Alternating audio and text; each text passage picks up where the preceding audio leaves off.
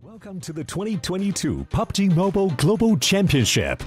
This year, we'll witness the world's best teams fight for their share of the $4 million prize pool across the PMGC League and final stages. The league stage will be held in Kuala Lumpur, Malaysia, with an all-new format consisting of 3 parts: groups, survival, and last chance. The group stage will kick off on November 10th all the way to the 27th. And we'll split our 48 teams into 3 groups. The top 3 from each group will advance directly to the finals, and the bottom 5 will be eliminated. The survival stage will take place from November 30th to December 2nd.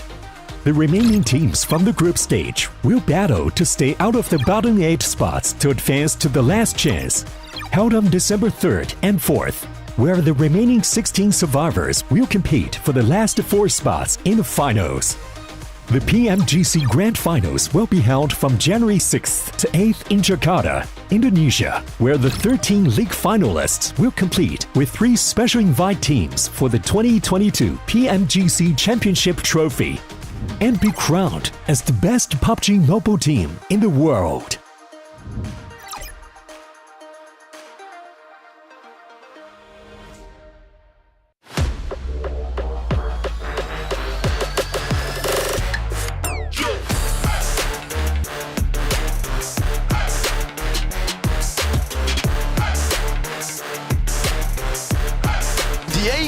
Able to get back up to full HP, fighting off against the final player just for fun here. Innate trying to make it happen, and Vivo keyed. Oh, shots coming in from the other side. That's Saber from Jaguar. Shots are coming in from Rebel, though. He's going to take him down, and Aiton's out in 10th place.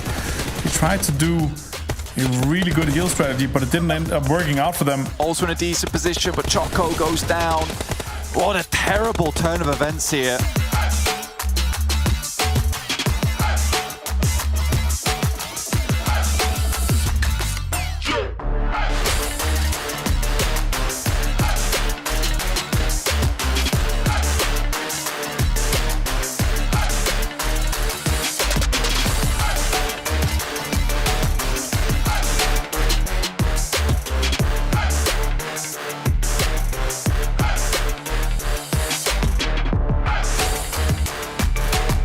6 eliminations. It will be 4th place for them, but Spec immediately on the case. The guys from Extreme Players weren't expecting this kind of damage, but they are pushing it back, but there it is. Tensor.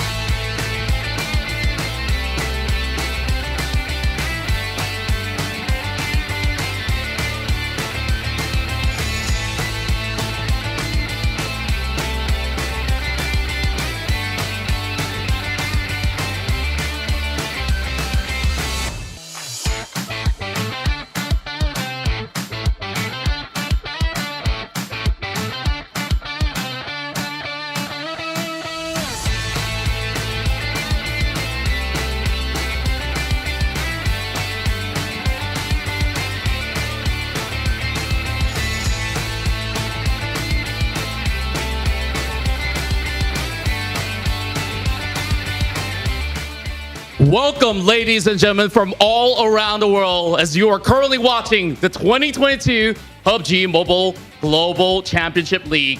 My name is Contra, your host for the entirety of this evening, as we're having all the matches here played live from Kuala Lumpur, Malaysia, where we have gathered the best PUBG Mobile team in the world to compete. And back in day one, we've already seen Influence Kemen dominate the group as they are currently the #1 team, but there are many great teams that are hoping to take over for the start of day 2. Let's see if anything changes for the rest of the day. And before we hit into our game, let's also talk to some of these players that's getting ready to enter the battlefield. And let's start off here with Titan Gaming. Hello everybody, my nickname Axer, I'm from Titan Gaming team. Of course, it's been a great honor to be able to interview you overall, and I really want to ask you where your team currently holds 3rd place from Group Red after day 1. Are you happy with your team's performance from yesterday? Хотел бы начать интервью с вами. И сейчас у вас 3-е место в группе Red. Довольны ли вы результатом на сегодня? Конечно, я очень доволен, потому что обычно мы начинаем играть с 3-4 игры, а сегодня мы начали с 1-й. Yes, sure. We are very happy. Usually we start playing with the 3rd or 4th game, but today we started right away with the 1st. And that's, of course, really great news for our team. And I really want to ask you another question here where your team did struggle in the very first match yesterday, but you guys were able to bounce back up very quickly in match 2 and kept your momentum going for the rest of the day after winning the chicken dinner. What helped your team step up so quickly after? Насколько мы знаем, вчера вы не на самой удачной ноте начали первую игру, но смогли быстро мобилизоваться и выйти на более высокий уровень. Что вам помогло в первую очередь? Мы всегда настроены на все игры. И даже хоть при поражении мы сразу забываем об этом и начинаем все с чистого листа. Новая игра, новые возможности. Well, our key is that we are able to start every game from a blank page and we get over it and recover very quickly. All right. And of course, with day 2 that's about to start really soon, which team do you see as the biggest opponent in this group? And in your opinion, could you tell us why? Ну, мы с вами приступили к второму дню наших официальных матчей. Какую из команд вы видите в соперниках и почему? На данном турнире все команды для нас являются соперниками, потому что все очень сильные, нельзя недооценивать никого. Well, at this stage we can surely say that all teams are very strong opponents and we should not underestimate any of them. All right. And I'm admiring the team spirit overall, and you guys have also been preparing very long for this. So also, could you tell us about your mindset going into day 2? Which placement do you see your team taking after today's matches? Я действительно восхищаюсь вашим настроем сегодня. И какой у вас прогноз? На какое место вы рассчитываете сегодня? Наш прогноз на то, что мы будем также держаться в топ-3. Для нас самое главное пройти на гранд-финал. So we do see ourselves in top 3 today, and of course we'd like to see ourselves in top 3 in the grand final. Of course, I do wish you guys all the best for your pursuit for your chicken dinners. But before we also kickstart our very first game, yesterday I see you guys were also hanging out with Fox Gaming, and you were doing a little bit of dance. So could you also show us a little bit more of your moves? Of course, of course. All right, shall we actually start? So could you teach me a little bit of that? All right.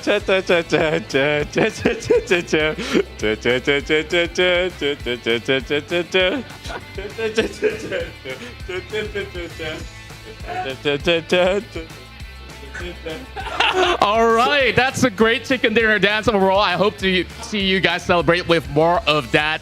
So, of course, I hope for the best for the team, and I wish you guys all the best. Thank you. All right, that was Axer from Titan Gaming, and I do believe that we're going to be able to witness a lot of great action for the entirety of this evening. So make sure you guys stick around and see who will be the one to take home all the glory, be the one, and we'll start the match real soon. Goodbye.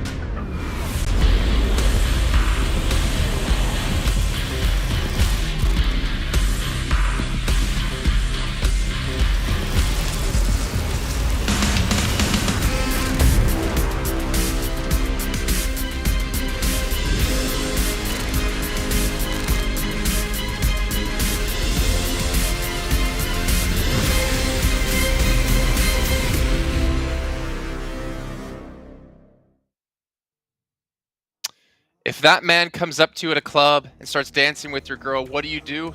Probably just let him have her, because that was some sick moves coming from Axer and Contra as well. Welcome back here to the desk here of the PUBG Mobile Global Championship 2022 League Stage as we're into Group Red. We've already had 1 day out of 4 play already conclude, which means day 2. It's time for teams to step up here. You cannot afford to be at the bottom of the rankings, and if you want to have a chance to make it directly into the finals, well, you know what you got to do. You got to be top 3. To help you get top 3, we have our excellent analyst here who's been able to predict our teams to watch almost perfectly. Sandstorm, and Maxman falling back into his normal Maxman ways of getting his predictions wrong. How you doing, Max? Yeah, on brand is what I can say right now with my wrong predictions, unfortunately. But I will not predict LGD today as my team to watch, so hopefully they can redeem themselves a little bit more. But as you said, it's the time for the teams at the bottom to finally have a good day, because if you want to be top 3, you can't have 2 bad days. So you need to be able to see teams at the bottom actually step up.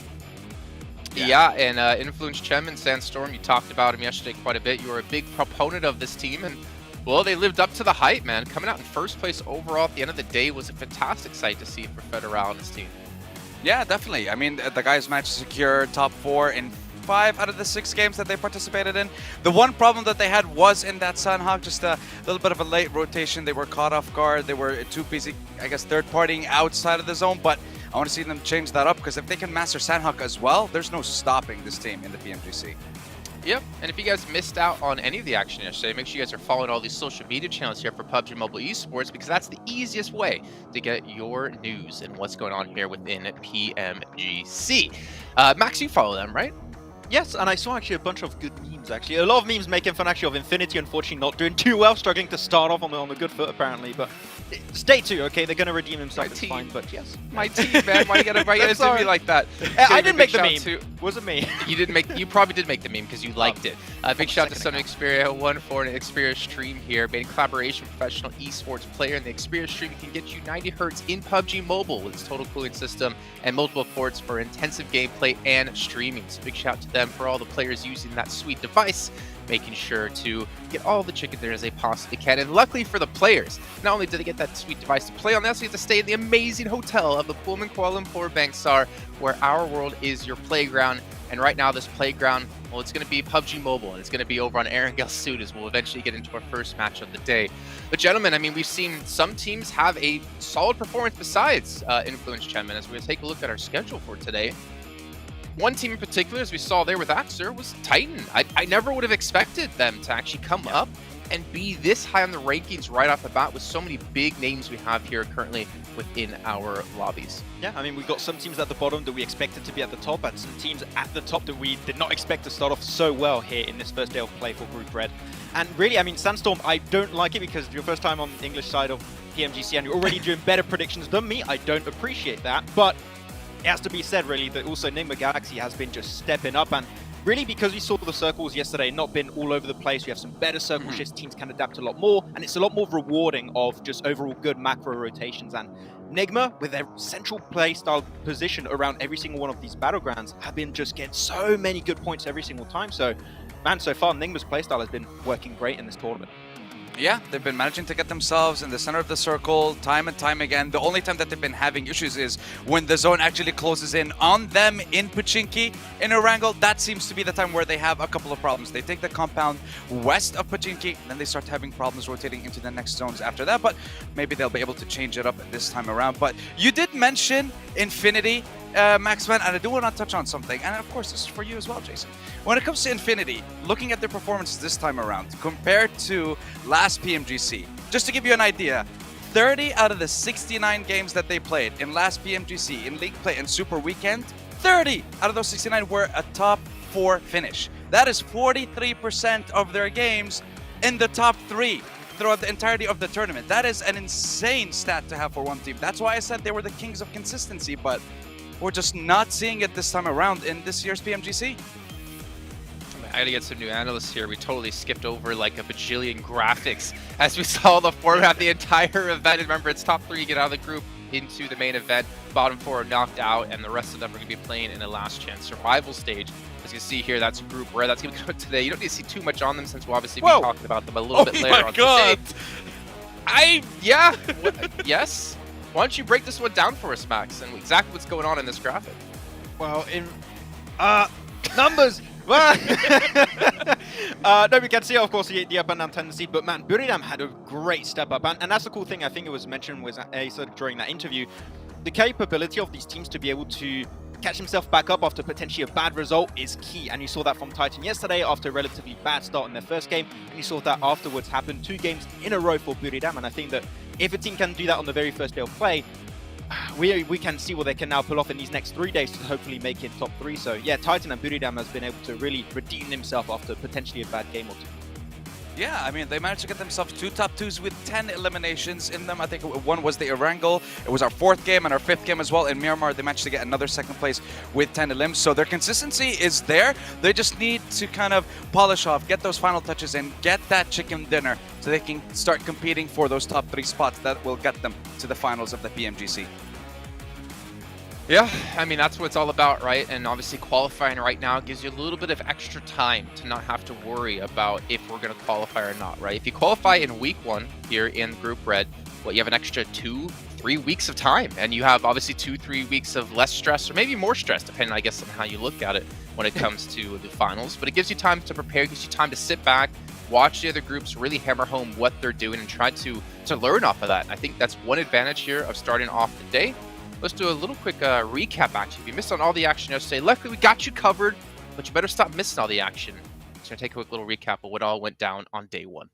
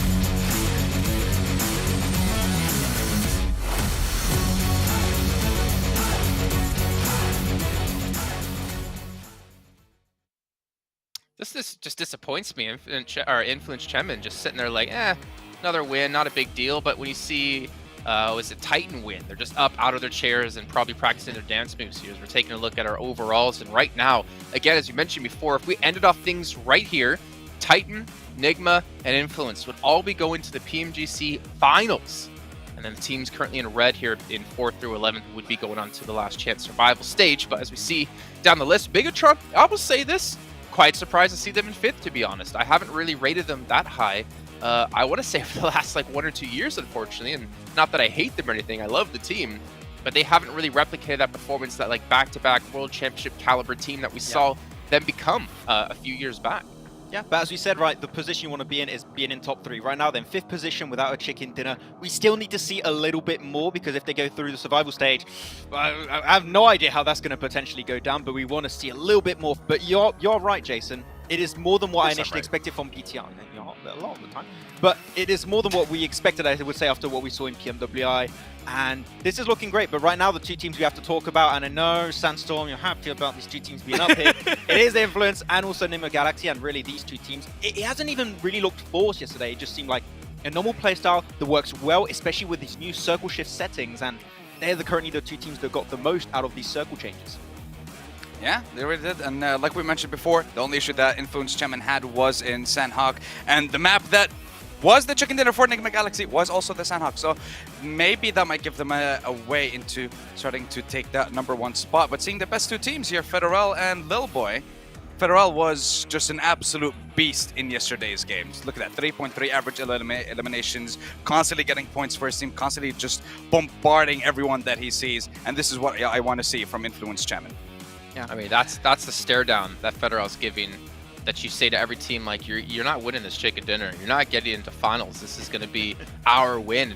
And honestly, the pace they're going, it is amazing, but it's good to see. Again, one storyline we've been kind of following throughout the year is Well, you can't just have one star player. You have to have multiple star players in your team, at least 2 that are typically like that duo to depend on that can carry you through these games. And we're starting to see teams to have those 3, even 4 actual star players on the roster once they nail down that synergy. But you can see matches coming up today exactly like yesterday. We're having triple Erangel, double Miramar, and 1 Sandhawk, which is Maxman's favorite map, if I'm not mistaken. But yeah, sure, close enough. Okay. If there's one map that's going to be changed in the rotation, Well, Max, for we have a it's that. surprise today. Guess what we're doing with Sandhawk? Oh, what are we doing? We're going to be playing it. Oh, okay. Nice. You thought there was a surprise, didn't you? Yeah, I was waiting for something. But hey, 3 Erangels, just cope a little bit of coping over here. But Erangel, I mean, we saw influence on Erangel. They got himself a chicken din on the first game, then a 4th place with 7 elims, and then a 2nd place with 13 elims. It's the map we're going to be playing the most throughout the entirety of this tournament. So Influence, once again, they're looking like they're going to be good throughout the entirety of PMGC. So I'm not scared for them right now. Well, I'm not surprised right now to see yet again Influence Gem and Enigma Galaxy. It's like a broken record here for Sandstorm. And then he chooses LGD. So now, Max, you didn't choose LGD. He did. If LGD win here, do exceptionally well, is he the blessing? Is he the new Kalaris blessing? No, what? Fair enough. It'll be the blessing if they do good, and I don't really care too much because I just want to see LGD do well. So please bless them as much as you can, Sandstorm. I'll appreciate it. I want to see them get a win. Listen, I thought you were going to say you don't care too much because you'll have to put up with Sandstorm for like a week or 2 and then never see him again. No, I mean, look, you got me for week 1, you got me for week 4, so you're stuck with me for a little for while. now. But yeah, for now. But look, for now, my predictions are on point, and the reason I chose Influence Gem and Enigma Galaxy, I want to see if they're going to be able to keep it up in day 2, keep up that consistency, and still fight for that #1 spot. And the sole purpose of choosing LGD is to, you see, I want to wish back them at me. luck. And yes, to get back at you. If I'm being honest, it's just to get back at you. That is it. You picked my team, so I'm picking yours. That's how this works. Fair enough. Well, Max, you chose Infinity. Now, we know Infinity is a strong team when it came to last year's PMGC. I actually don't hate the pick because I feel like this is where we really get to see which teams are exceptional teams, like which ones were able to take the feedback from yesterday, from what they saw, what they experienced, and what they reviewed in VODs, and are now going to change up going into today. And we know Infinity could easily do something like that. Yeah, I mean, looking back on their plays of yesterday, especially their Erangel games, it wasn't bad by any stretch of the imagination. They were getting themselves in good positions. The main issue is the speed at which they would execute these rotations. Sometimes they'd hold on to a 2-2 split a little bit too long, and when you do that in a rotation as good as PMGC, you lose players. So hopefully they can speed things up a bit. Well, we're going to speed things up as we're going to throw it on over to our casters to kick off the very first match here of day 2 of Group Red. That's right, we're getting into day number 2. It is all heating up, obviously, with some great performance coming through from teams like Influence came in yesterday. And we are getting into the thick of it to see if they can carry that momentum forwards to the rest of the day's proceedings. 100%, man. I mean, they've had a fantastic day yesterday. It was really cool to see them pop off the way that they did. Obviously, that last game could have gone a lot better, in my opinion, but I think that they were just ready to send it. I feel like they could take on the world at that point in time. And with the point scoring that they've currently managed to accrue over that first day, I think they're in a really good spot. I mean, PMGC, I did not expect to see a team this far ahead at this point in time, like the first day. I thought things would be a little bit more, say, equal. I think that's probably a better way to put it. But yeah, at this point in time, we do have some clear front runners. However, this is now day 2. Teams that are much more macro-oriented, much more focused on in terms of that analysis and getting those rotations corrected. You know, day 2 is a good time to strut your stuff in that case. I mean, there are a fair few teams within this lobby that you can tell are much more on that macro base. I mean, BTR, for instance, had some really good rotates, but often got caught out by some of these other rotates that are coming through from other teams at the moment. So I think maybe they could improve on some stuff today. Similarly with Mad Bulls, obviously they've shown how good they can be with 2 players taking a win in Pachinki all on their lonesome, which was very, very cool. But this is a team that also works extremely well once they've been given time to analyze some of these games. And they have been studying hard. Look, the focus written across their faces, blank. It's great to see. I'm also inspecting those desk fan lineups as well. Some of them have 2 fans. I caught that there as well. 2 fans per player. Some of them different colours. We've had blue, we've had pink. It seems to be quite a lot of competition going on for the desk fans. Look at that. Sorry, what? I'm just looking at the desk fans. What are we enjoying the talking shots of about these here? players. Why are we These talking about players. desk fans? Okay. Hey, it's interesting. important to keep you cool, and that's exactly what they're going to be trying to do with these fans, right? They're going to be trying to go into today, get a reset if you didn't do super well, try and use that mentality from yesterday if you were on fire a little bit to try and carry it in. Okay. I mean, I like that we were talking about macros, and we were like, you know, those desk fans, extremely important at the end of the day. I say what I see. You've That's gotta what be I'm here cool. for. Yeah, I know. You're basically a 7-year-old. It's fine. Heading over to Erangel at the moment, we're going to go straight into this map. We're looking at a plane path coming over the top of Stalbert down towards Quarry here, towards Primos. So fairly decent plane path for a lot of these players. You know, that eastern side of the map will be open, as so will down towards Gatka side. And a lot of teams do drop towards this central area of the map, including Mad Bulls, Box Game. You had a few scuffles in this area too, being able to hold on to Rozok for quite some time. DRS, a lot of fans for this team. I mean, it's a long-standing team. They got some very cool players in there. We saw Delta able to do some cool stuff over on Sandhawk yesterday. Not quite able to bring up some massive games, but certainly still in with the running. Yeah, I mean, the DRS, they've had a second place game with 3 eliminations, a fourth place game with 4 eliminations as well. In general, they haven't been loud, but they have been trying to eke their way through a couple of times. We've yet to see that real big performance from them. I think the highest elimination count they got was 4 in game number 2, where they finished 7th. So it really hasn't been a particularly loud game, as you say, but they are keeping themselves in that middle pack, in that survival stage bracket. Looking at some other teams towards that bottom side, though, in the bottom 5 of the overalls, in which case you will be going home at the end of these 4 days in Group Red. We're looking at 4 rivals, I8, R8, the Infinity, and Team K. So I think the Infinity is certainly a team that should not be aiming to end here at all, and I think could bring up their score points today, considering how well this team has performed in the past. Similarly, I8 and R8 don't feel like they should be this far down, but the Infinity with 16 points, that really does need to be a number that is improved today. And if it doesn't get improved today, you know, I'm not looking forward to the prospects of the future for the Infinity, honestly.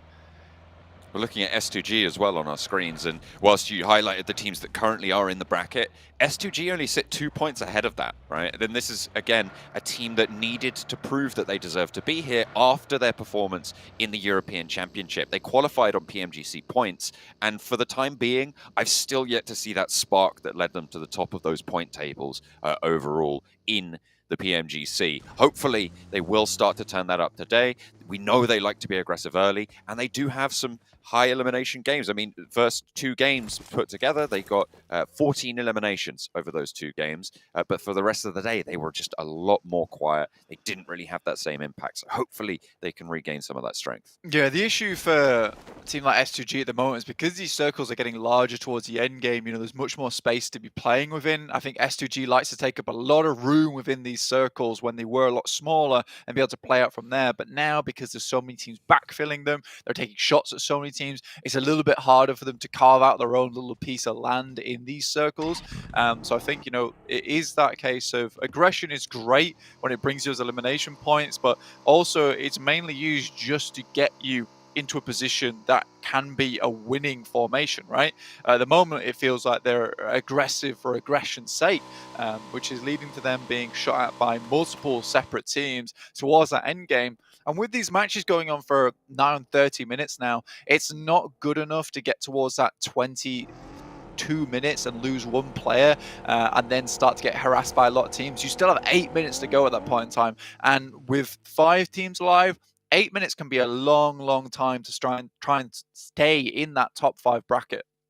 I mean, we're seeing 5 teams alive in the final circle, right? As you're talking about, which is kind of crazy in terms of that change. So you're right; those teams will need to figure it out, get on board. No super hot drops. We saw a little bit of a close call between R8 and S2G there early, but they were just grabbing those vehicles, investing that time to get that mobility. With the circle heading northwest, though, they're both in the next phase. I'm looking at Box right now on the south side, blank. They're camping on the Western Bridge. Well, not camping, but they're currently situated around the Western Bridge, gathering that loot. With 2 teams on the military island, that could prove to be a little bit of a sticking point. Yeah, and I mean, it's difficult either way, IA or DRS go, right? I think for DRS, there may be a potential that they're able to pick up a vehicle in terms of a boat and head towards the mainland, maybe dropping towards the yellows on that western coast. But neither side is really open, and they'd have to wait for quite some time before they head up towards this initial circle.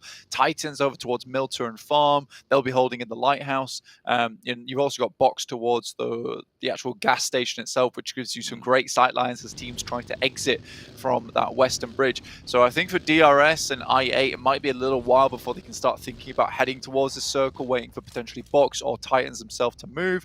The Infinity might backfill onto Titans, in which case, there's another team there now on the eastern bridge. Either way, it's a difficult decision for IA as well as DRS going forward. Over to the Mad Bulls on their southwest side.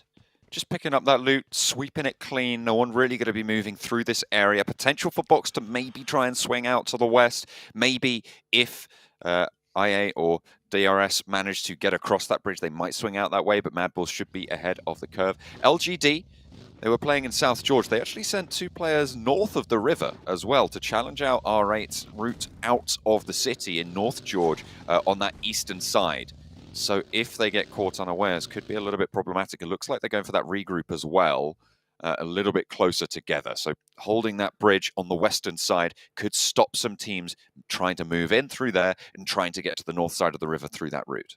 If you've been able to watch the maps from yesterday as these players, you will know that R8 is playing this position, in which case LGD can move north, hold out R8, and them knowing that, Zaki, as well as shooting range towards that northern side is pretty much clear over than Team Queso and Severny. They can cut off that rotate from R8, clear out that team. They have a ton of space now to play with, and they can just ideally watch down towards Everest, watch down towards crates as teams come through, pick up a ton of information. That does rely off the back of being able to hold out R8, get a couple of knocks early on, because if they do get into an extended engagement on this side, a lot of their attention is now focused towards Zaki, which is unideal when most of the teams are going to be probably coming from that eastern side of the circle. On the other hand, Mad Bulls, down towards Primorsk, pretty much their typical drop spot for the entirety of the Western European Championships, as well as PMPL Western Europe. I think that you look at this and you're happy to see it. You wonder if it's the case because we did have the plane path heading from Stalba down to Primorsk, that they decided to head here instead of taking a weird split between school and apartments. Again, this is back to basics for Mad Bulls, and knowing there's not a lot of people taking space on this western side could be some easy rotates for them.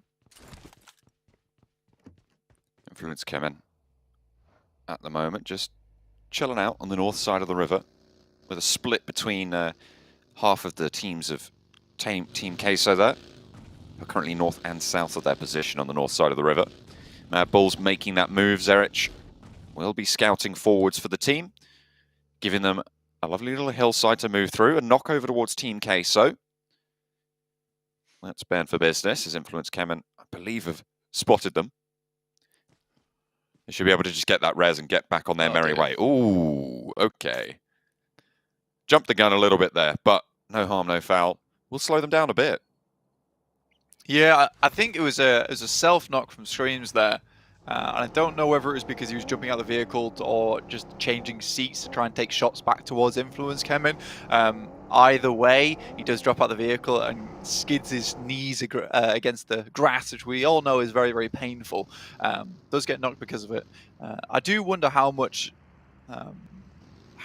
it was Influence Kemen actually playing into that that caused that knock, but we'll see. It does massively slow down Team Queso, as you said, with Ayala, as well as Papi Potro heading up towards the northern side of shooting range. Now they need to head back down south with this circle centering up in the middle. Yeah, it's getting quite flustered for a lot of these teams now, especially with the river moving through the middle. Taking some shots. Not entirely sure what there. We're spinning it around. I think you had the vehicles moving in. MTech Storm on the top side of Everest, with Monkey scouting it out for Mad Bulls. They'll know there's players there with Taman rocking up in the buggy, but they're happy to sit on that southwest side. The river split right now, horrible for a lot of these teams, but Everest should be a little bit of sanctuary for the time being.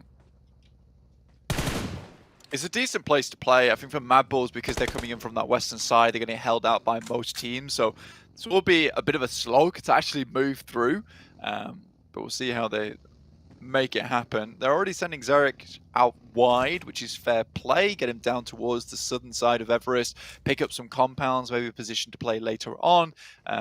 I think Mad Bulls are realizing it's maybe not worth their time trying to push through here, considering they have further to go, and taking a fight versus MTech Storm on top of Everest is just going to be a long, long while going. That's what I assumed happened, yeah, that's an accidental press on the exit button, if ever I've seen one.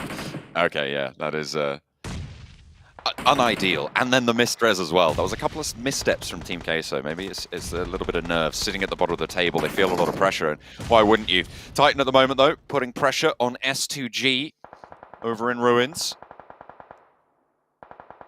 Not really finding too many knocks. Silas with high ground off angle. Ooh, a lot of shots over towards 6, but back into the buggy, backs it up. Neither team taking knocks yet. I mean, Silas has currently got a really, really good position. This gives you a lot of oversight to practically most of the teams rotating through this area. Also playing along that veranda is just really, really fun, considering there's a lot of separate angles you can take of it with the actual wall dipping up and down. It's an interesting position to play. You can get caught off if a team like tries to go very, very wide, in which case there's no walls on your side, so it's just easy to take shots at you. So I think Silas moves back after getting a little bit of influence from that position.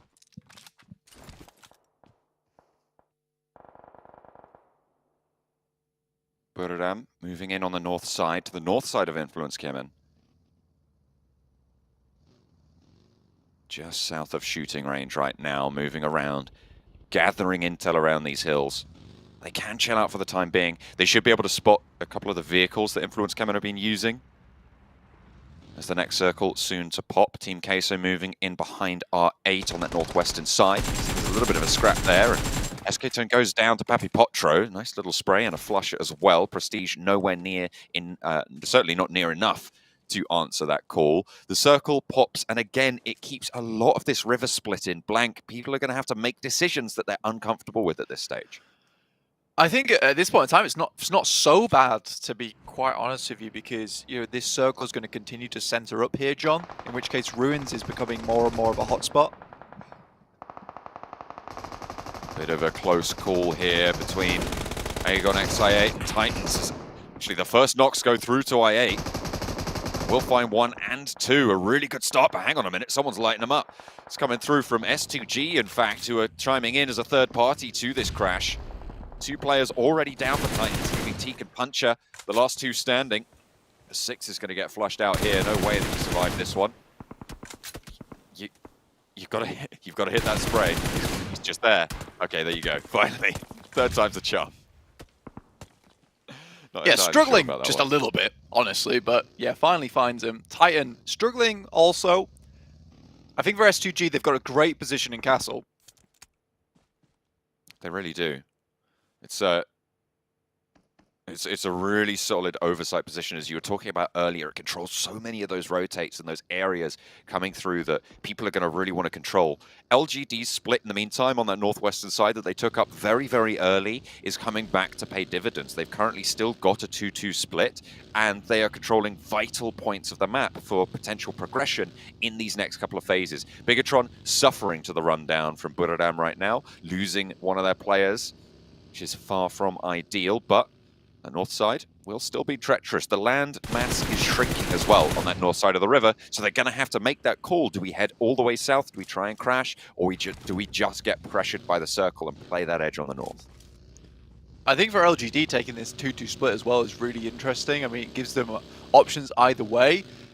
But again, it's very much Chinese gameplay, honestly, coming through. I think covering all your bases, playing these 2-2 splits, very typical of China. But I think with the way these new circle settings are happening, this is more than likely going to continue to center up down towards Ruins, over towards Everest. And S2G will still have a firm chokehold over the remainder of this circle. I would be interested to see if there is any hard shifts that come through that might be massively influential. We do get smaller circles at this point in the game, but even if we did get one heading over towards the east, John, that, as you mentioned earlier, would cause some pretty drastic decisions having to be made here. Infinity spotted on the top of the hill as they rock up on the 4 rivals downed player. Loki already down, will not be rezzed here. There's no way that 4 Rivals can strike out to this. They can't leave this position in Sunken. As the circle does come through, it does isolate the south side of the river, but it goes right on top of S2G. And again, their powerhouse will continue to reign over this circle. Yeah, it's a great spot to be in, and I think for Silas, maybe at this point in time, it's a decision whether to just leave this compound alone and perhaps head up to one of his teammates over on this side. I think you can be pretty comfortable with where Hamzy G as well as Razy are currently playing. This would be a good spot to regroup on, a lot of high ground to play around from that castle position too. You still want to control as much as possible. For the next maybe 2 to 3 minutes, getting that information, maybe taking shots at some of these teams. But as more and more players move in towards the circle, more sightlines are going to be opened up, John. Ralph gets sprayed down there as DRS holding out. Enigma Galaxy somehow lose that player on the forwards. I mean, it looked like DRS were going to lose their swing out from Delta, but no, didn't go that way. Smoke's now blooming. Delta can put those nades over towards that smoke, that cloud that is currently holding Ralph, and Lord will feel the brunt of it, falls down as well. Another nade to follow it up, sprays from Hamodi through the smoke. This is second place team Enigma Galaxy taking on DRS right now in the middle of the pack. We said we wanted to see a bit of a louder game from them. Is this going to be it? Free. A lot of damage, but not finding the final blow to rules. In the blue zone, though, it could tick away. Is dangerous and will be crunched in. Reload forced back into the vehicle, and you need to get on your bike. Hamodi falls, and DRS are doing a lot of work in the early game. This is looking pretty good. Again, though, they are stuck on the southwest edge. Rules not quite made his way in. You did see Freak taking some fantastic shots down towards him, but finally starts to move into the circle. With Lord down, as well as Hamodi being flush, it's just Freak to send on for Enigma Galaxy here. One of the few times we've seen Enigma Galaxy in such dire straits towards this point of the game. Does a front flip as well. Can tell the pressure's getting to him just slightly in S2G. He's directly in the sidelines now. Always gets out, but just doesn't quite hit the deck in time. Freak falls, and with it, Enigma Galaxy's hopes of getting any points in this game. No eliminations, going out in 16th. That's a 0 tally. With the circle moving south, Influence Kemen did strike out towards that middle island in the river, and they are controlling Buradam, who have just been skulking on this northern side, harassing the back of Bigetron, as well as Influence Kemen in the meantime. But finally, it looks like they're able to open up on the cylinders and burn away at Buradam's backstock. Crash down from Kangzo. My name in the shack. Or the Gitoon, as Max likes to say. Little boy moving on up. Closest player for Influence Kemen right now. LGD yet to regroup on the south side of the river, but they might be looking over this way. A nade in finds My Name. And Buradam really, really suffering. They've managed to move players down south. You can see them in the river right now. So they're playing a little bit of swimmy game. The Sky only did manage to get across a little bit earlier. Covering with smoke, staying alive for now. I think for Influence Kemen, though, this is a little bit of a Hail Mary staying on this side of the circle for this long. You're going to get a few elimination points catching the stragglers, but at some point you will have to move down towards S2G's position, and that means going out into the blue on that eastern side, as you can see, or just crossing the river. And either way, because Buram's got there first, even with the two players in Kengso as well as Sky, Influence Kemen are going to be suffering to the hands of a lot of these teams watching their rotate. They could maybe cross towards the river on that western side as well, but again, LGD is waiting for that. So I think that Influence Kemen's kind of backed themselves into a corner here. That's also unfortunate with Zerich nading effect. Not sure what happened on that side of the map. Hopefully they can get it all back together. They are all alive at this stage. We have seen when the Ruins team's attention is turned southwards, you can kind of push up that coastline underneath the castle. It's got a lot of cover if you're not being looked at, right? From that specific area. You can get up there, and once you're there, you can put nades up top. But it is really luck of the draw on the timing on that rotation. So if LGD have to move in early, Influence Kemen might have that opening. Crash coming through from DRS on towards Box's position. They've already taken down Break on the top floor, but Delta is low. They're looking to put more nades and more damage on in around the side. A nade cooked from Bensu. Wants to put another one in, but thinks better of it. Pulls the gun back out. There's players on that ridgeline as well from DRS. They're closing in towards box. They're currently outside the circle as it moves on in. With breakdown, they don't have that forward stop. Scry, low, burnt out by Rules' Molotov, and a nade to follow it up. Box down to 2 now on this crash as DRS really starting to turn up the heat here. Black Killer swings in with a crash on the buggy to move into the second building of the compound. Bensu out through the smoke. Plays Smoke Warrior. Ninja back into the smoke. And away he goes. Killer down first for DRS. Trisme and Bensu, the duo for box, looking to hold it on out as Delta crashes on forwards now. Wants to put pressure on, will be able to flood in through the door and will find the ankle. Sweep the leg, and with it, the second player falls. A nice 1-2 DRS, white box. A pretty damn good push as well. I think Bensu was really the only one from box actually able to do anything in that situation. The rest of box just kind of allowed DRS to get as far up as they did with some good grenades sent through the windows to delay any kind of rotates, any shots coming through from the windows themselves. Overall, a nice play from DRS. It did hamper them. They did suffer for it. But now, because they've got the majority of that space down towards the southwest side, it's happy days for them. Influence Chem, on the other hand, actually made it across the water somehow, some way, and have eliminated at least one of the Buran players. I think there might be one more left. No, there isn't. They're completely out. So this is an unbelievable, almost impossible push made happen by Influence Chem. And they still have all 4 players alive. This should not be possible. With LGD moving away into this engagement, they were given that opening, right? Mad Bulls now, only with Zerich left as LGD are putting the pain down. Out in the open field, Zerich really not in a position to get a teammate back here, so it is going to be solo play. DRS might be looking to sweep. Look at that scout out from Rules, just isolating some of the ground. They know they're right on the edge and will have to move, so they're getting some of those springboard positions for themselves. Still, the raid boss of S2G sit atop the ruins. Is the next circle about to come through? More than likely going to see this move slightly away from ruins, but in fact, we do get a shift up towards that northwest side, in which case Kelsey and Silas have a really good position to hold on to. And because they were so dominant in their hold there and so many teams were crashing against one another, it's allowed them to hold this 2-2 split for a long time with a lot of control as well. So you might even see them just hold on to this for even longer with the amount of open ground around this position. S2G could play this one all the way out, and this is what you want to see. I am worried if this is going to be an S2G special, in which case, you know, they get a big game at the start of the day and then slowly fall off throughout. But if that's what it takes to get them into those positions, to get in towards that survival stage, I don't mind it so much. It's going to be a little bit squeaky going into the grand finals if they can make it. But again, this is all a little bit too early to tell. I mean, this is the rotation I was talking about earlier for Influence Chem, where they come up underneath that castle. The sightlines were not being controlled by S2G. They should know there's players there now. They'll hear those footsteps, but they've allowed a massive threat to appear on their doorstep that they'll have to be constantly worried about. Look at the damage over to Razy and Hamzy already. A Molotov there goes a little bit too long, doesn't quite land on the inside. That one a little bit short. I don't think it quite landed, but S2G, they're just leaving. They're allowing Influence Chem in one of the strongest positions in the circle. I mean, this is right on the edge, so there is high ground available, and leaving this position is difficult, as you can see from Razy as well as Silas. Silas somehow lives with a various amount of HP here. For S2G, I think it should have been a regroup coming in a lot earlier, or at least controlling this position of the map. Again, you leave these 2 players here to specifically control the coastal side. And I'll say it again because it is 100% true. This is an impossible push coming through from Influence Chemin. This should not have happened from the very beginning of the game. LGD shouldn't have allowed this to come through. Buram shouldn't have been allowing anyone to swim all the way across that water. It is a miracle that Influence Chemin have got this far, and honestly also a testament to their skill.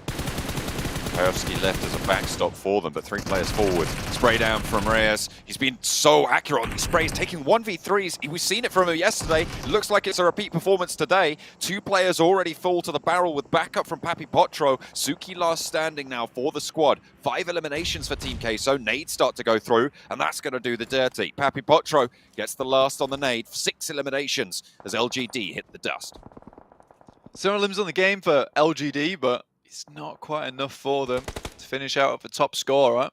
Now Influence Kemin continue to put the pressure over towards S2G, who are desperately trying to make their way across the rocks. Hamzy G left forward with some smokes as cover, but that's about it. You'd assume that the circle would move away from Influence's Kemin position though, and giving that up to them, S2G might be able to regroup over towards Silas and Razy, who did move down to provide support. I like that. Now it's a case of just making sure that Influence Kemin have a very tough time leaving this building, leaving this compound. Chizzy holding out against the Infinity as forward position for MTech Storm. Logan Low, drop shot is there, but does get traded out. Forward position from Tizzy, isolated. MTech Storm left with just the one at the back as as the Infinity are going to be holding out for now. All of them are alive, but they're right on the edge of the circle. The circle centers on towards S2G, and DRS are pushing in from the south. Yeah, and more importantly, it moves away from the castle. So in this case, Influence Kemin will have to leave. And you wonder how many smokes they've had to use to get to this position in the first place, and how many more they'll have to use to get out of it. But S2G, I think they know where their sight lines need to be pointed at, where the barrels need to be sent, which is over towards Influence Kemin's position as they move down out of the castle. If they can eliminate that threat, everything becomes so much easier, because everything around this position is kind of spotty cover, and a lot of open ground for S2G to play around with. Got some nice sightlines, as you say, Razy. Lighting them up, letting them know this is our town. A lot of bullets being put down range there by Kelsey, but only suppressing fire over towards Aegon AI. Oh, there you go, Aegon I8. Silas sightlines up to DRS, who are pushing in from that southwest side. They've had a louder game than they've had so far in this entire tournament, Blank, and that's exactly what we said we wanted to see. Doing pretty well of it. It's not been extremely easy for them as well, having to push through teams like Box from inside their compound and getting a successful push on that. S2G's trying to keep. Oh, goodness me, Delta with a triple. So saying S2G's trying to keep two players watching over towards Influence Kemin's position, but they've allowed them to move a little far forward. 10 eliminations found for DRS. Fantastic game from them. Top 6 as well, already guaranteed, with Aegon XIA almost certainly going down very soon. Newsy falling with Mela, the last for the Infinity. There is a real big chance of laddering up quite significantly if they can stay alive. They are currently on the edge of the circle. They can regroup as long as those smokes last. They will be able to stop those sightlines, and Influence Kemin will have to push in, maybe drawing some attention away. But the nades, oh no, they've left one on the underneath. Those nades are huge. Oh, one player goes down fully, and there's 2 knocks on the back as well. Killer now last standing. Another one maybe putting the final nail in the coffin. That is a massive pickup for Aegon XI8. Killer gets an answer, but that could be disaster. Striking for DRS on the south side. The Infinity really struggling, hobbling along this game, but still get 4 players back up and running and fairly healthy at this point as well. S2G only 4 eliminations on this game with really strong position, just haven't been able to get many shots down towards any teams, with DRS just picking up eliminations all over the place. And sure, there's only 1 player still alive, but still putting in the work, finding a shot over towards Team Queso here. Influence Kemin using this half Coliseum wall to actually keep themselves somewhat safe from the guys from S2G. Very good rotations coming through for Influence Kemin, and I would not be surprised to see another victory at Influence Kemin with the way they've been playing during this match. It's all about choosing your moment now for everyone who isn't S2G. For them, it's about fending off the waves of everyone who's going to try and roll on up. At the moment, Reyes still out in the open. Papi Potro actually goes down instead. Reyes still alive for Team Queso. So Papi Potro leaves him alone. The Infinity being spotted. DRS. The difficulty now for Killer is to descend. Reyes down. 4 teams remain. S2G a little bit on edge at the moment. Consistently missing these sprays, which honestly for S2G shouldn't be that hard. Influence Kemin certainly have to get rid of the Infinity in front of them. You've got a fair bit of cover, and again, this is what I'm talking about. It's spotty cover. You can move up in between it, get those defilades going for yourself. Hamzy G supporting a little bit, giving somewhat of some safety and help over towards Influence Kemin guys. Killer still going for DRS. A really good game for him to consistently be here without being spotted either. That rock is so tempting in front of Killer, but as soon as you move there, they know you're there. That's a nade, that's 2 nades, you're gone. So it's a really difficult position for DRS's Lone Ranger to be in. Silas continuing to suppress the Infinity. Federal down behind the rock. Within nade range of S2G, Killer does finally fall there. Could not make that push. 3 teams remain. Last circle here now. As we start to push in, Razy runs out of bullets. Kayovsky moves out, UMP in hand. A lot of damage done, but it's not enough. But there is a nade coming over the top. That might be the opening that Influence Chemin were looking for. But Little Boy going down as well. This is all over at the moment. There's so much going on. Law gets up, but that is now Influence Chemin out in a very messy last engagement. Now it's S2G up to them to finish the fight. They're trying to hold out on the top, and with the damage that was done to them, with Silas falling, that was the point that was looking out towards the Infinity. They've capitalized on this opportunity, and the circle will shrink to the outside of this church blank. They're going to have to leave. The Infinity in the foothills laying barbed traps for them as they want to step forwards. Look at that, trying to heal in the backside, but it looks like they might be fairly low on meds. I think they've got 1 or 2 still in the back pocket. Kelsey, the eagle eye from the top, playing on the eaves, trying to gargoyle and rain down from above onto the Infinity. For anything they can, I think he assumes God Tony's in this position, which is pretty smart of them, but Newsy and Logan both pushed off on their own. Hamzy G makes an absolute breakout of his own, still just running around, do-si-doing. That was an open broadside, but Kelsey still from the top rope. 1 and 2 drops down, still alive. Lone Ranger, God Tiny now knocks that Hamzy. Will be able to find the knock onto Kelsey with just a tickle. Will lob the Molotov over, forces the fight close. Silas might feel the burn here, and underarm as well. Silas pushing forwards, wants to jump over, get that first knock. Kelsey low, but will find the knock, and the third goes through. S2G hold it out from the church. From the ruins, they dominated the battleground, and they will be able to find the chicken dinner. You can tell these lads are relieved as well at the end of that game. Not a huge celebration, but certainly all eyes are on Kelsey right now. What an unreal finish. And Hamzy G as well, I mean, at the end, that guy was insane. He had to go for that play where it was just so aggressive out in the open to actually make it happen so Kelsey could get that disgusting off angle over towards Newsy and Logan, who just left it too long to move out of the blue. Again, I said right at the beginning, this is sending up towards ruins, and S2G held 3 of the main compounds and slowly regrouped over time. I don't think Influence Kevin should have got where they did, but then again, they're just so good at the game that, you know, they're able to slip past undetected a lot of times. So very, very well done to them. Yeah, to get that laid into it, it's really good. I'm really happy with DRS's performance as well. You can see them on the teams to watch. It was, I think, a good game from teams that needed it all round to prove themselves. S2G, you're worried about them carrying that forwards, but it is a good start. Yeah, absolutely. I think for S2G themselves, it's that confidence boost that they need, but they also now need to not get too overconfident, which is what we saw yesterday after a pretty good start to their day 1. Influence Kevin, on the other hand, I think they're going to continue to put up points, and at this point in time, I feel like we can almost confidently say that we feel like they're going to end up in the top 3 and go straight through to the grand finals. They just seem to be head and shoulders above a lot of the players in this lobby. If they didn't at this stage, it would be a little bit of an upset. You do kind of expect it coming out from this Brazilian team. It is seemingly on fire. I'm really interested to track their performance over the rest of the tournament as well when they come up against teams from the other groups. I think the Infinity as well is a huge one to talk about this game, getting that far into it and picking up themselves a 2nd place. We said at the beginning that they need that big win.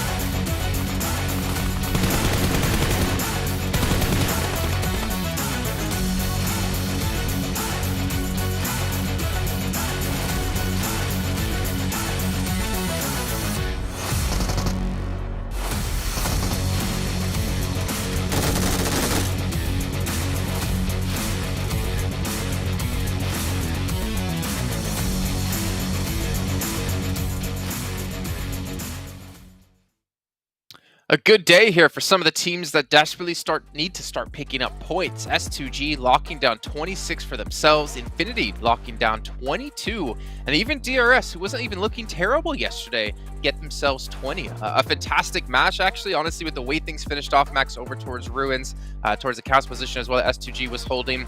That was quite intense and I think quite methodical out of quite a few teams there. Yeah, I mean, I was a little bit scared, and I think Blank also during that cast, he was a little bit scared that SG might have rotated to get together a little bit too late, maybe a little bit too slow. They got back together. Luckily enough, Influence was not able to take down any of the players, so they remain as a 4-man team, and you really need a 4-man crew to hold down the castle, the church area of Ruin. So good execution on that side. And man, really, Calcigan on the rooftop play at the end was really what allowed him to get a good scope of that fight versus Infinity to close it off. And man, that push from Calci in particular, Sandstorm, really just locked things down for S2G. Yeah, it really was. And also him holding the high ground, or rather getting on the roof of the church in the very last seconds, that definitely helped him make sure that the team got the revives down, gave them enough time just to make sure that they secured that chicken dinner in a very much needed time as well. You guys at home, make sure to get your predictions in of who you think is going to win the next match over in the YouTube chat as we check in with our overall rankings. We're starting from the bottom this time, I think. We're starting with, obviously, the reason we wanted to show the bottom first is just to rub this into Sandstorm. R8, 16th place. I mean, they're 18 points behind your favorite team, Infinity, but Infinity actually did manage to do something this game, so it's nice to see them actually perform well and seeing consistency that we're missing. Well, that's the first game, but they continued that, so we can see the consistency, I guess. There we go, towards the top. A big lead being built up here for Influence Chemin. Then again, Nigma Galaxy did go out within the first 3 teams, so that's why that lead is being built up. It's still 20 points, almost 30 points practically. Is a fantastic job here by the team from Brazil. But again, can they maintain it will be the question, as DRS has moved up now into 4th position. I mean, 68, 112, that there is quite the discrepancy between the two teams here. But, you know, then again, DRS, I can honestly say I did not expect them to have this kind of performance here in the group. And Max, you were even saying as well that you were kind of surprised too. A lot of individuals stepping up within that roster to really put on a good performance. Yeah, I think yesterday Killer's been doing some really good stuff, but today Delta in particular has really got himself some fantastic nades, some great pushes. They were super proactive too. Like, they wanted to make sure we have 100% control of the more western side, getting clear of teams such as MTech, Mad Balls, Box also. There was a great push on their spot. So DRS are taking full control of their fate in these games, and that's what we need from the team. You know what we also need, Max? More followers! More followers, yeah. Go hit up PUBG Mobile Esports over on all those different platforms you can see on your screen. Not to mention even us, even all the talent, even all the players. Make sure you follow everyone except Sandstorm on the end, because that would just make things nice. You know what is nice, though? That we are seeing a lot of the teams at the bottom of the table start to perform in these games. I like the fact that we saw a little bit of TQ as well, so I want to see them perform a little bit better, though. Well, speaking of Delta, Max, you're going to see him in a head-to-head up against Calci. And Calci is one of your favorite players from Turkey, if I'm not mistaken.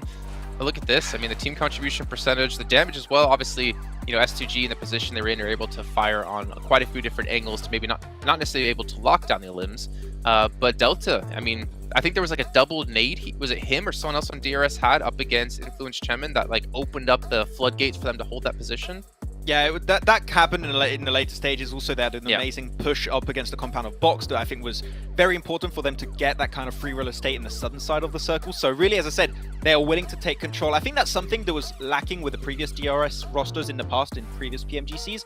But man, they're willing to be aggressive, to go for pushes, to take control of these amazing spots in the circle. That is what we need to see from a team that's hoping to be in top 3 to go straight into the grand finals. But yeah, as you said, Calci, one of my favorite players from Turkey, and really here, putting the numbers, 6 limbs, 1,127 damage. He really did make sure that no one was going to get close to that church in the finishing moments, which with this circle, and you mentioned it during that game, Jason, the circle center up in the middle, we don't usually see in the past circles go to phase 9, but if you have a central position like that, it is your game to win. Well, looking at I8, we also had a discussion while watching the match saying that they're not really performing as well as when Crypto was on the team, but obviously we know how strong Crypto can be. We got to see UZM there, Sandstorm, able to step up and do some decent work, but my question to you and maybe to their team is, do they have what it takes without Crypto here to be able to like fight in the raw mechanical skill you need to be able to take these team fights? And I don't know who on the roster would be the one to step up, or who would be the 2 to step up within the team. Well, from what we've seen on day one, their best performance was a top 3 finish, 6 eliminations, and then the rest were bottom 4, bottom 5 finishes. Not the best performance, and right now I wouldn't even set my sights on a top 3 finish for the team.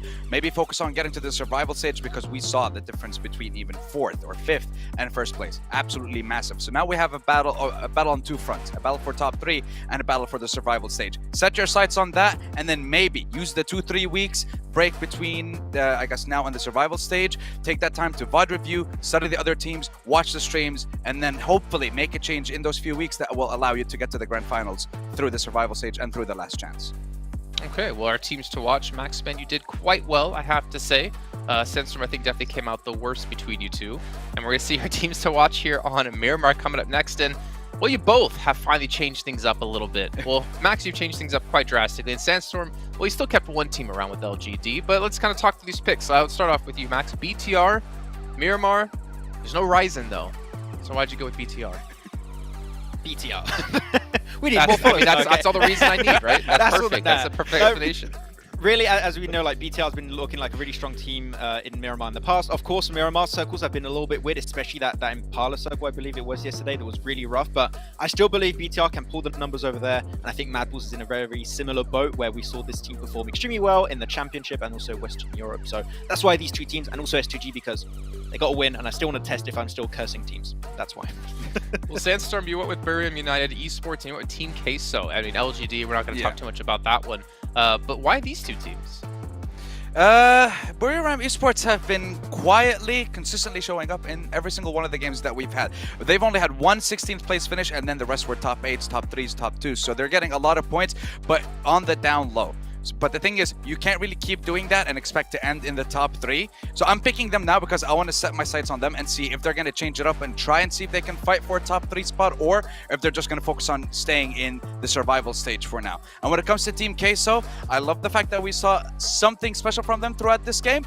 Maybe the zone didn't really help them out in the last couple of shifts. I guess it really went in favor of S2G.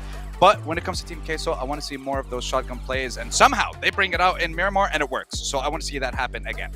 Well, with Team Queso, with Reyes in particular, I feel like he's proven yesterday and today you don't want to be in a vehicle coming towards him, because he will just wipe out your entire team, as LGD found out today. And I don't remember who the team was yesterday that found out over on Bridge on Erangel, because that's the one match I'm thinking of in particular. But yeah, I mean, Team Queso, they've shown they have some depth in the team. But again, the positioning, like we're seeing a lot of these zones compared to maybe the PMPLs we've been doing, stay more central. I feel like we haven't seen too many hardships so far in the event. And we're also seeing like teams who do get the early position are able to be rewarded. Like S2G, they had that spot pretty early and they were able to just hold on to it the entire time. Yeah, these new circle settings reward like both edge and central playstyles, because if you're playing central, you're still going to be in the center. We saw that work relatively well for, I believe it was Nigma Galaxy yesterday, where they just go center, circle comes their way, then they basically defend that spot. Worked out for S2G also in this game. And then you have Influence, where Influence came in just playing the edges of the circle, but it's not going to shift that far away from you anymore, so you have less effort to put to get in the circle every single iteration of the circle. So yeah, it doesn't really reward placement all the time. It more rewards like effective rotations and speed at which you can execute those rotations. So that's why you see those teams at the top being so consistent, because they adapted to these changes so well, and they're just looking great so far.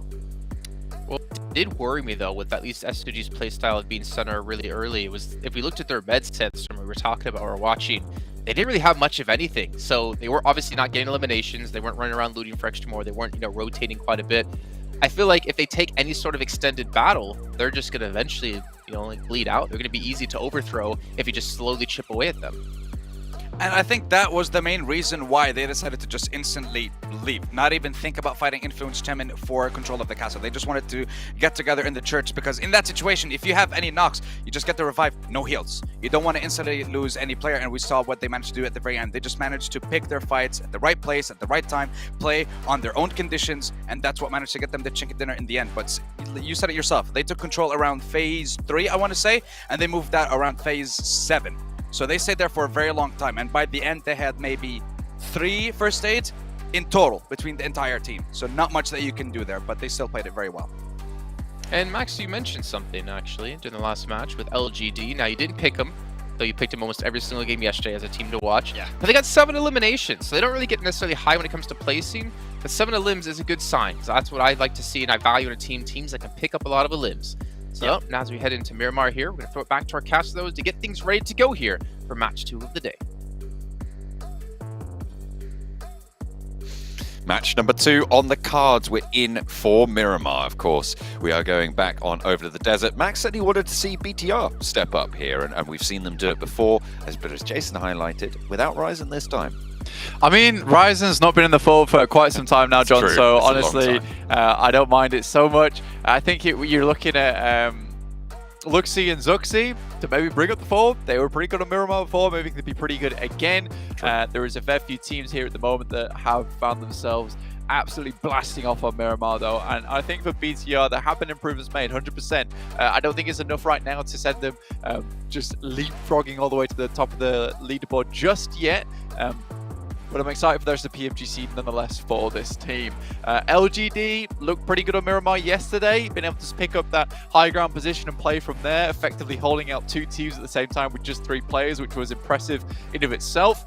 And so far, I think that we're starting to see this change from a lot of teams at the moment, which is realizing we're having a lot more center circles. So once you get to that zone 3, you can kind of estimate where this circle is going to end now, which is amazing. And some of these absolutely key compounds within the center of the circle now become very, very important. And fighting over those compounds, it is hugely valuable to yourself. It's no longer a case of, right, do we want to fight over this compound if a team's already got it? Because it might hard shift away. That's not the case anymore. So we might start seeing some more heavy engagements and more priority control over some of these compounds.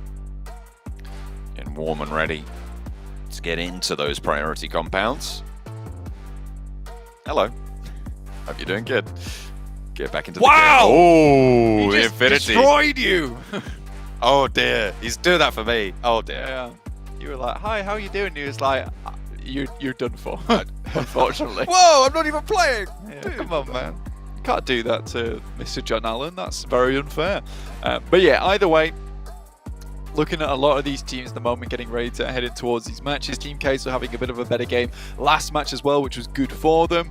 Something they desperately needed. And before I was cut off by the highlights, because those are very important, I can talk about it now at least, is, you know, we did see the Infinity able to get themselves a large game, the last one getting a 2nd place, and we were talking about how, you know, they needed that big game coming into day 2, considering how far they were down on the overall leaderboard. So taking a quick look at where they're currently set, they're able to send themselves up into 12th place. Not quite safe as of yet, but only 2 points behind 10th and 1 point behind 11th, so the stability.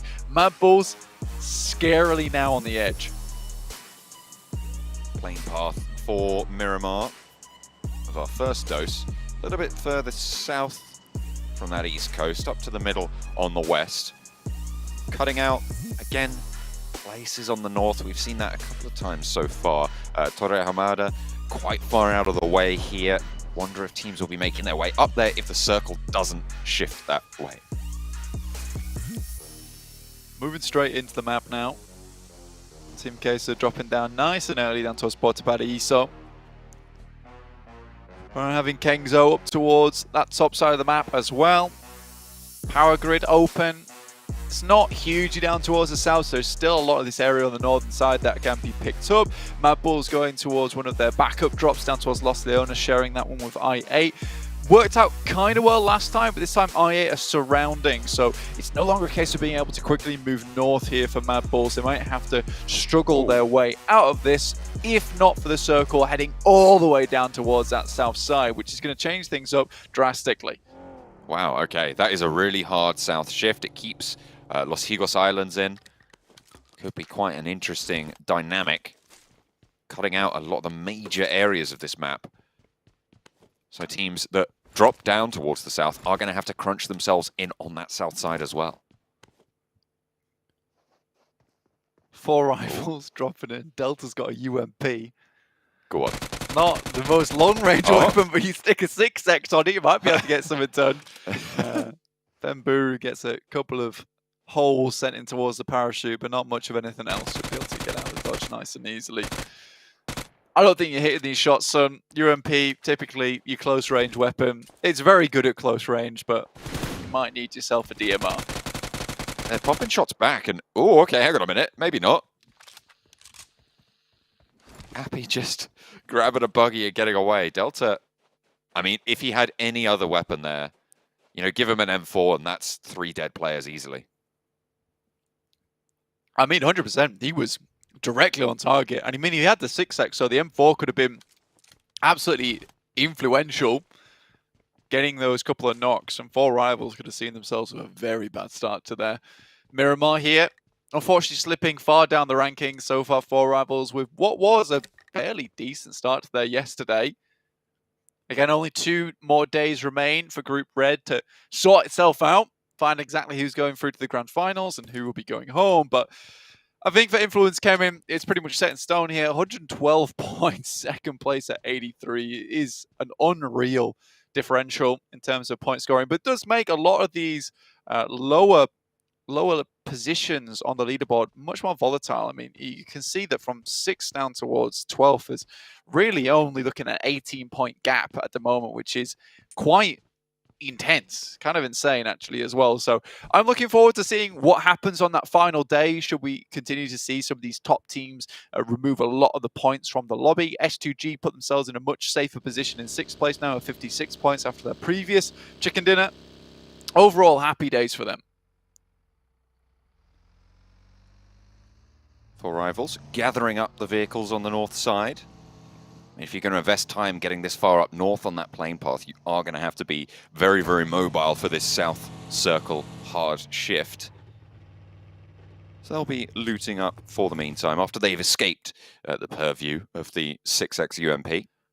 They'll be all right. Titans, not seeing too much out of these guys so far. I mean, yesterday they were absolutely blasting out their mind. They were looking very good, super aware of all of their surroundings. But last game and last couple of games from yesterday, less than ideal for them, I'd say. So maybe need to pull up their socks just a little bit. Again, they are far ahead and away of a lot of other teams, but I do think this is a team with a lot of potential to keep performing, to keep scoring on those big matches. We just haven't quite seen as of yet. With this circle, though, I mean, I talked about key priority compounds, but with it down towards the western side of Los Leones, depending where the 2nd and 3rd zone go, which have like probably the most variability at this point in the game, you know, you could see a finish where you're down towards the south side of Chumacera, where you're picking up again some of those massive high ground mountain positions over even towards La Triera, or we head over towards Los Leones and we have ourselves a very funky little urban finish, which, you know, I don't think a lot of these players will be looking forward to. So right now, teams should be both investing in vehicles as well as smokes, because smokes for Los Leones are so important for crossing those roads late game. They really are vital. Really can't go without them. So up on the hill, MTech Storm, Team Queso. A little bit further down, this is on the south coast. Ayala, the furthest forwards on that rotation, as the rest of Team Queso are caterpillaring back up to regroup. Close towards most of the team from MTech Storm there. With this hard shift as it is, they will be playing on their south side high ground. Zurich nabs himself a party bus there, but could quite easily be taken out the back of it. Monkey's moving up as well. Everyone's got a party bus on the side of Mad Bulls, apparently. Trying to pick themselves up some heavy ordnance in terms of the vehicles themselves. So very nice and safe. But Reyes, got this 1-2 punch going on from either side. Bit of a crossfire going on. Screams also setting himself up in a decent position. And no compound available. So Mad Bulls do the only thing they can do, which is to isolate one of these players. Ooh. Effect going down, though, is bad news. And Ayala has the auto shotty. Oh, goodness me. Does get taken down in response. Skills's moves through. They can look for these reses with Team Queso setting up such a wide crossfire. It does mean that they do have the opportunity to pick both of these players back up. Effect, though, under fire from MTech Storm, who have looked over this way. They've turned their attention out after the shots start to pop off. Team Queso's position is known. So is Mad Bulls on the south coast. Mad Bulls, by the way, a team now in 11th place. Very uncomfortably close towards that elimination bracket from the team that was the beacon of consistency over in the European Championship. This is a slip. Absolutely, John. I mean, it's a huge turn of events for Mad Bulls. I don't think they're used to being this far down in the rankings either. Looking at them, though, realistically, I think that's a great position to take on the map, and a quick split-second decision to immediately head towards Isla. It's kind of unfortunate there is like basically 3 teams over in that area looking down towards them. Yep. But because they're able to regroup, that is one of those key compounds around this area of the map. Has a lot of good sight lines over towards so many rotational paths, and difficult to crash if you have 4 players within those 2 spots available. Bit more difficult to hold on to if you're just Isla on your own, but again, overall, a pretty good hold from Team K, so that just goes slightly awry because the players are not there to support. Yeah, a little bit too far apart maybe, or... You're right, there just wasn't quite the backup to support Ayala's position, which is unfortunate, but they still stay alive with 3, so they've still got a fair shout into this one. Quite a few teams yet to make that south migration. Enigma Galaxy, Freak still on foot, up towards the north in El Pozo. Wow, okay, that is another south shift blank, all the way over towards LGD. Yeah, I mean, this could even be heading down towards Los Higos, and realistically, with this one starting to now center up just a little bit, you're going to start to see a lot of these teams maybe thinking about heading down towards Los Higos, maybe holding out there for a long while to give yourself some extra support. Mad Bulls, don't think twice about this one and try and get ahead of the pack here, seeing Budoram also trying to rotate through. Obviously, Mad Bulls are able to pick themselves up a lot of vehicles early on, also loot the entirety of these compounds. Effect left slightly high and dry. I wonder if that buggy had one of the vehicle's wheels shot out, in which case it's kind of a null point for him. In case so spot Budoram, but it is traded off. Papi Potro, again, isolated from the rest of the team. Will be difficult to get him back up. They'll have to invest quite a lot of time and effort into getting that position back. But the saving grace is that they get that knock back over towards Budoram, who again are going to have to head out west. Do they commit the time to going for this flush? My Bulls moved only slightly forward, finding them a position inside this singular compound. Now versus DRS, who historically today had really good impact into this one. Zerich has a nade that he might be tossing up topward side, but there's too many players here, and it's very unlikely Mad Bulls will be able to bring Zerich back into the fold. Skills is trying to hold that position, but huge amount of impact this high ground is having for DRS at the moment. IA also looking down towards this spot. It's going to be difficult. Delta in such a pivotal position for the team as well. It looks a bit exposed, but the cover afforded by the bonnet of the pickup, really important. Thread the needle there, but they're not going to be able to get him back up. They just want to speed up the process of getting Zerich out of the game. Remove him as a information gathering point as well, which is really, really powerful, actually. When you're down, you can still feed that information back over. So finally getting that elimination will prevent them from scouting at any of those rotations. A nice knock on the long range from Skills onto Rules. A really tough game overall. It's getting even tougher as well, just purely because of these central circles, in which case you're seeing much less edge play now. So many more teams clumping up towards singular destinations. So you're seeing I8 also over here, DRS looking down towards Mad Bulls. And yes, they have the compound, but they also have one of the lowest grounds in the lobby on this eastern side. They're able to find at least one player and take out that sneaky player from DRS that was trying to wrap himself round. So Mad Bulls up to 3 and with a little bit more breathing room to work with. Yeah, Gianti gets found in the foothills. Tripped up a little bit there. Unfortunate, DRS down to 3. It centers again with a lot of water in this circle blank, and it's Miramar, so I don't usually get to say that for this map, but it seems like that's the way it's going to go. Keeping the Los Higos island in still, but the majority is on the mainland. There'll be interesting decisions being made by teams like Budoram, like Titans, who are currently still on a wild 2-2 split, by the way. I mean, for Budoram, it has been just really difficult for them in the first place. Trying to move through Team Queso, getting knocked along the way, trying to send shots backwards towards them to keep them at bay. And now moving down towards Los Higos side, like you were saying, towards Titans. Who are, yeah, you're right. is pretty crazy. They've got 2 players down here, then also 2 guys up towards Via Demar. Like, I am slightly confused. Flabbergasted. I think the only explanation I can kind of think about is that if you play this area, you're so used to playing split for quite a while that you don't even really have that sort of instinct to regroup early on the south side. And maybe they just got caught with everybody else moving in. Absolutely. Influence came in here, going up against Enigma Galaxy. Second place team versus first place, so quite an interesting fight. And already 1 player down for Influence Kevin and another knocked. Kayovski playing around the wall. Back and forth for Influence Kemen. Freak holding strong for now, staying alive, but the blue zone envelops. Zone 3, That's so a great tricky. molly. Excellent Molotov, as you say, but Freak caught unawares. Kayovski knocked on the back, and Influence Kemen now. I think that's just down to Law. It will be. At the top, they will dispatch of Enigma Galaxy. The second place contender as well. Can they get these reses? They should be able to in this zone. But 3 of them alive, playing from that western side on the South Islands as well.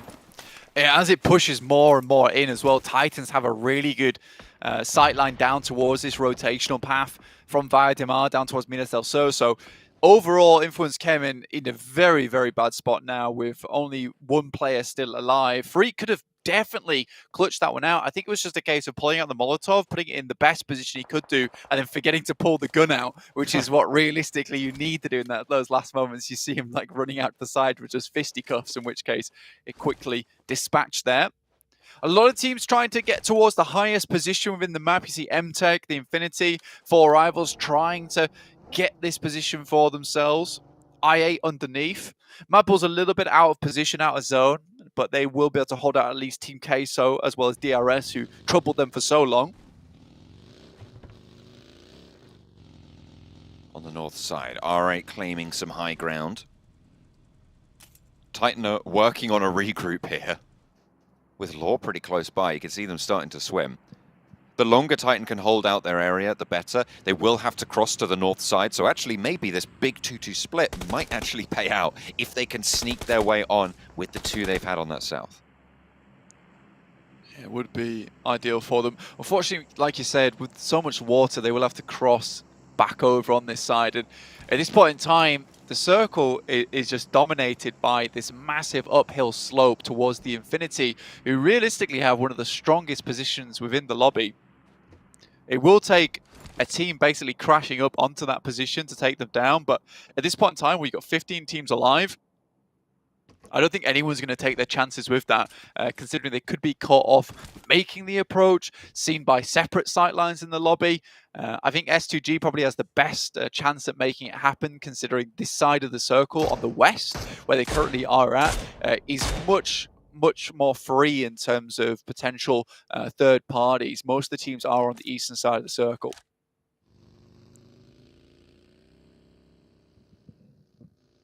They'll have to contend with the holdout, but you're right, there's a little bit less around them to add to the melee. Buradam, they went south early. They went over to the South Islands after losing Sky only a little bit earlier.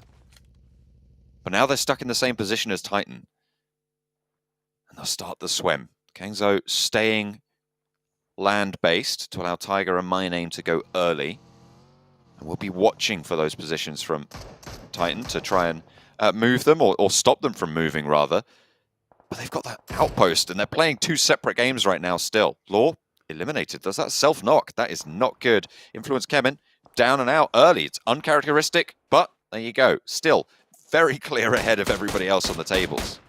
Yeah, I mean, to be honest with you, that was kind of the dream matchup for us as audience members watching Enigma Galaxy go toe-to-toe with Influence Kemen on that side of the map. But both teams found themselves stuck between a rock and a hard place on that side of the map, with them struggling to get into the circle, it enveloping, being only 1 rotational path downwards, in which case they both got tangled up with one another.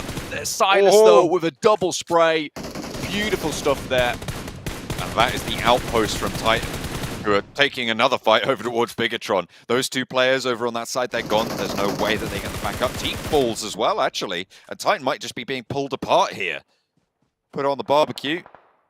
Turn them into brisket. They're getting cooked right now. It's not great. And that 2-2 split really coming back to bite. Yeah, I think when you're playing this southern edge down towards Los Higos, I don't think it was very likely he was going to end up there in the first place. And I think you're 100% right what you said earlier on, John, which is a case of them splitting early and then tons of teams all just filling in the spaces, in which case they were just 2 worlds apart at that point in time. Essentially the 17th team.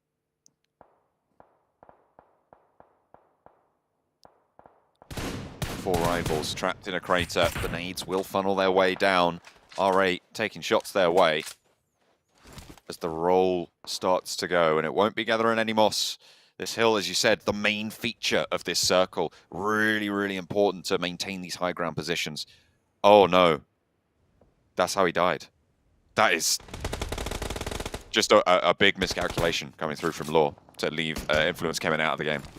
He did die on top of the water, though.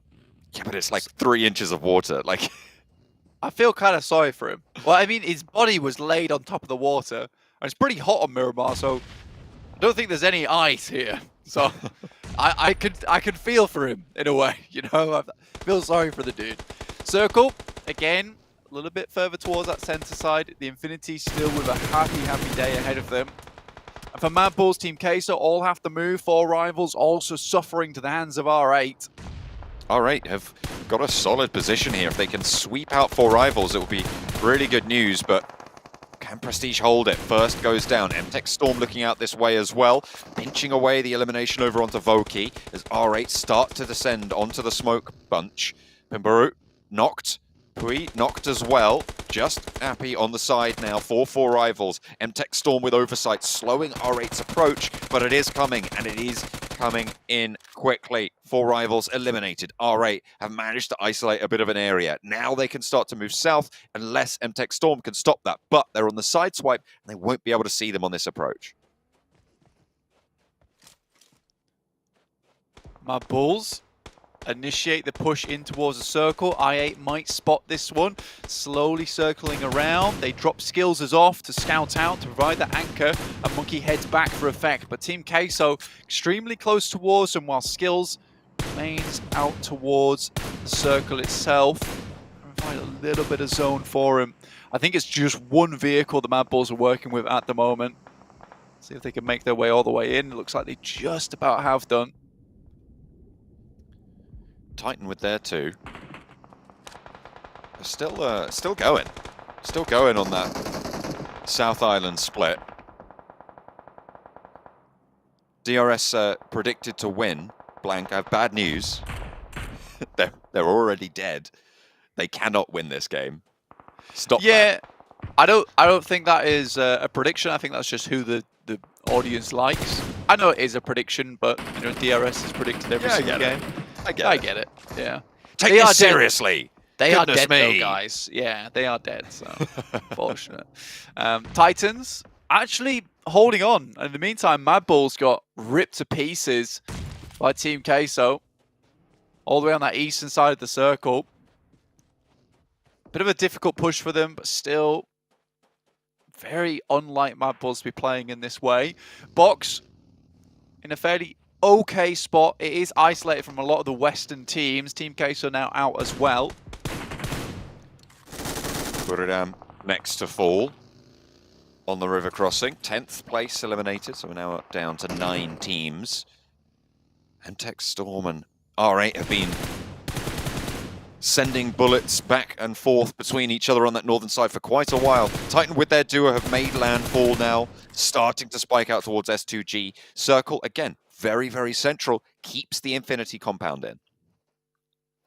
So they can still play from this position. Again, you're looking at almost this semicircle coming through from the top side, which is just clear unplayable for a lot of these teams. Making your way up this hillside towards the Infinity is going to be so difficult without them spotting them. And with 4 players from the Infinity still alive, they're on track for another really good game here, and could be basically pulling themselves out of the swamp at the bottom of the leaderboard very, very quickly here in day 2.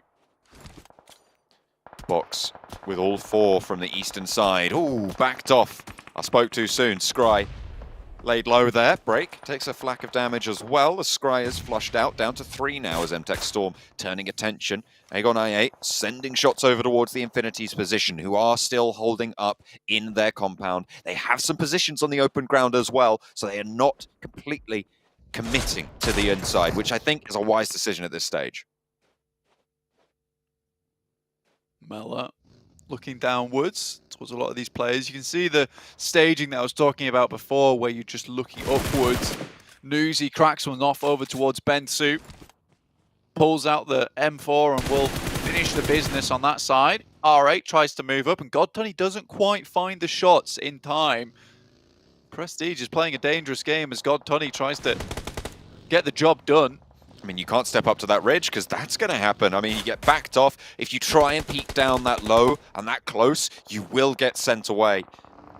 So really good opening knock onto the Infinity's position. Look at that. Prestige is going to use that opening, the knowledge that they're going to be investing in this res to move on up. Now R8 have a little bit of a shot. Backup as well comes through. 3 players from R8 off the back of the knock onto Godtunny, forcing Mela to reposition. They do not have the best spot. Mela goes down. Godtunny did get the heal off, but the steps will give it away, and he'll fall as well. Trade off onto Bandar. Infinity's position is coming apart. D7 so low, but will be able to pop the heal. Newsy close. Prestige has spotted it. Nade is good, however, and over the top he won't have a chance to answer. 2 players now alive for R8 as Infinity have 2 of their own. Newsy laid bare. Logan on the inside now, last standing for the squad on one of the strongest positions in the circle, and R8 looking to take it from them. D7 close by, in through the window. Early tags on, gets a lot of damage and does the job as well. R8 wrest control of the compound, but in come S2G from the northern side. They swung up and Silas goes down as MTech Storm trying to suppress it. Hamzy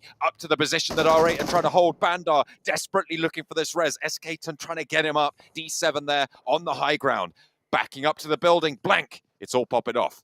Yeah, I mean, this was always going to happen at some point. I think R8 had an absolutely marvellous push on that side. And Godtunny, the greed comes back to bite him. BTI Jen Foster does find one of the Titans player, takes him down. That'll be them out. But yeah, it's the greed from Godtunny to try and finish off that elimination. Doesn't find it, gets eliminated on your own. You're completely right, John. In that moment, R8 takes the entire opportunity to send all the way upwards. This is a great third-party attempt from S2G, but losing a backstop like that is horrible. And I think that was to MTech Storm, and I don't think they were assuming that there was another team waiting in the wings here. Yeah, now we're having a full-on brawl in this position, and the circle actually heads down towards the south side. So LGD feeling very comfortable down towards the south at the moment, John. 4 players alive for S2G as well. Coming off the back of that chicken dinner, we wanted that momentum carried forwards. It seems like we might be seeing it. 7 teams alive, 4 eliminations for the squad. Bandar spotted.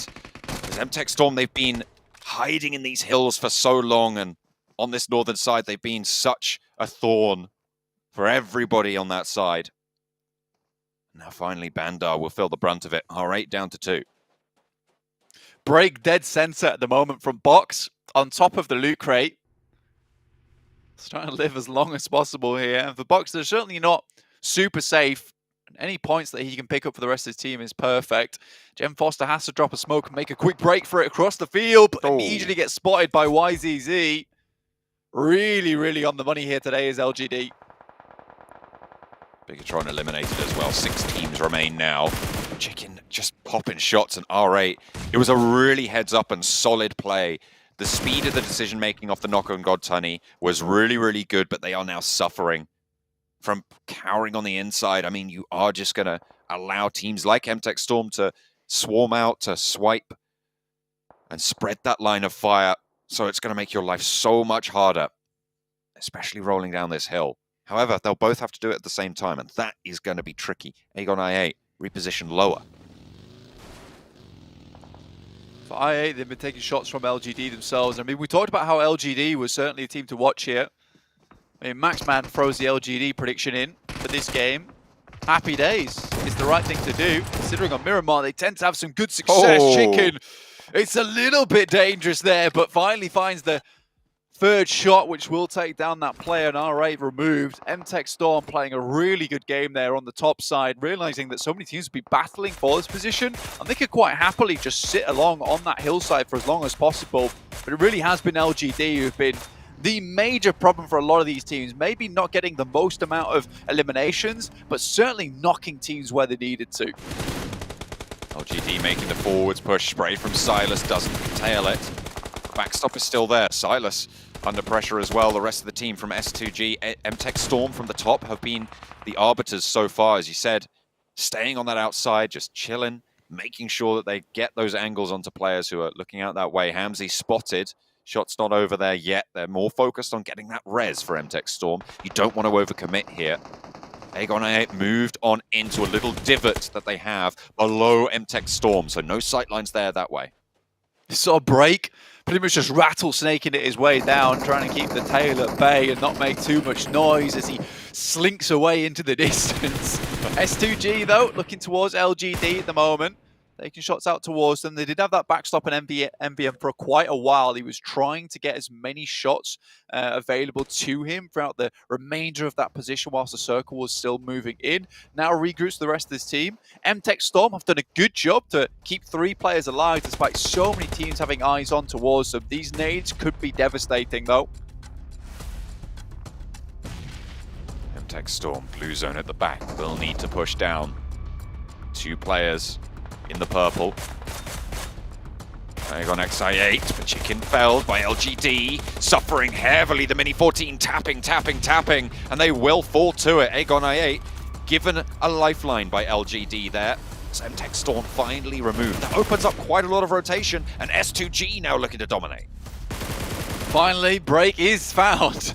We're going down in 4th place. Still a good result for Box despite everything. And S2G on the lineup now, and LGD would love to look for some higher ground to play around with, but it is IA who's holding them back. 2 players from Aegon XI8. LGD, YZ takes a little bit of damage, but gets back to cover in time. Forwards push coming in from Kelsey. S2G coming off the chicken dinner, pops the, I think that was a flashbang high, a stun grenade coming through. Low swing from Hamzy, finds an opening knock. MVM though lines them up for 1 and 2. It's not good enough to take down the team, but it slows things down. And now I8 can move on through. 2 players versus the 2. Are they going to commit for these reses? I don't think they're in position just yet. Silas moves back. Kelsey on the forwards hold. And things slow down again. Another flashbang over the top. Kelsey, the clutch maestro from that last game, looking to do it again here. It's on the line for him. I mean, he took down the 2 players from LGD and now hopes to curtail the 2 players from IA who are trying to ruin the back-to-back here at PMGC.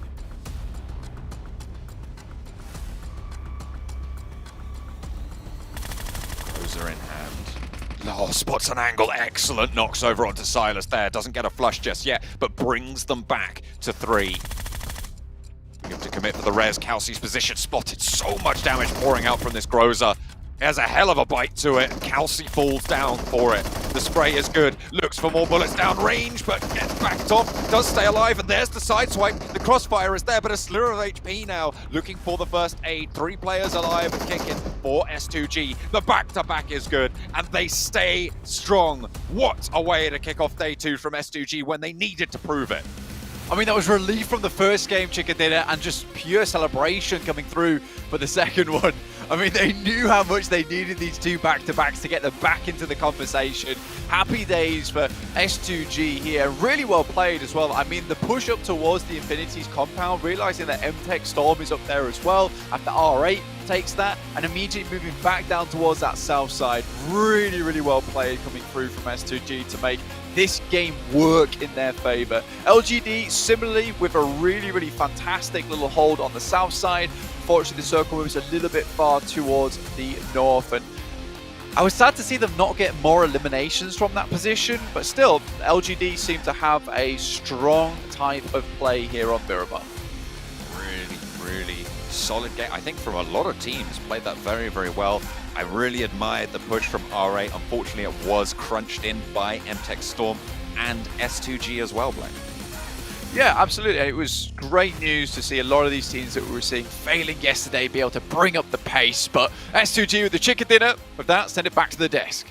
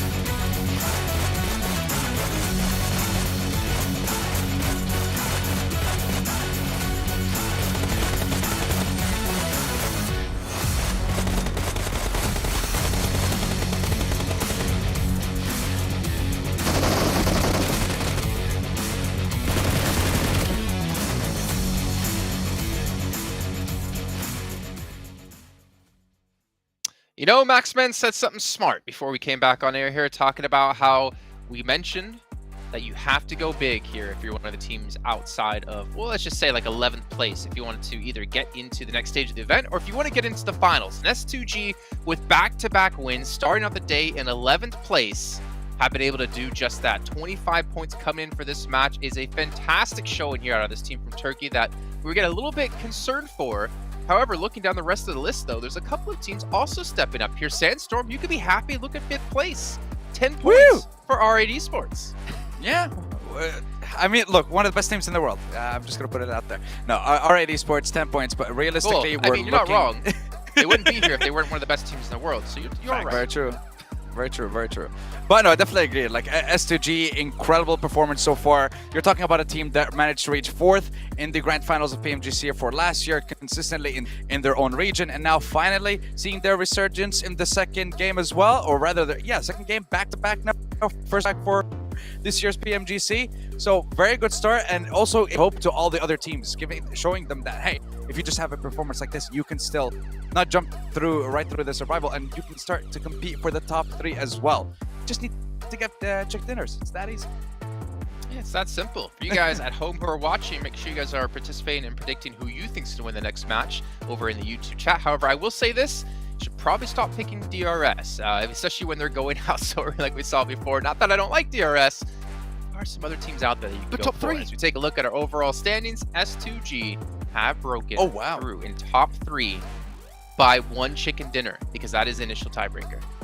Let's go. I was questioning my math. I was like, am I right? Are they going to potentially go in top 3? And they did, from 11th to top 3. And we said it, if you have a bad day, you want to catch up, you can't afford to have 2 bad days. And I think someone just explained the rules in depth to S2G before today's games. They're like, oh, we have to be top 3? Okay, easy. And then they just start getting themselves back-to-back chicken dinners.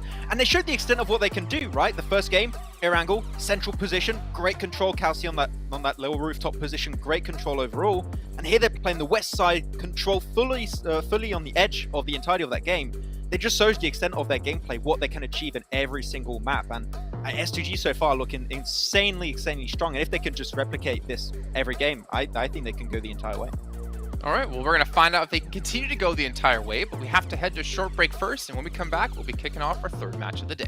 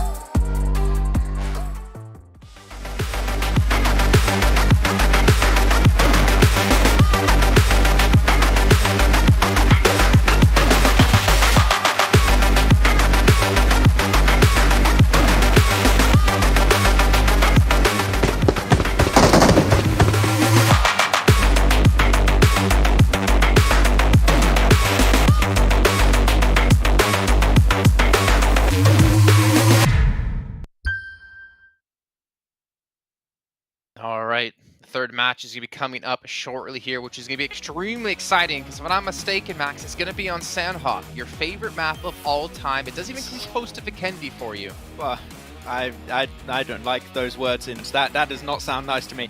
No, Vikendi is still the best. But Sanhok has got a lot of teams that can potentially perform well, and it was interesting yesterday, so we'll see how it goes. I think for me, what's interesting, though, is the fact that you can't heal in the blue anymore, right? That's the interesting thing, and I'm curious to see how teams continue to adapt to that so they can't really rely on that kind of strategy, which worked in the past. But you know what we're going to rely on, Max? The followers.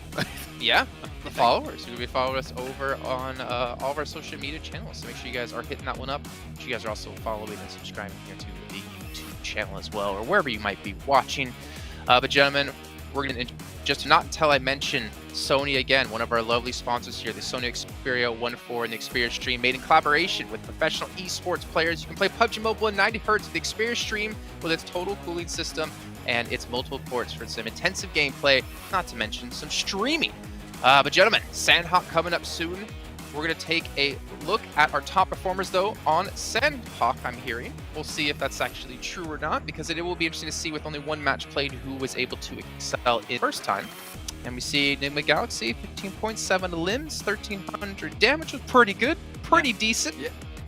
That to me is honestly pretty surprising for the side of Enigma Galaxy, considering the fact that in previous tournaments they've always relied on playing with the heal stress. So now switching it up, going to the first Sandhawk, getting that chicken dinner, getting donations as well, is a pretty darn good start for them. And then looking towards the other teams, don't forget DRS, they had one player left, managing to get that second place spot, so sealing a lot of points in that one game, helping them out when it comes to the overall rankings. Right, and Sandstorm. Titans, we have still a very threatening team. We have to say, though, okay, that the circle did go the way of Nigma, okay? They dropped Same, circle was just north of Same, okay? Now the question is, I want to see how they can deal with a circle that goes away from Same. If it's a northwest No, it's just going to be Same again. Is it? You read the script? Okay, yeah, I read the script. I wrote the script, actually. Well, okay, your point makes sense. I like it. So that's why we've been having crazy zones. Like, since game one in day one, we have been zones on the very edge of the map. It's ridiculous. Jason, why are you doing this to the players? I just like to, let's just make it as complicated as possible, and let me just mess with people as much as possible. Not nice. That's why. No, don't do that. But yes, hopefully they can adapt to circle that doesn't go their way. And BTR, I want to see BTR. I put BTR as one of my teams to watch this time around because they had actually a decent circle rotation, and they're one of the teams to drop towards the trifecta of the rivers, and of course that is one of the best positions you can drop in Sanhok every single game because you can go to every single island, and I want to see if they can make use of that spot like yesterday and hopefully get a little bit more than a 4th place and hopefully get their first chicken dinner. I still want to see a BTR win eventually. Did you predict BTR? Did you really? Yes, I did. Why would I lie? No, you didn't. No, you didn't. Oh, I didn't. But you put it. I read your prediction. I thought, okay, my bad. You put your predictions right below mine, okay? I mixed them up. But yes, you put BTR. If you were watching over on the stream. No, I did. I did. That's. No. Did you? Oh no, I didn't. That's. I'm on my Miramar predicts. Okay, I didn't Fine. You know, if you're out there watching, you feel like you could do a better job than Maxman analyzing, just hit me up over on Twitter or Instagram, and maybe we can make this happen for week 4. Who knows? But you did a little bit of a cop-out, both of you, actually, with your 2 predictions with Nigma and Influence Shemin. What about your 3rd picks? BTR, why BTR? He said it, so you say it again. I want you to say it because you picked it.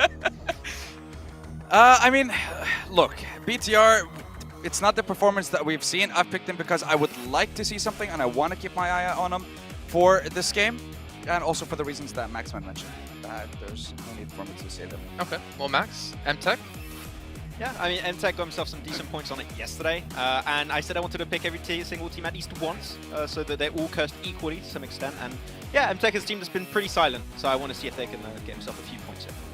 Yeah, I mean, when we think about teams like MTech, we have seen like some standout performances out of teams from this region. If you think about, was it Archer we've had before? They were able to do some serious work a couple of years ago. I can't remember the team off the top of my head who represented Korea last year. Maybe you can help me out, Max, if your memory is good enough. Someone? Oh, was it Kia? Yeah, Damwon Kia. Yeah, thank you so much. And they won. Our hidden analyst. But you know, we know Korea can put up some ridiculous skill when it comes to PUBG Mobile, and we've only seen them improve every single year. But we're not seeing it yet out of MTech, Max, and I'm kind of with you. I want to see them step up a bit more.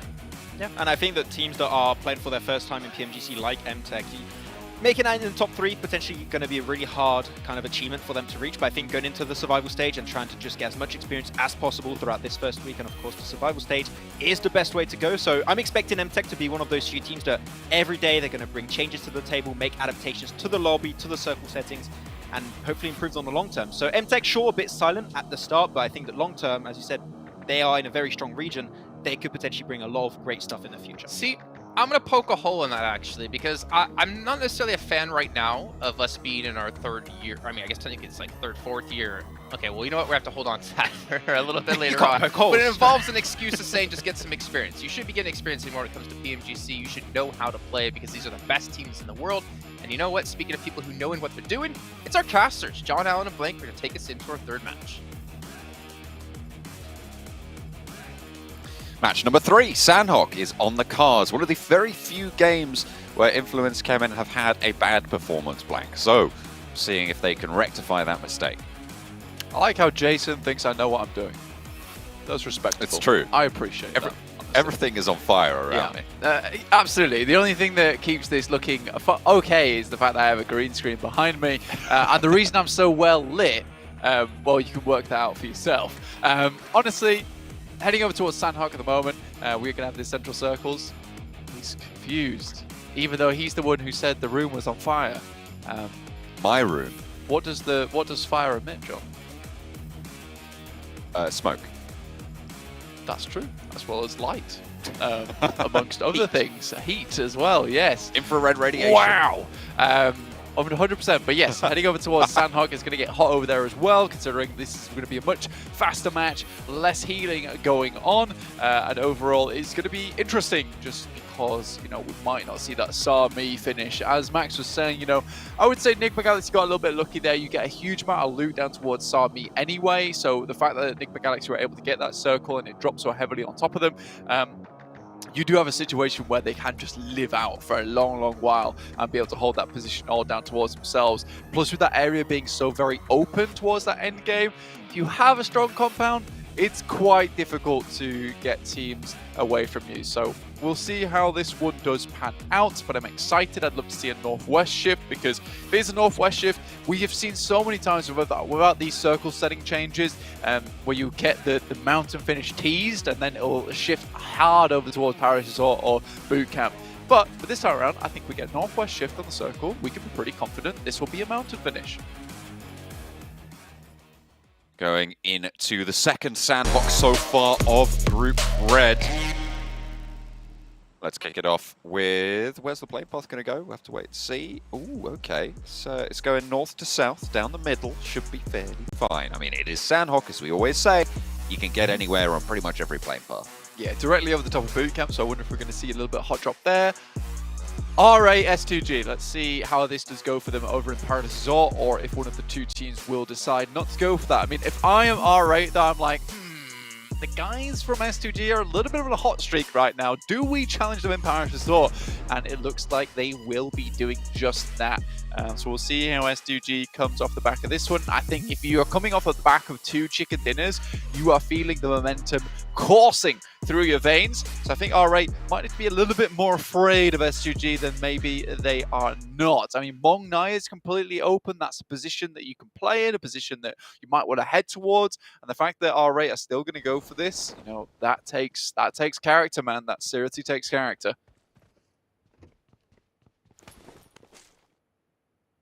Really going to have to put up a fight in Paradise Resort. And it will be a scrap. I mean, they have taken a what? I'm laughing because look at where S2G is on the leaderboards. Their third place. Oh my goodness, they overtook. They jumped over Titan. Okay. That's with the chicken dinner tiebreak. That's that is an interesting jump up, right? We are 13th. No, we are third.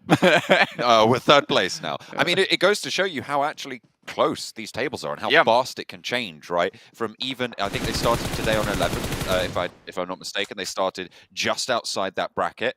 Ooh, that's an early start to the fight against R8, and that's not even S2G doing it. It's the Infinity. I was going to kind of propose this as a possibility, but I thought, nah, never. But I was thinking, you know these two teams fight. Why not just sit around Paradise Resort and just kill them both? Yeah. know? I mean, it was always R8 who was going to take that first knock as well, because S2G tends to play on these outskirts, these areas which are protected. So R8 was trying to get the jump on S2G, and the Infinity, like you say, have taken an interesting maneuver here. Pick up one of the eliminations, and now S2G can be happy that they have a little bit more of an advantage here in Paris Resort. Not that they know it, potentially. They should be keeping track of those team names as well as player numbers in the elimination feed, but we'll see what happens. They might just want to dip out nice and early if they can.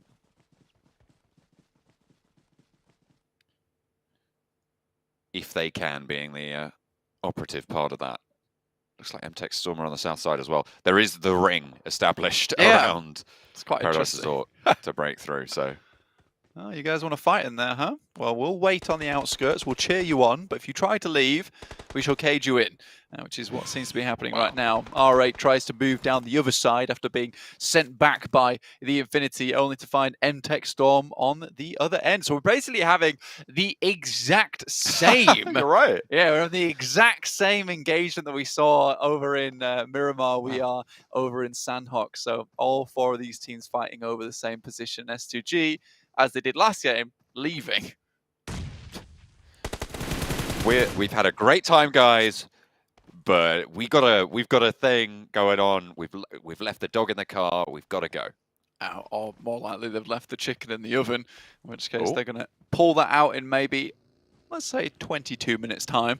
I don't think they've left any chicken in the oven. They had picked it clean. They've got 2 in a row. They've had 2 dinners in a row. Oh yeah, I mean they have 3 separate households. Okay, right? They're living at large right now. It's 3 separate ovens to keep track of. And it would be an amazing result to get 3 chicken dinners in a row. And you are asking, you know, they need to prove themselves as a team that have qualified to PMGC through PMGC points alone. And yeah, this is what it takes. And I mean, in a short form tournament format, like, oh my god, short form tournament format like this one. Nailed it. Also a tongue twister, for me at least. I think that, you know, being able to pop off like this and get 2 outrageously good games will definitely support you in the long run, especially when it comes to, you know, just completely qualifying through to the grand finals, which is short form as well, or even the survival stage. So, you know, consistency is great, but sometimes a little thrown out the window with this new format that we're seeing. LGD facing off against Freak. Enigma Galaxy haven't had the best of starts for today, going out 16th place in both games so far, but they are still in 2nd place on the tables, which is quite impressive. They have had a little bit of a lead opened up on them by Influence Kemen, but with that last game's performance, it didn't get too out of control for now. Can they hang on to this spot, though, in 2nd place? Losing a player early, not good news again. You're down 16 3 times in a row. Doesn't really feel like a fluke, does it? So Enigma Galaxy struggling somewhat. BTR taking it to the guys from Team Queso. Actually finding Ayala there. In the meantime, Influence Chairman doing what they like to do best, which is just decimating Box, apparently, over towards Quarry side. Wow, okay. It's a little bit further, yeah, as you say, over towards that Quarry. Box dispatch. It's no big deal, guys. Just one of the strongest compound hold teams. Although, to be fair, I might have to rethink that after the last couple of games. We've seen Box get rolled down quite a few times. It is what they're known for, but not necessarily what they are good at right now, which is fair enough. I think that, you know, since a load of changes, you know, Loki leaving the team, I think he joined the broadcast team actually, which is really cool. It has kind of changed drastically in terms of the playstyle from Box. I don't think they're the same Titans we saw before. Still a very competent team, but not necessarily one of the teams that we would see at the top of our radar anymore. And it honestly is, again, like I say, great to see, you know, a Turkish team. You got Enigma Galaxy as well as Influence Kemen at the top. Just not many SEA teams here that we're seeing come in. I'm having a massive performance right out the gate here in Group Red. So we are going to have to see now this case of, right, SEA teams have to now catch up to some of these Western European teams or other teams in particular. So it's great to see, honestly, John, and one thing that I'm hugely excited about going forward.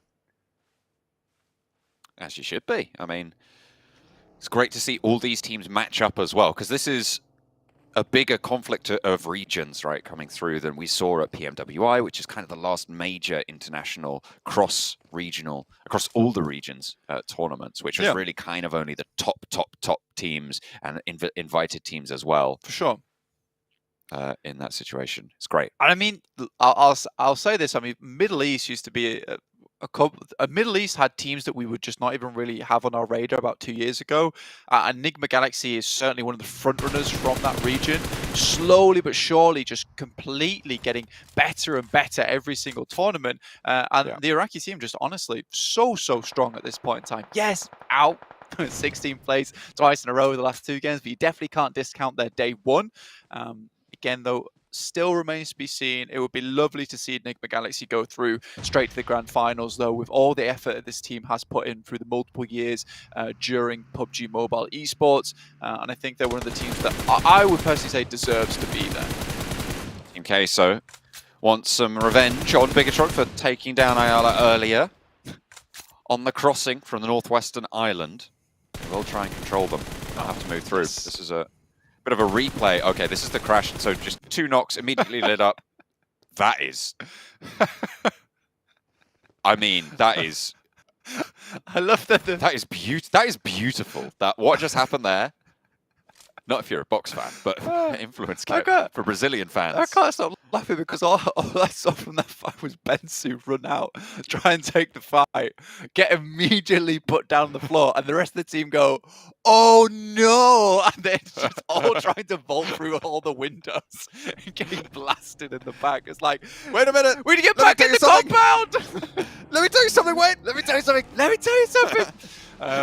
Yeah, so very unfortunate for Box Gaming there, but again, that is influence Kevin to a T when it comes to those types of engagements. Give them an inch, they'll take a mile. So very well done to them. Maxman, if you can hear me, which you probably can, I had to shout to get your attention. We're over towards Sami. So, I mean, Enigma Galaxy have lost 1 player, but we'll see what they can do, Max. Happy days. There you go, there's your answer. Long as the fuse of fragment with 5 seconds. 5 seconds. Should be an easy one. You can pull up PUBG Mobile. It actually gives you the timer in game. So whoever put 7 seconds, I'm disappointed in you, man. The research wasn't there. The groundwork wasn't there. I guess if you're guessing, it's a 1 in 3. But like, get it sorted. You'd never be at PMGC with answers like that. Screen goes down for Team Queso. Mad Balls, find it. Yeah, 46% of you would be in PMGC. So hats off to you. There you go. That's right. That is the only qualifier. You need to know how long the fuse is on an aid. Tips level 3 hat. Never said that again. Oh dear. Mad Bull's currently at 4 players, 1 elimination. Typically kind of decent over on Sandhawk, but I need to stop talking about Mad Bull so much these days, considering they're currently in the bottom 5. They're up for elimination so far at this point of the tournament. The Infinity, I think after that last game, holding on to that very good compound up towards that north side for so long, I think it gave them a lot of that false confidence, really, that no one was going to be able to challenge them. God Tony kind of runs out, doesn't expect there to be several teams looking his way, which really he should have done, considering it was one of the major compounds in the lobby there. It's a stealth move if I saw one. But yeah, the Infinity just get wiped off the board, and that could have been a game that would have sent them out of that horrible pit that is at the bottom of the leaderboard so far. But yeah, Team Queso, R8, Mad Bulls all need to climb their way out of this one. M-Tech holding on by a thread at the moment in 11th place. Again, not our loudest team in the lobby, but do consistently put up some points every game. Is it enough, though? Is some points enough points? I think that's the big question, especially when you've got teams with massive potential sat underneath you on those tables. I mean, specifically, I'm thinking about Mad Bulls as the region that we covered, but I mean, even teams like Team Queso, right? They have got that oomph there somewhere. It just hasn't been shown just yet. And speaking of, I guess that's going to take the oomph out of this game for them as LGD, who did in fact rise from one of those spots earlier on yesterday. Yeah, 6th place now. Now, I will say one thing, and this is kind of the caveat you always have to hold in your mind when you watch PMGC, is that when you're looking at some of these Chinese teams, you have to remember that it's a massive change of pace from the PEL settings they currently play on. So day 1 is always going to be rough for them, but that skill level that they have over in China with all the scrimming they're able to do against the top teams in the world, which, to be honest, there is quite a lot of them over in China, and the only reason we don't get to see so many of them is there's limited spots for PMGC. That scrimming potential does start to come out around about day 2 as they start to get used to the lobby more and more. So it's nice to see LGD start to perform a little bit better as we head into day 2, because that's what was to be expected. With Zuxi dropping off that balcony, he might have had a broadside on one of the Titans players there. Good spray up towards Puncher from the window from Gem Foster. Finds a second as well onto Teak. 6 taking a lot of damage, and Bigatron doing a lot of work against 4th place Titan. Vehicle goes up as well. This is a really good hold on the edge of Sami. They're going to have to leave soon with the blue zone pushing on through, but Titan are on the outside, so dealing with that, an excellent opening for them. It is somewhat surprising that no one's taking these compounds down towards the south of Painan on either side of the river. Mad Bull's currently holding a 4-man split right now to the north of Camp Charlie. But yeah, there is a fair few compounds that are just completely open. And you wonder, because of these circles, that teams are worried that there's already teams there that have moved in early. But because we're seeing this much more central type play, a lot of teams are scared to head off that edge side because they assume teams are already there who are here earlier on. So you will see some of these teams start to try and scout out, find these positions on the map that might be still open and available to them. We'll see what happens as we get further into this match. DRS right now looking to move through LGD, already finding one of their players in CC down towards that south side. MVM, YZZ and Suki looking to regroup, put a band-aid on this. DRS are still out in the blue. M24 shot over towards Titan as well, and that's them out with a dirty little headshot coming through from Enigma. That is not ideal, bad for business. Titan going down again. I mean, we have seen a little bit of a floundering coming through from both Enigma Galaxy and Titan today. We haven't really seen that punch that we come to expect from them. I mean, I said Enigma Galaxy out in 16th both games in a row. Titan out in 8th both games in a row as well so far. And this one is going to drop that down even further. So Enigma Galaxy going to be looking to try and catch up, put a dent in the lead that Influence Kemen have, but that's an S2G shift, Blank. It is. It's also I8 picking up this really good compound, and Mad Bulls have been scouting this out, and it's been open for so long, but I8 were able to find their way into this one right as this circle pops. So Mad Bulls are moving in with little to no information on the case, so you can see them getting torn apart on that side. Now only 2 players alive looking to pick up the pieces. S2G getting involved as well, and Mad Bulls should be going down here. Only 2 players remaining. This is going to be a survival game if ever I saw one. DRS similarly really struggling after poking the hornet's nest that was LGD. Influence Kemen doing a lot of work on that northeastern side. They've yet to cross the river though, which is where the majority of those teams are going to be facing. Still locked in that fight with the remainder of 4 rivals, although they have been torn apart. Something awful. Igon XIA will be taking shots over this way. Appy does have the DBS, so you do have to be a little bit worried about taking those close fights, but there's only 1 player there. Kajowski yet to get rezzed. So Federal struggling to find that opening to get in, but shouldn't take too long. Yeah, it's somewhat of a late rotate coming through from Mad Bulls. Influence Kemen, you can see them here. Still dealing with the guys from 4 rivals, but S2G, I8, like you were saying, all having sight lines down towards them. That's Lord going down for Enigma Galaxy, and they're out in 11th place, which gives them little to no points on the game. They'll pick up 1 elimination at least. That's about it. Now Influence Kemen looking to finish off the final players. Happy as the DBS, but it's not enough. Wasn't even able to land a shot there, I don't think. Influence Kemen. Kajowski actually taken very low after the res again. Will be able to stay alive for now. And the circle is okay for them at this stage, but crossing will be brutal if they have to make that choice, if they have to make that rotation on the next circle. Infinity, good old position for themselves. Again, this is going to be a case of not being too greedy on some of these pushes, not being too greedy on some of these knocks, as that's what came back to bite them on that last game. This time around, though, with so much open area, Newsy holding this outpost, they will be gathering a lot of information, so should have a better idea of the lay of the land. We're still waiting for this next circle. S2G looking to take this very, very far today, and Influence Kemen almost a little bit afraid at this point in time as S2G continues to rocket up the leaderboard. If there's a team that can make a river crossing blank, we saw it in that first Erangel as well. It's Influence Kemen. They make those impossible plays somehow. See if they can do it again here if they have to. Circle shift comes through. Does give them a little bit of grace, but difficult certainly. LGD suffering. BTR currently 3 players. Happy days to BTR. I also got a follow from Luxy the other day. Oh, was happy. Very nice. Cheers, bro. I appreciate you, man. We had good times over in PMWI. Would you like to keep flexing it, or? I'll keep flexing it. I chat with Luxy. It's no big deal to me. Do you? Oh, okay, yeah. He's actually a cool guy. Anyway, BTR 3 players still going strong. I think Jen Foster, though, definitely the dude that I need to get next on the Instagram radar. This guy has been very impressive throughout the entirety of PMGC so far. And I mean, it's nice to see. I mean, Luxie and Zuxi, 2 very strong players.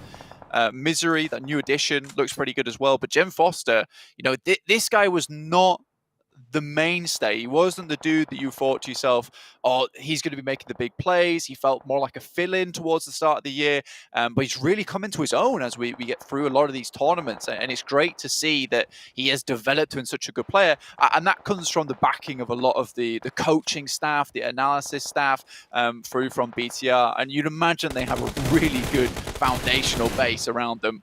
Unfortunately, Zuxi gets caught out in the open, trying to make his way in. Shots over towards both of them, getting lit up. You did. You really did there. Both of them fall. Please, Jen Foster. Picking up quite a nice bunch there. Jen Foster, as you say, last standing for BTR on that southwestern side. Next circle soon to come through. S2G are now in Pioneer Blank. They're on the northern side. Yeah. Nothing really to do other than just look out the way they've got, and they get at the edge of the circle again. Influence Kemen, though, keep a slice. I mean, it's enough, right, to work with. Again, this position that I8 took was so open for such a long time. And my advice to a lot of these teams at the moment, which I will give as this concludes, because Buriram is under pressure. My name on the inside there, popped a stun grenade to slow things down. Stays alive on quite a lot of health. 2 players on the outside for Buriram as well. Sky only peppering the Infinity as they try and move up, but the bullets just aren't landing. The vehicle goes up, a nade in through the window. That's going to hurt, but actually seems to have sailed wide. The burn is good, though. That'll back them off the windowsill. Unfortunately, though, one of the players goes down. One of the teammates is out. Aegon XIA will be taking shots over towards the Infinity as well, as the edge of the circle really starts to heat up. Blank is all popping off on the shack. God, Tony looking to get some more nades for this window. The Infinity have restabilized.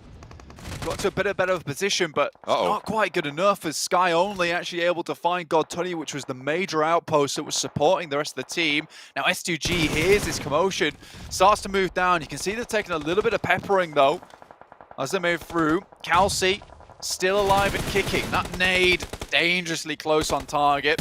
Influence Kevin looks over towards LGD. They will have to move shortly, but right now, like you said, they still have a slice to play around with. 2 eliminated. Or not on the side of the Infinity. And nobody's going to commit to going for this river crossing. Right now, they have got a second place locked up for Influence Kevin.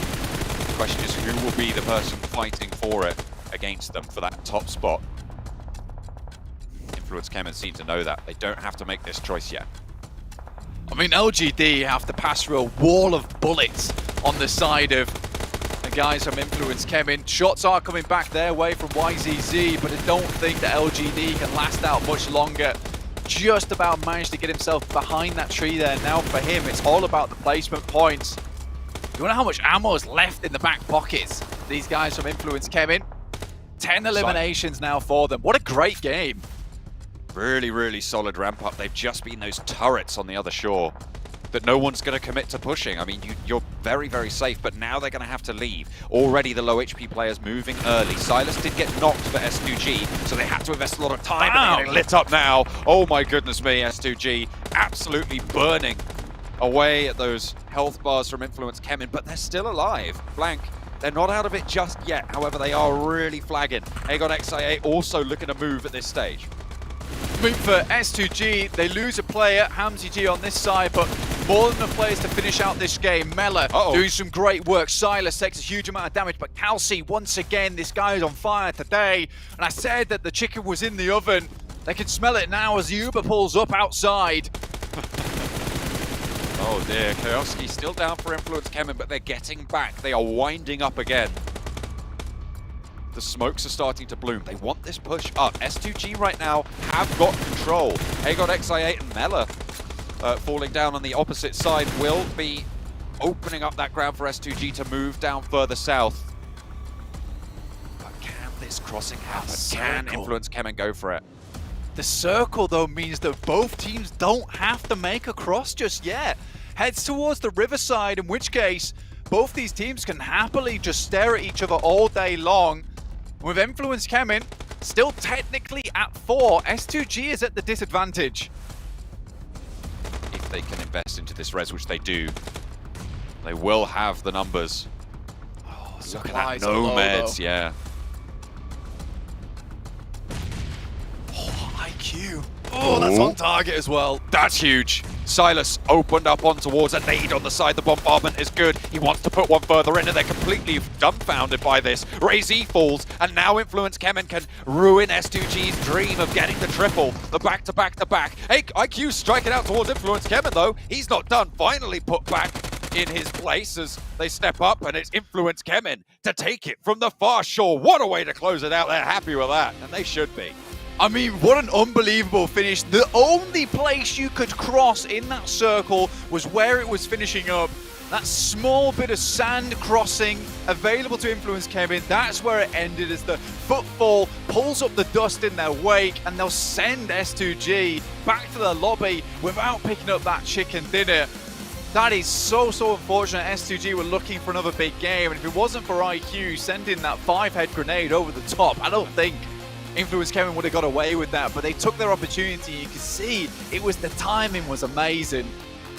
Very chuffed with that. I mean, smiles on faces. Influence Kemen put another chicken dinner up on the board. I mean, as well on Sandhawk after their performance in the first day, finishing out in 12th.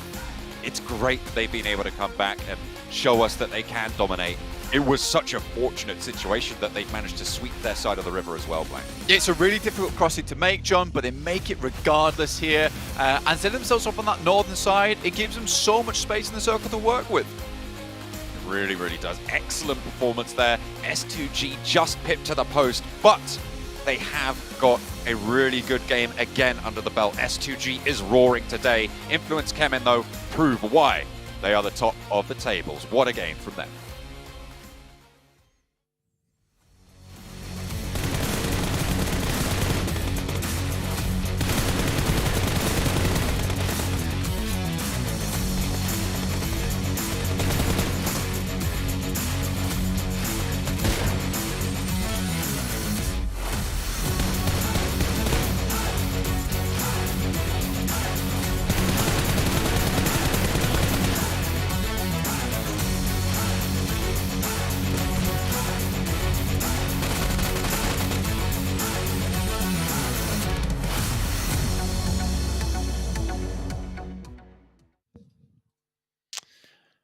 I don't know what's going on in this game. I feel like it's like a glitch in the matrix. S2G able to do some serious work here. 19 points for themselves. Includes Chen, 28 points. Max Man.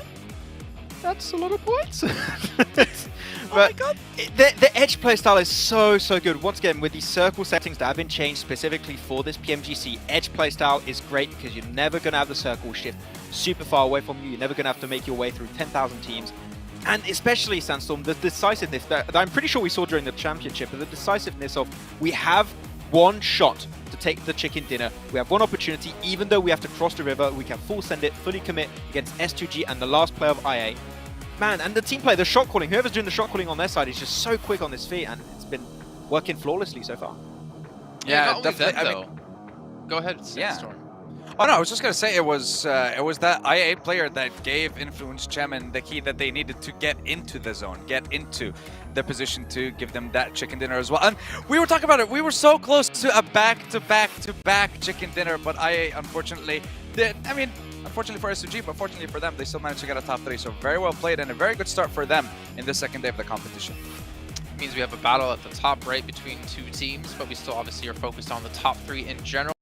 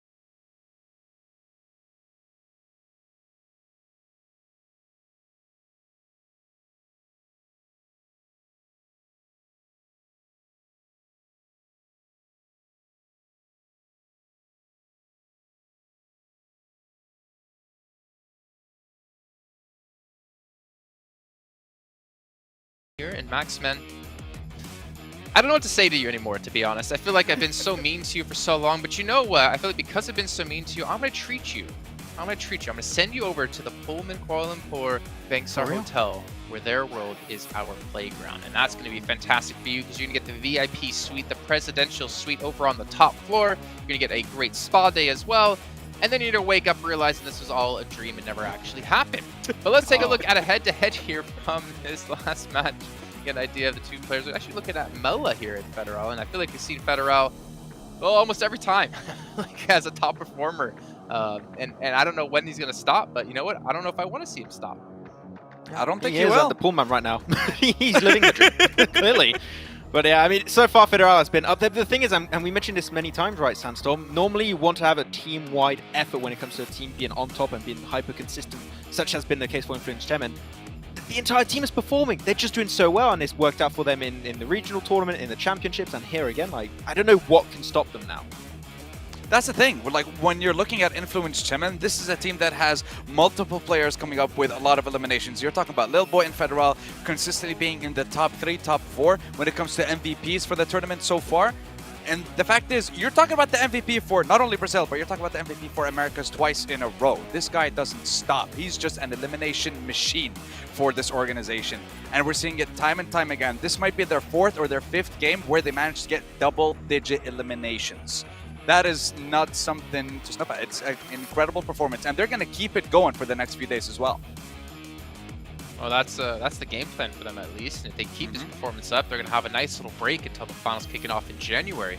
They still need to continue to perform, and I don't think we're going to see them really stop performing at this rate. Like, I kind of question the first day of play. I was like, this is like got to be a fluke, right? But for them to go into day 2, maintain this kind of level, gives me high hopes for the team, actually. And to see a new Brazilian powerhouse team like we had the old Lukes originally is going to be something I'm excited for. But we have Eringa coming next, and I'm also excited for that, gentleman, as we did have S2G take the first one of the day, and that was honestly a very cool finish, I'd say, as we saw. I was Calci on the high ground, eventually able to push things down and close things out for their first chicken dinner of the event. I mean, also during the interview, they said, right, they're scared of one team. It's Infinity Rage. And if a team was called Infinity Rage, I would also be scared, potentially. That's a very spooky name to go up against. But yeah, a few teams that we're looking at right now. And I picked DRS because they get picked all the time. So like, you know what, we'll just go for it for the sake of it. But DRS have been... the crowd. Exactly. I want to be the good guy here. But DRS have been able to get himself some good results in 1-1. Delta in particular, we talked about him in the first game. He's really been able to get some really daunting impact on the teams around them. So I want to see if they can keep pushing themselves further and hopefully get their first chicken dinner. It will happen eventually, I hope, but I still want to see it happen.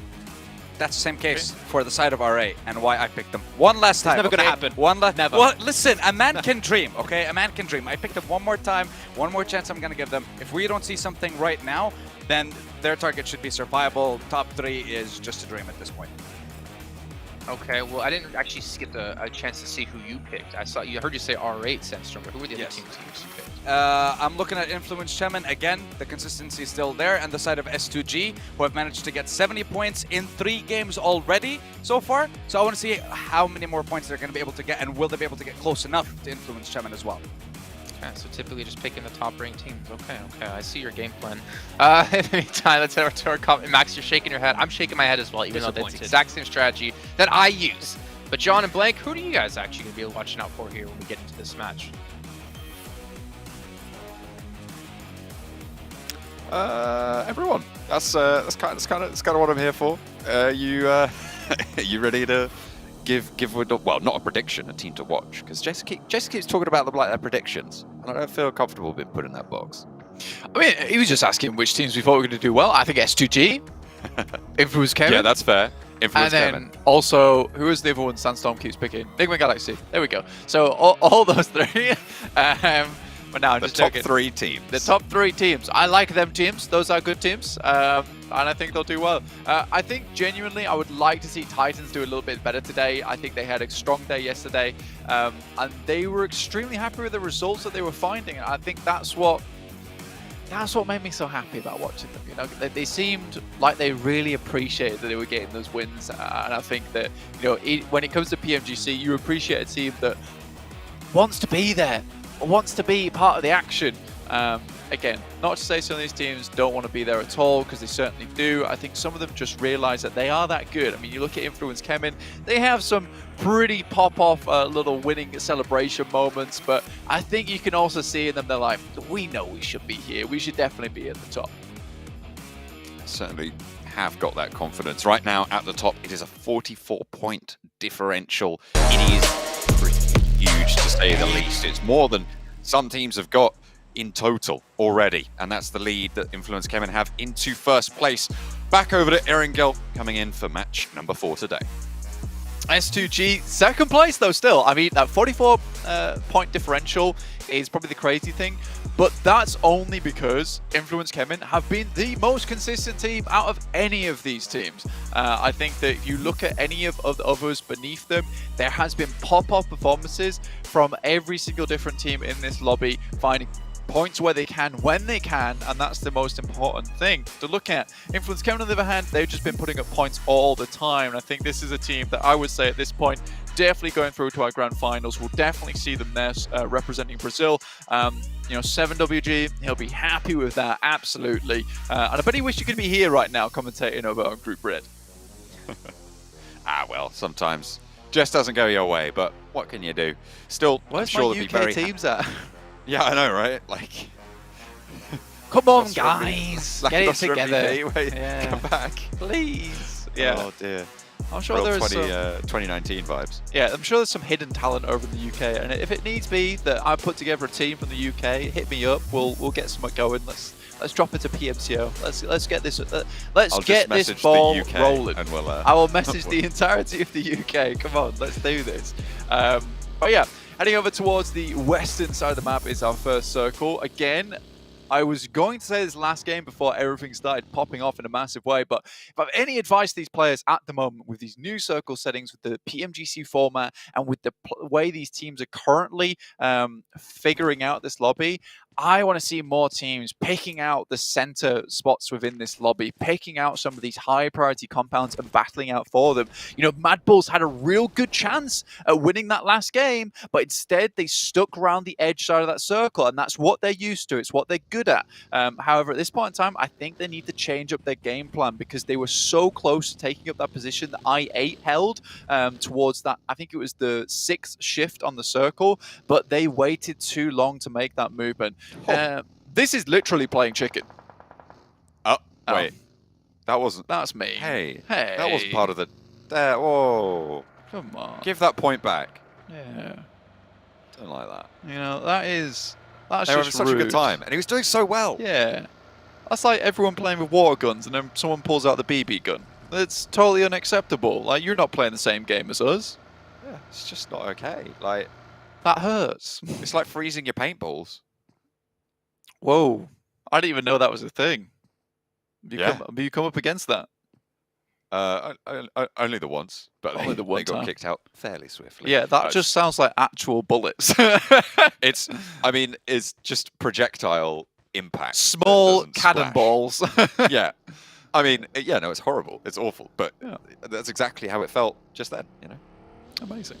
Anyway, I think there was plans to do paintballing at PMGC one time. Yeah, I think. I can't remember properly, but I'm not sure if that happened or not. I think there was a championships where we saw one of the teams go do paintballing. I think it was one of the Brazilian teams, if I'm not mistaken.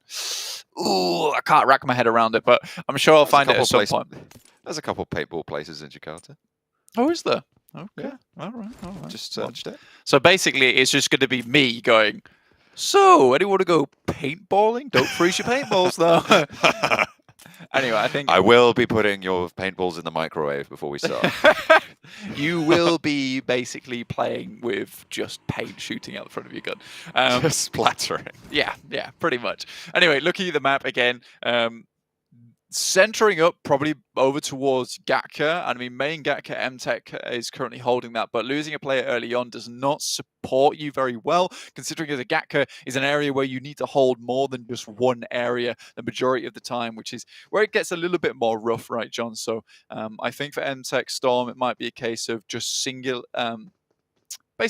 singling out one of these compounds and then holding that one down yourself. I mean, you don't have as much control, you don't have as much information gathering, but at least it will lead you to a late game performance. All right, in North George, we saw LGD try and move up and guard out that eastern side before over in Georgia Pole. Will they be looking to do that again with the circle as it is? They know that R8 most likely going to have to break out this way. It's a potential to try and guard that out, or they could head further south themselves for LGD. Titan on the east side will have to move west from Milta for rivals, as we're on board with right now, in Roshok, who will have to shift a little bit south, but they are in this first circle, so they've got a lot of time to figure it out. Yeah, 4 rivals certainly need to figure something out at least. Being in 15th place with 31 points, it is not going well for them whatsoever. R8 also kind of throwing away their Sandhawk opportunities with only one of those a day, where it's probably the most in conflict for, you know, those random wins, those random chicken dinners that you might be able to pick up. And dropping there with S2G, I feel is starting to become a bad idea. With Mongnai being open, that's certainly a position you can hold. And I mean, you even look towards our angle right now, you might not be able to see the map on your feed, but over towards this western side of the map, you know, yellows on the coast are completely open, which means the Mad Bull's rotation up towards the northern side is completely free, as is LGD down towards that south. A lot of these teams grouping up towards the east is maybe unideal. I mean, BTR currently holding Yaz with Influence Kemen also in that area. I mean, you're sharing that position. Do you have to? Maybe not. Is it a very influential position? Yes. But there's other areas on the map that you could head over towards and save yourself a lot of trouble in the long run. S2G really like Ruins. I mean, why not? I've had good experiences there today. Hovering around the zone for a while. LGD still yet to leave from the crates on the south side of George Pole. Just picking up that loot, snaffling it all down. The Infinity on the east side moving into the circle past Potato Hill. They're trying to seemingly get a little bit more central, potentially post up in the hills just to the east of Pachinki.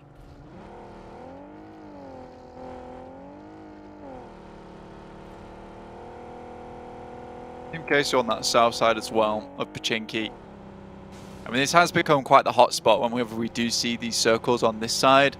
I think you're looking at a lot of these higher ground spots down towards the south, even Pachinki becoming that hot spot later on if we do shift over there. I mean, we've seen a lot of those endings of the games where if you get yourself a good spot in Pachinki, you could saddle yourself up quite easily to a chicken dinner. Even Mad Bulls on that game where they had only 2 players in the center being able to pick themselves up that single chicken dinner for their own. Currently in 13th place though, unideal. DRS playing on the fin. And will be fairly safe for now, but they are right on the edge of the circle, so if you stay here, you are committing to that edge style of play at this stage. More likely, they're going to want to look to break out a little bit further west, but you've got the Infinity who have headed in ahead of them now. I mean, DRS did have God Tunny out wide for a long time. The rest of DRS were down towards Novorep Noya. So for them, it has been a little bit of a journey to get up here.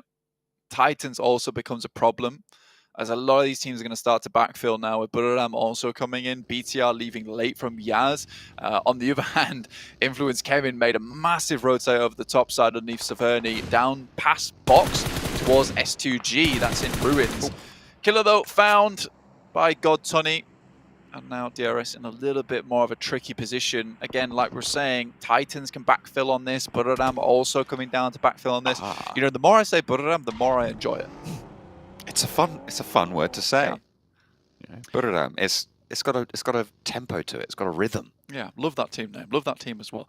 Circle, probably the hardest shift we've seen all day. Probably even over the past 8 matches, I would say this is the hardest shift we've seen on the Circle. Heading down towards Sosnovka military base. A very interesting shift and definitely sends a lot of these teams into panic mode, I would say, because, you know, a lot of these guys have been thinking, right, we're having a lot of central circles at the moment. We can figure out which compound is the best quite early on and then play from there. But it is these zone 1, zone 2, zone 3 where a lot of that change can happen. You need to be quick on the trigger, quick on the ball to make those movements. So this is kind of cool, very fantastic. Very Pierce still in, but it's those lighthouses as well as the gas station, which could be real hotspots. And this was always going to happen. Tons of action appearing on your screen as teams all make a massive migrate down towards the position on the south side of the map. Goodness me, Enigma Galaxy really suffering. Breezy just rolling straight on up into Enigma Galaxy and seemingly causing enough chaos for the rest of the team to rally on through. Already a fight with Team Queso was popping off in this area, so they had their attention drawn other ways. But now the fight breaks out between actually Burdam rolling up into it as well. S2G into the mantle, into the breach against Team Queso, and Burdam further on across the hill. You have the Infinity holding in the yellows. The nades start to fly. It is chaos. Blank, you're talking about panic. This is exactly the situation that causes it. Yeah, Burdam made a really long rotate down from that northeastern side and now just tossing all their nades in straight away. And I think these teams expending so much utility this early on makes a lot of sense, because you know that one of these central spots right now that S2G currently is in, there's a lot of teams around you. So if you can clear one team out quickly like they did with Enigma Galaxy and then send another team packing, you have this tree line to play in. It's a very important area of the map. A lot of people underutilize it, but for S2G, they realize how important this area is. Enigma Galaxy, though, 16th place, 16th place, 11th place, and a 16th once again. Today is horrid for Enigma Galaxy, and that buffer is the only thing keeping them alive in that top 3 at the moment. And it is not long-lived if they have that eaten away. Plenty of teams will gladly take that spot guaranteed through to the finals.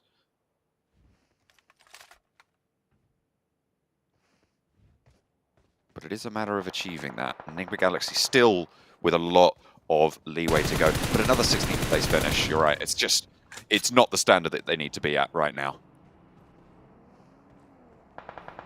Something needs to change, and I think, honestly, it's less of Enigma Galaxy getting worse, but more of these teams adapting to the playstyle of the lobby at the moment. I mean, Enigma Galaxy were always quite a central focused team, in which case they were getting a lot of work done in the early game, getting towards positions that were very, very high priority. But now a lot of these other teams are realizing, you know what, we can just send center and then be fairly comfortable. Enigma Galaxy are not prepared for the amount of crashes coming their way. And I think Freak is probably the one that's holding them together a lot of times as a singular player.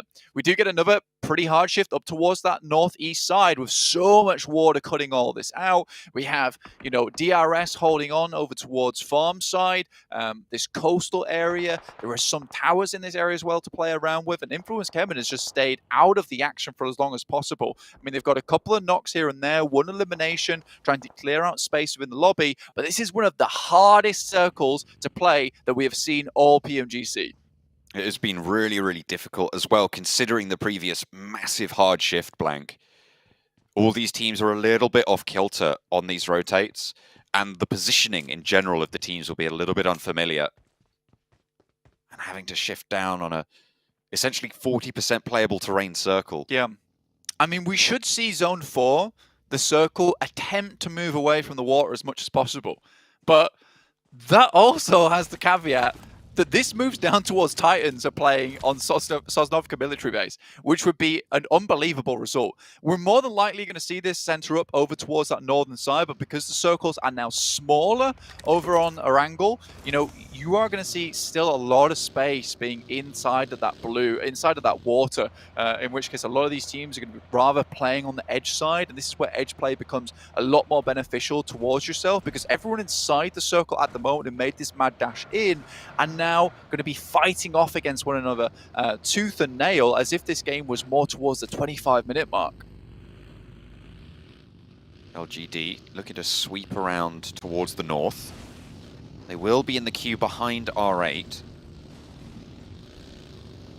Who seemingly should be aware of this. Bandar hops out the vehicle. A little bit spread right now. If a big crash comes through onto one of these locations, R8 do just lose a player.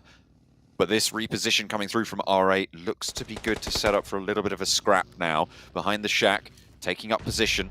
CCC wants to put those nades over. Suki as well needs to push in. They need to move away from this circle. SK-Ton looks to put the bullets down. Prestige as well, posted up atop the hill. D7 not quite getting the knock onto CCC. Will be allowed to skirt away. But now the fun starts. They have to kick it into gear for the fight, pushing on through. And speaking of, Mad Bulls moving up to the compound with Box. Box have not had greater success in holding on to these things right now, and Mad Bulls are going to make sure that that continues. A nade through from Bensu looks good, but they are going to be trading it 1-for-1 on the flushes right now. Break falls down. Bensu in for the challenge. Taken low, but nade in hand. Could turn it all around in a split second. Skillses seems to have been able to dodge it into the bathroom, out through the window. Tree looking for cover. Will not be able to find it as Effect handles his one, and Box yet again getting put back on the back foot. Bensu pops the heel, but 3 Mad Bulls on the inside. It's going to be a lot to handle. I mean, this is one of the first engagements we've seen Mad Bulls being able to take toe-to-toe a 4v4, and they look pretty strong, as we would expect them to be. Skills is going for the pre-fire, Bensu struggling, and Effect sends the grenade from the back, and that should finish them off there with Box Gaming now out. Mad Bulls pick themselves up 4 eliminations for their troubles, but they still have further to go through the Infinity, as well as S2G, up towards that northern side. With a circle shift like that as well, it is now becoming more and more about BTR, as well as Buradam, who have managed to find themselves some beautiful spots over towards the coast. They've been hunkered down there for quite a while, Blank. I mean, they kind of just sent in there and hoped, and it's paid off this time around. The Infinity, I think the bottom of the cliffs are safer, and they might just be right about that. S2G on the western side will have a coastline. S2G played a beautiful game today, honestly. It has been crazy, the performance they've been able to put up. And again, a lot of that comes down towards patience, picking up big zones, and then not taking too many fights. We see more of it being now that they pick up those big kill counters towards the end of the game, massive eliminations coming through at those last 5 minutes. So not trying to anger the bear that is the rest of the lobby as much anymore, taking a much more tactical approach to it, and using that pinpoint accuracy that they're so well known for as a team, with the team firing as well, to their advantage. It's really nice to see a team adapt like this from day 1 to day 2. Also, with them being so down bad yesterday as well. Yeah. I mean, they came into today in 11th place, and right now they're ahead of everybody else except for Influence Kemen. 44 points between them and the top spot, sure, but 22 points between second and third place. S2G have streaked a lead that you would not have called with that first day's performance. Buradam still holding a decent spot here. Again, if there's anything to go by that Miramar match we watched yesterday, where they're on the high ground, they did struggle slightly holding 2 separate zones of locations. Skillses, unfortunately, gets knocked down on his approach. And I think for Mad Bulls now down on the south coast, things are getting rough for them. Silas even finding another on their side. Should be Mad Bulls in a really horrible spot now. 2 players up, 1 player knocked, and you see Skills is there right next to the players. So very unlikely that he'll get back up on his feet, leaving Mad Bulls at just the 1. I think this could have been a case of a decision to move towards that northern side and try and stay out the action as long as possible, because it was most likely you're going to see all the players on the coast. I mean, if we pulled up the map feed right now, you would see basically a caterpillar of color across the rock faces. Oh my goodness me, Razy. The happiest of feet right now did get spotted across the way. I think that might have been from Entex Storm. It might have been from Skillses. We're finally looking for the shots. Zagon XIA actually managed to make landfall and take shots over their way. Ooh, that's bad news for Entex Storm. Allowing Aegon XIA all the way up there. That allows Razy more power over this gulf that will need to be breached. S2G will have to send around the headland after this shift. I mean, you can see on the map feed on the right side of your screen there just exactly what I was talking about. I mean, it's a crazy rough circle to be playing in. Titans, though, able to get off that southern coast up towards the cliff face itself. There is a few positions where you can start to try and climb up the ladder that is the mountain, but it is quite difficult, especially with a lot of teams watching down that way. BTR has Jem Foster holding out towards the west, which is great. I like this play. They're having a lot of players put focus over towards the eastern side. Jem Foster isn't necessarily looking for eliminations or knocks. He's informational based. The rest of BTR looking to hold on to the eastern coast. Ooh, Ayala backed off from going for the sprays over to S2G's position, but they are going to have to move now. The circle is shunting. And where can they go? They're going to have to swing in, maybe even crash onto LGD. We have to wait and see, but Ray-Z down low. Oh, he's knocked on the downswing as well. S2G, they've been so powerful in these circles so far, but the last player, TZ, gets felled, leaving 3 for S2G as Ray-Z takes the tumble. MTech Storm out, 13th place. Team Queso going for an absolute wild ride their lives up towards Buradam and directly past S2G. Mr. Bones in charge of that wild ride. It is really not fun on the skeleton charge there. Silas wants one of his own, and this is the difficult move I was saying. I mean, what can you do? It's almost better to send into the water and try and swim around that headland, but Newsy's there, waiting. He's been there for a long, long time. Silas needs something special to be able to win this fight against Newsy. Won't be able to pull it out the bag. S2G dismounted. 7 limbs, still a good card.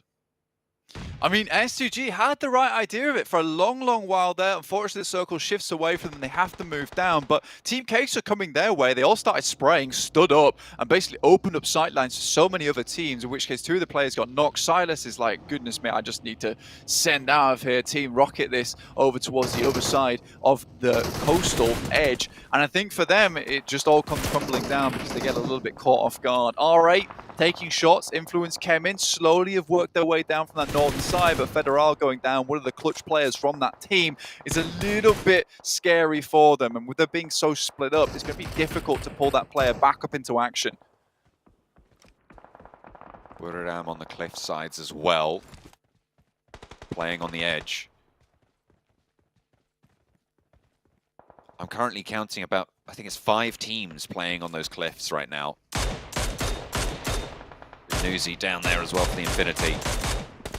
What happened? A lot of shots lighting up towards 4 rivals here. Really difficult position on that northwest side, so do not blame 4 rivals for taking a lot of punishment there. DRS as well struggling to get away from those docks. Yeah, we always assumed this would be the circle that would take place, so not too much differences happening in terms of where the circle is playing. But R8, Influence Kevin both have to make their way in.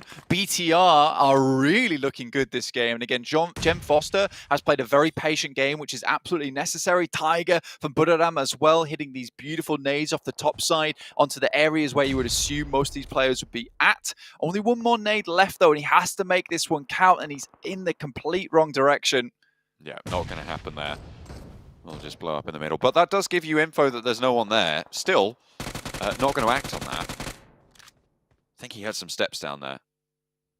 And we'll just be suppressing the line. It is a really difficult position there. You can see that overhang on the rock. It means that there's a lot of safety. So unless you cook your nade just right, you're not going to get the damage.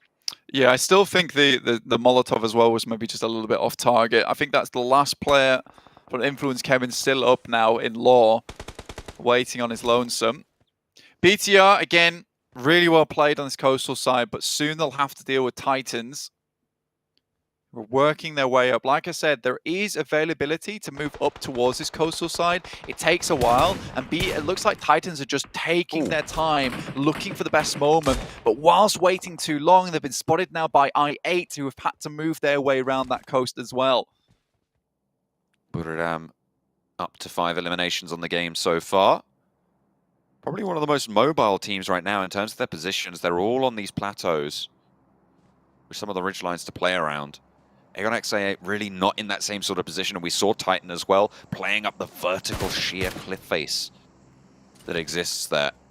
Bigatron potentially one of the few teams that can contest, but LGD out in the open, if they can stay alive, they're going to have a massive advantage moving into the later circles. Newsy finally dispatched.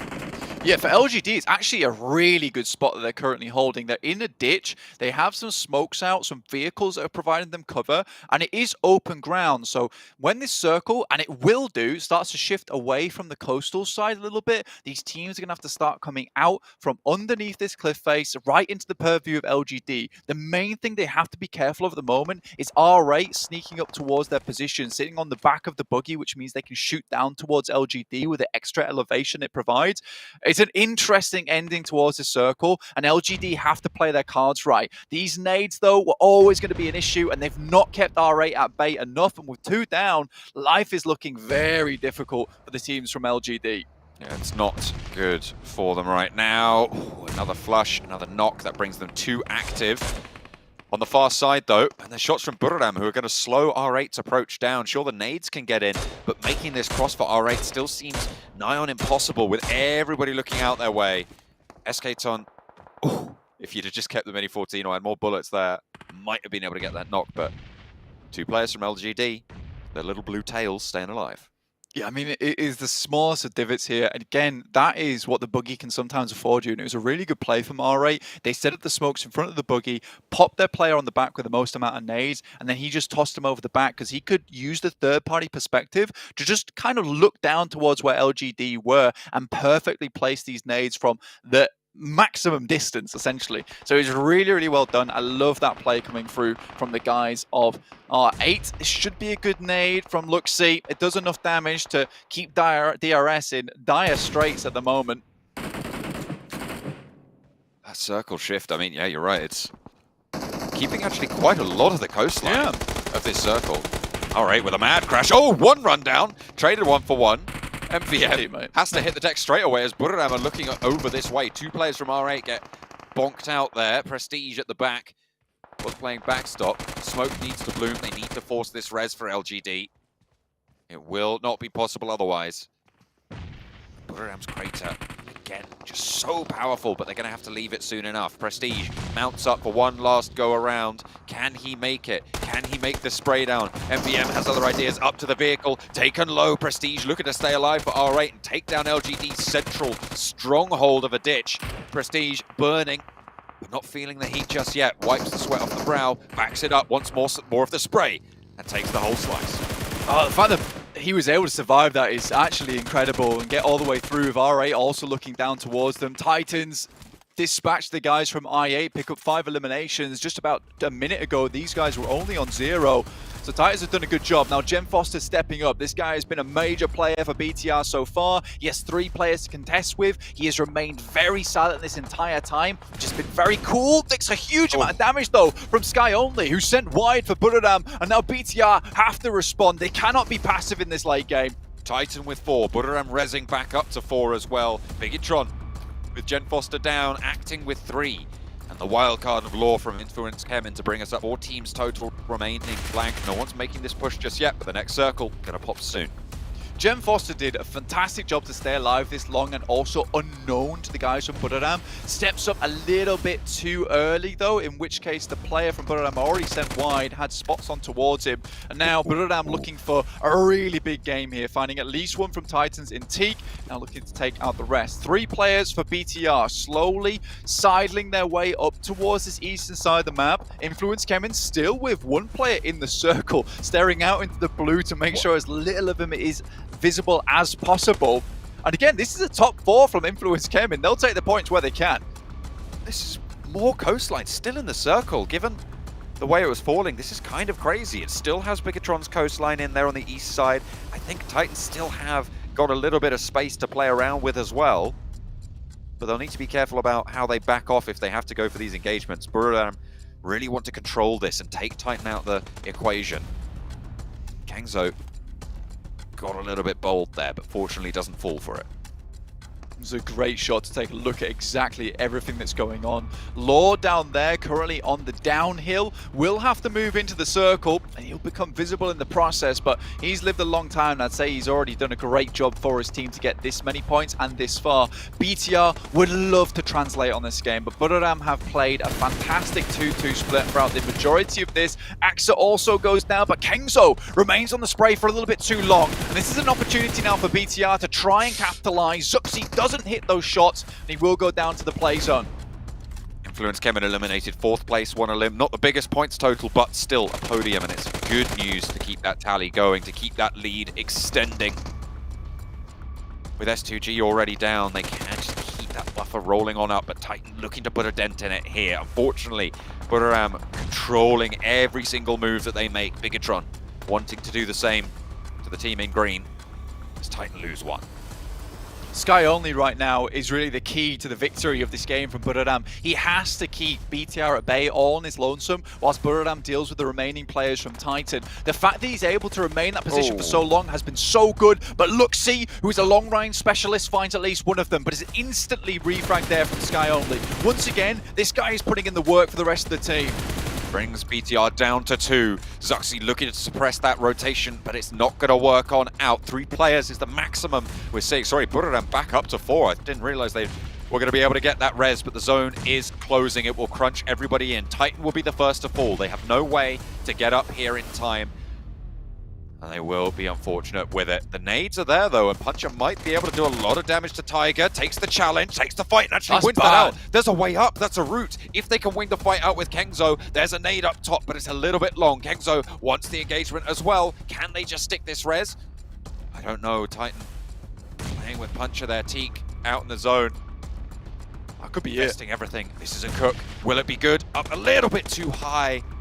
And a second one to follow it up. Kengzo looks for the challenge. Puncher caught in the barrel. Doesn't go down on the first peak. Kengzo looks for a second. Puncher will be burnt on out, and that is going to be the end of Titan's role. But Buradam now turn their attention to the 2 remainders of Bigatron. 4v2 here.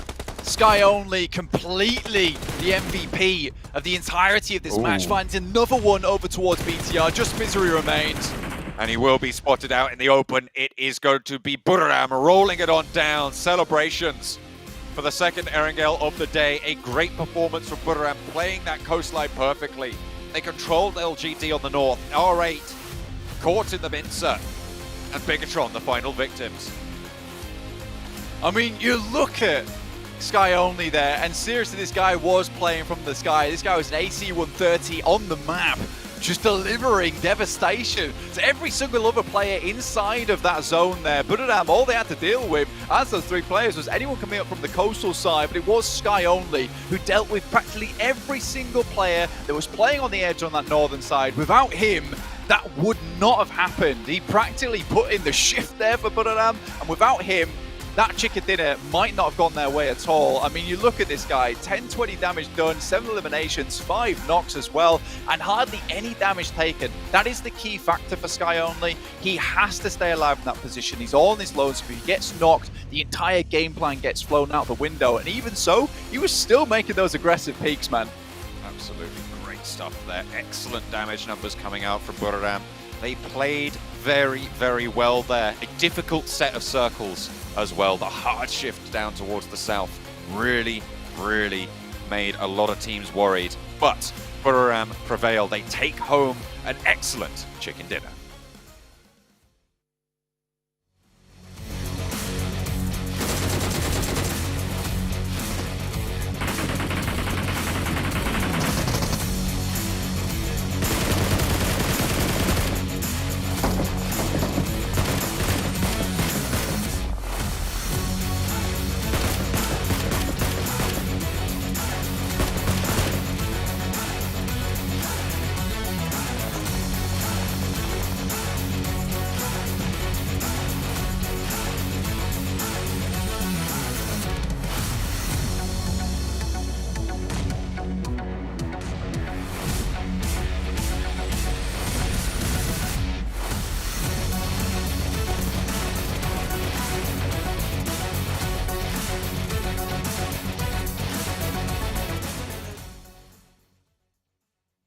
I know all the focus was on Barium United Esports on their victory. However, our focus was on that desk. Kengzo, please, man. Those desks, they have their own emotions. You know, we need to use those. I think that was the last desk we have left for all the players.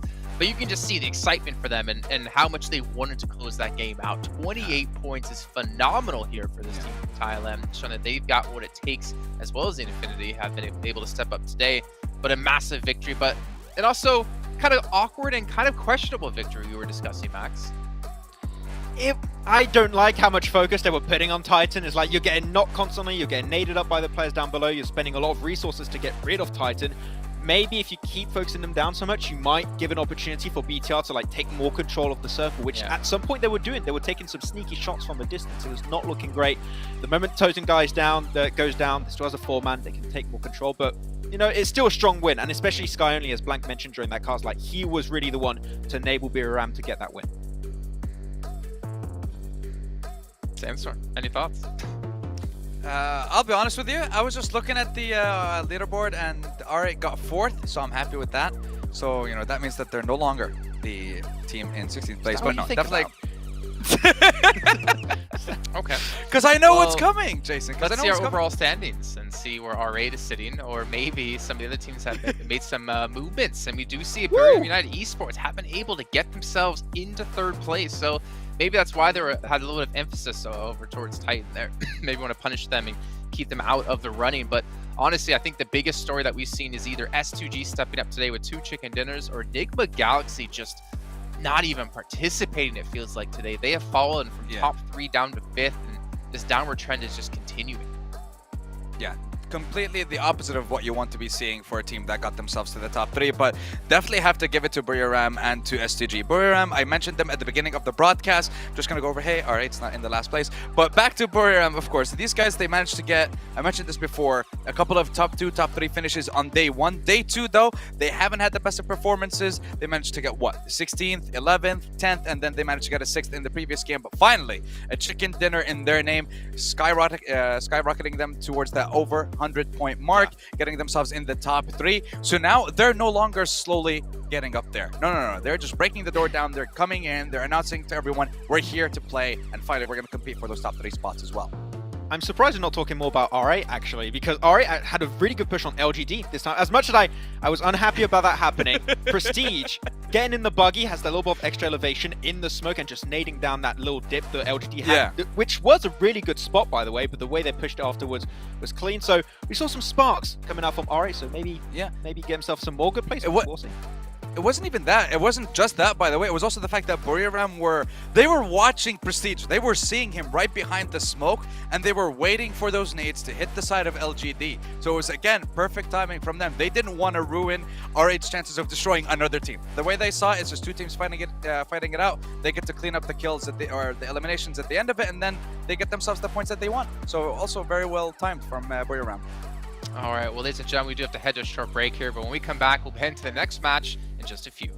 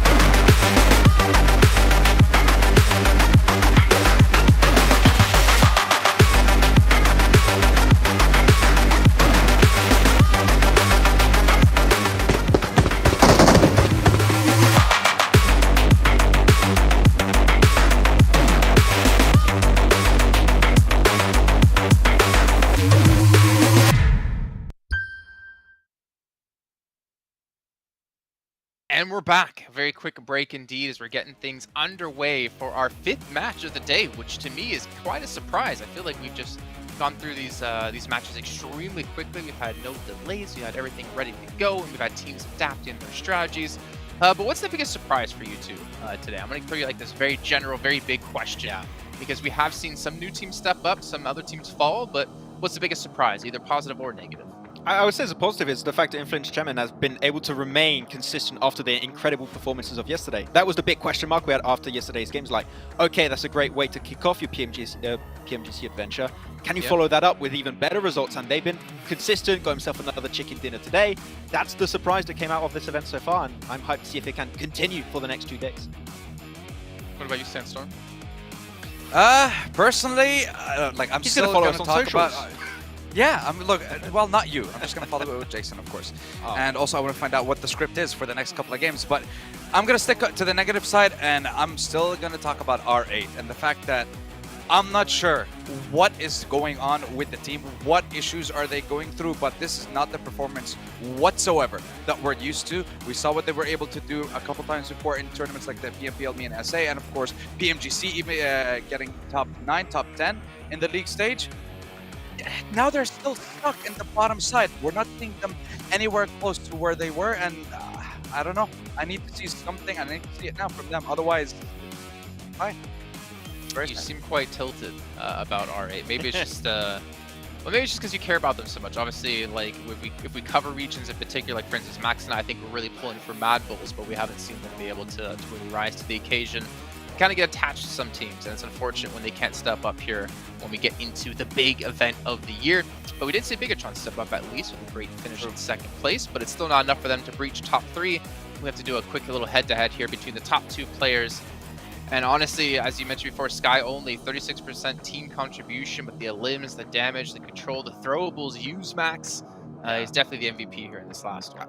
I want to rename him from Sky only to off angles only, because yesterday and today, that all this guy has been doing is getting the off angles, setting up his team for success, and then you just send Kengzo and he's going to eliminate teams and destroy desks apparently. So he's just going to do the entirety of that work. But yeah, Buridam, as I said, Destroyer. Actually, that's a cool title. You should definitely try and patent that one. But you know what? I want to see if they can continue this kind of launch forward. First day was kind of like a feeler day. It worked out great, and here they can actually close off wins. And a team that we did not know, right, Sandstorm, able to actually perform. So I'm impressed. Yeah.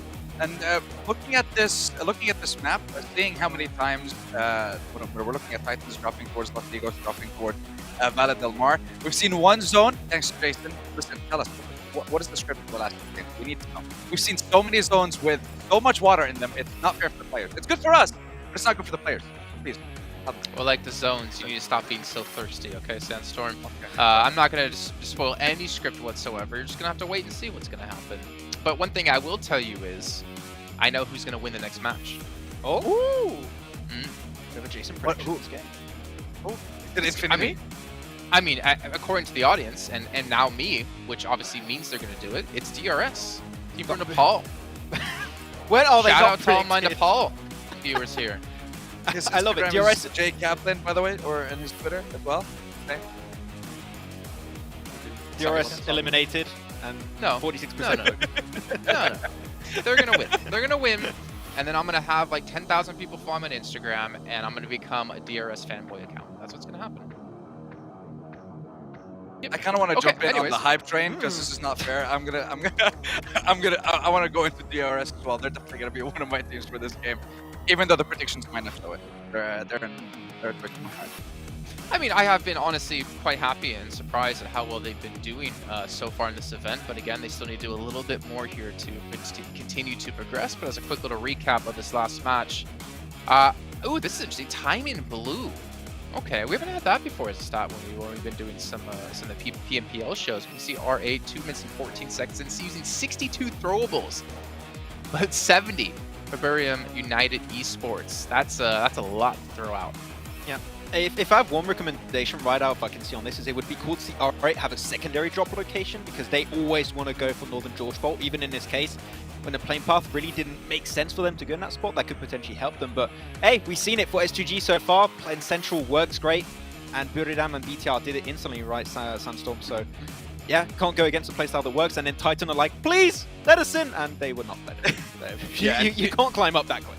Yeah, and you kind of called it when you said that they're going to shift right to BTR, right to Brew, and that's exactly what it did. And again, like I'm going to agree with you with the fact that Brew were still fighting for too long with Titans, but also the fact that Titans fought the other team that did, I guess, swim over from the military island. They managed to take out I8. Yeah, they just managed to get 4 of the freest eliminations that we have seen in the tournament so far without anyone fighting them. And here, again, you saw BTR had so much control over the zone, and Brew were able to walk what in about and their just take spread? that chicken dinner away.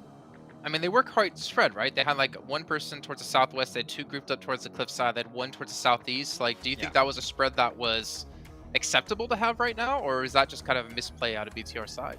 I think it was great because Buridam was so focused on Titan in particular that just offers you to have a lot of scope of information on what Buridam were doing at the time. But that's the thing, that's why Sky Only's position was so important. He was keeping that split in check. If he was not there, I think that Buridam just like, unfortunately get absolutely destroyed, get wrecked in that spot. But the fact that he was also having that off angle was making sure that BTR could not take full control. And that was the key part of that game that made it that Buriram could get the win. Yeah, and I think you also had two players of the BTR lineup. They were also focusing on the last player from Influence Chemin, Law, towards the northern side. So they didn't have their full focus on Buriram while they were fighting Titan as well. So they were trying to take care of their flank, make sure that they're safe, and then focus on the end game. But Buriram, in that meantime, wiped out Titan, got the eliminations, and then one by one just knocked out the BTR players. Well, I mean, in the end, the victory obviously go the way of their United East. What about Titan? I mean, at least for them, they get a decent. They've been extremely quiet today as well. And taking a look at watch, none of you having Titan, but both of you having R8. That's okay. I lied. Last time I said I'll pick them one more time, so I'm gonna pick them 2 more times. One for this game and one for the 6th game, and then day 3, day 4, I'm not picking R8 because at that point it's just out of my hands and it might be out of their hands as well. Okay. Max, Team Queso, Box, R8. Do you want answers? I don't know why. I was like, okay, I'm picking you this time. But no, I want to see RA, and I was like, you know what, maybe if I pick them, maybe you'll anti-curse. I don't know. I'm trying things out right now. We'll see. Double negative is a positive, maybe. That is technically how it works. I don't know if it works in PUBG Mobile. That's how it works in real life. So let's get into our 5th match to see if it's going to work out for R8 here as we're heading over to Miramar with John, Allen, and Blake.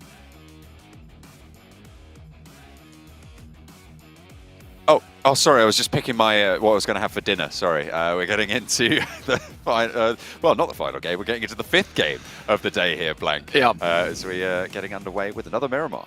Right. So you know what I would like after this game is for both Max and Sandstorm, as analysts, right, to tell me if R8 don't do well, why they didn't do well, rather than just saying, well, R8 did this. Because honestly, guys, why are you picking R8 every time?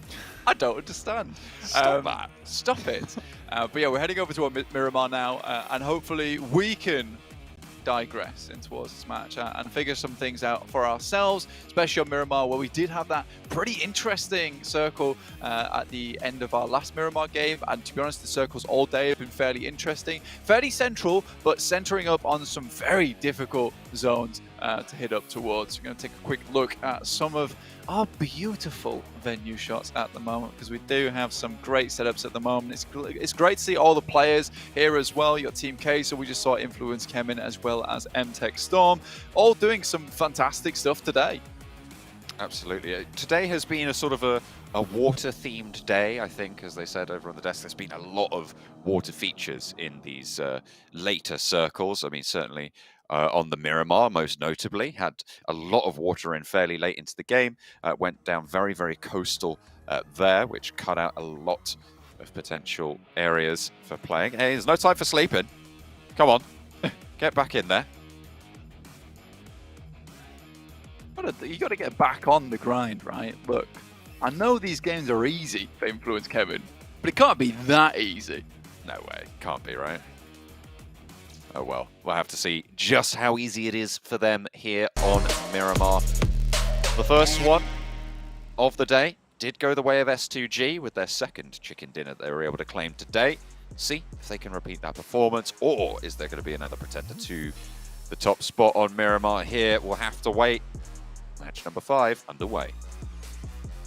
Taking a look at our overall rankings at the moment, things are starting to heat up just a little bit towards the top of the tables, with Titans, after that last match, being able to grab 96 points, sending them just underneath Buriram United Esports in 3rd place now, 104, quite close to S2G at the moment, which is great to see, honestly. But yeah, a lot of differential able to happen still towards that top 3. Kind of locked in for the 1st place spot at the moment of Influence Kemin. S2G though, Buriram both battling it out head to head at the moment for that grand final position spot. Everyone underneath them quite close. One chicken dinner would do it to take them there, but again, looking down towards our bottom 5, Mad Bulls, MTech, R8, Team Queso, as well as 4 rivals, all really struggling, and Mad Bulls, that gap is getting ever further away from them. 11 points now to 11th place with the Infinity in front. It is a real close race as we approach that halfway mark, right, where we can see a little snapshot potentially of things to come. Things do in general sort of start to even out, get a little bit less volatile as you play more and more games, but it is a good indicator at that halfway mark with 12 games under the belt after the end of today as to who is going to be really in the running for, first of all, the top 3 spots, and as you say, those bottom 5 with Mad Bulls looking to break through that ceiling. An 11-point barrier, though, for teams that are currently putting up numbers that do not make up those averages. Not ideal, but it is one pop-off game that changes everything, as we saw with LGD yesterday. I mean, they got right back on track as well. On the road again for LGD, 84 points. Really not that far behind anymore. And this was a team that was, like you say, John, really struggling yesterday. DRS similarly 9th place. They were just trucking along and they're up to 72 points now. So in pretty good contention between that 5th down towards 9th place at the moment, which is great to see. But we are starting to see these little stages of drop-offs. Obviously from 11th to 12th place, 11 points. 10th up to 9th place is 12 points.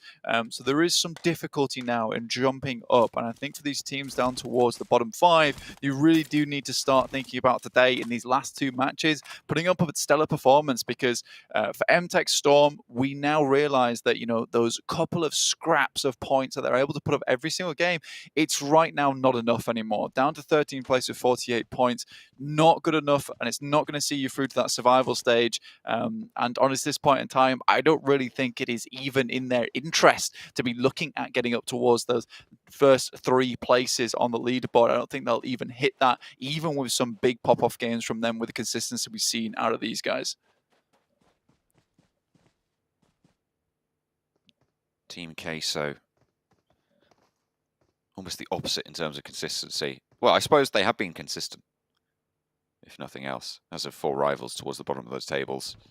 It's not been the greatest of showings for a couple of these teams.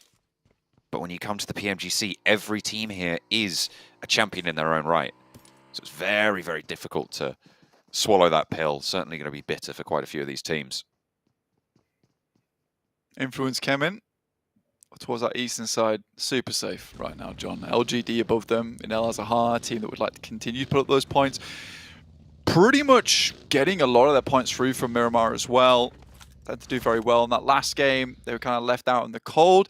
LGD is a good team at identifying where those limited spaces in the circle are, which are away from a lot of other teams, and picking up on that. I think that's a really cool trait to have as a team, specifically when you do have a lot of these more central circles. Find those positions on the map where no one really wants to play them, but they are still sort of playable, is an interesting gameplay style. But again, it seems to be working. They don't seem to be getting the most amount of points in the world, but they're certainly getting themselves up towards those top placings every single game. At the end of the day, to get through to the survival stage, or even sneak your way into one of those 2nd or 3rd places at the moment, that's more enough to do it. I think, again, we'll say this, John, is that 1st place, very much inaccessible, unless we start to see a performance dip from Influence Kevin. I don't think we're going to see that, though.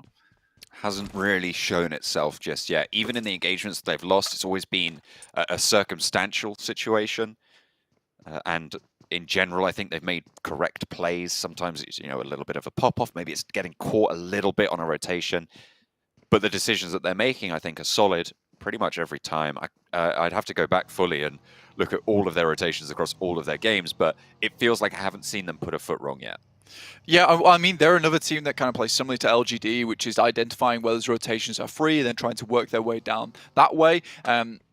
Definitely for Influence coming from Yaz, it was more difficult for them on that last game where they had to send downwards through so many different teams that already sent in. BTR was on the left side of Yaz, so they had a much easier approach down towards that coastal side. So instead, they try and stick out on the edges of the circle and try and play that as long as possible. But again, you see that in that last game where, yes, they didn't get the most amazing ending performance, but that is the terrifying thing about Influence Kemin, is that even with a bad game, they were still finding some good performances regardless, which is great to see. I think they went down in I think it was 5th place with an elimination, or 4th place even potentially in that last game. I have to double check, but they really it was 4th place in fact in that last game. So you're right, it's just keeping those numbers up. That's 9 points just for surviving as long as they did. S2G, a team that has been on fire today. The other story that we've been looking at, taking on Box, who have been faltering just a little bit. 60 points on the total so far, 10th place and at risk, so they do need to keep it up. Break. Looking up towards that position, you're right, John. You know, it's a little bit difficult for them, especially with them tied now with the Infinity, who maybe not have had the most crazy days today, but have uplifted themselves from that bottom 5 at least, and that is a start. With 2 extra days remaining, you know, that is certainly a working position to start pumping your way up the leaderboard just a little bit. DRS still going strong for themselves, 9th place, 72 points. I don't think this is a team that has wowed us or hit us with wonders we've never seen before, but they're still making their way through a lot of these matches and getting some decent points on board to perform well. Very much an edge-centric team, and that really is, I think, the biggest thing that's holding them back at the moment, is that I think they're more focused on just getting these consistent points and getting in towards that survival stage, which is fair enough. If you don't think you can take it toe-to-toe with some of the bigger teams without a little bit more time to work them out, that is absolutely fair play, to play the edge and then just play, you know, the points game of getting, you know, 8 to 6 points per match, and that will keep you safe towards that survival stage and make a big push on that last day. Surprise, surprise. DRS at the top of the votes there. Jason shilling out for the audience. You know, why not? DRS, they're obviously very popular. They're performing. They had a bit of a better performance today, certainly in the early stages of the day, with a 1st place in the first game, a 4th place in the 3rd game. They haven't really shown up since then, so maybe they can have a return to form here. Of course, taking, I believe, in the have I got the? No, I got the. Oh, no, I got the row wrong. That was Box I was talking about potentially. No, hang on a minute. I've completely got this wrong. Is 4th this place in all the first game destroyed? of the day. 12 eliminations in the first game of the day. That's the one I was talking about. There But you since then, they haven't really had as much of an impact. This might be a circle, though, that they could find that success in. Absolutely, it might be a position where some of these teams might be able to find themselves a better spot within the circle. BTR specifically dropping down towards Picardo as well can pick themselves up maybe a more dominant position. They're already extremely central in this spot. San Martin, a little bit of high ground for these teams to play around with. La Bandita, inaccessible area around the map. You don't really want to generally find yourself in La Bandita. Again, this is a weird place to finish in terms of a circle, because you do have some treacherous terrain throughout this one. I mean, throughout most of PUBG Mobile, everyone will tell you that this crossing that a lot of these teams are making their way down from the south of water treatment is kind of Death Valley. If you get teams set up on either side, if you find yourself down towards one of these kind of not great compounds underneath San Martin, you're most likely going to get taken shots at by absolutely everyone. So anyone that's getting in right now is getting some saving grace that not every team is set up, but teams like Titans, the Infinity, Nigma Galaxy, S2G that haven't already found their way into this circle should suffer quite heavily. Hopefully they'll be able to weather that storm, certainly for Titan to get back into that top 3 spot, because that is where they have been bumped from with Buriram's performance in the last game, taking home that chicken dinner, of course, knocking them out of that guaranteed qualification spot. So they'll definitely be hungry to get back up there. They have got a little bit of a lead against Nigma Galaxy, who were, remember, ahead of them at the start of the day in 2nd place. But they've slipped down all the way to 5th place for now. S2G and Buriram, the new top 3 additions alongside Influence Kemen. Yeah, I mean, you really would not expect LGD to be so close to Nigma Galaxy at this stage in the tournament, especially how they played yesterday. I mean, this is what you would 100% call a disastrous day, a catastrophic day for Nigma Galaxy with Absolutely. the early finishes that they've had throughout the majority of these matches. you know, it is not really what you want to see. And how consistently they've gone down in 16th place is very, very worrying. And this is not a case of, you know, they're having an unlucky day. This is just some bad gameplay overall. And I don't know what has changed from yesterday to today, other than the fact that some of these other teams in the lobby have started to figure out how they want to play macro-wise.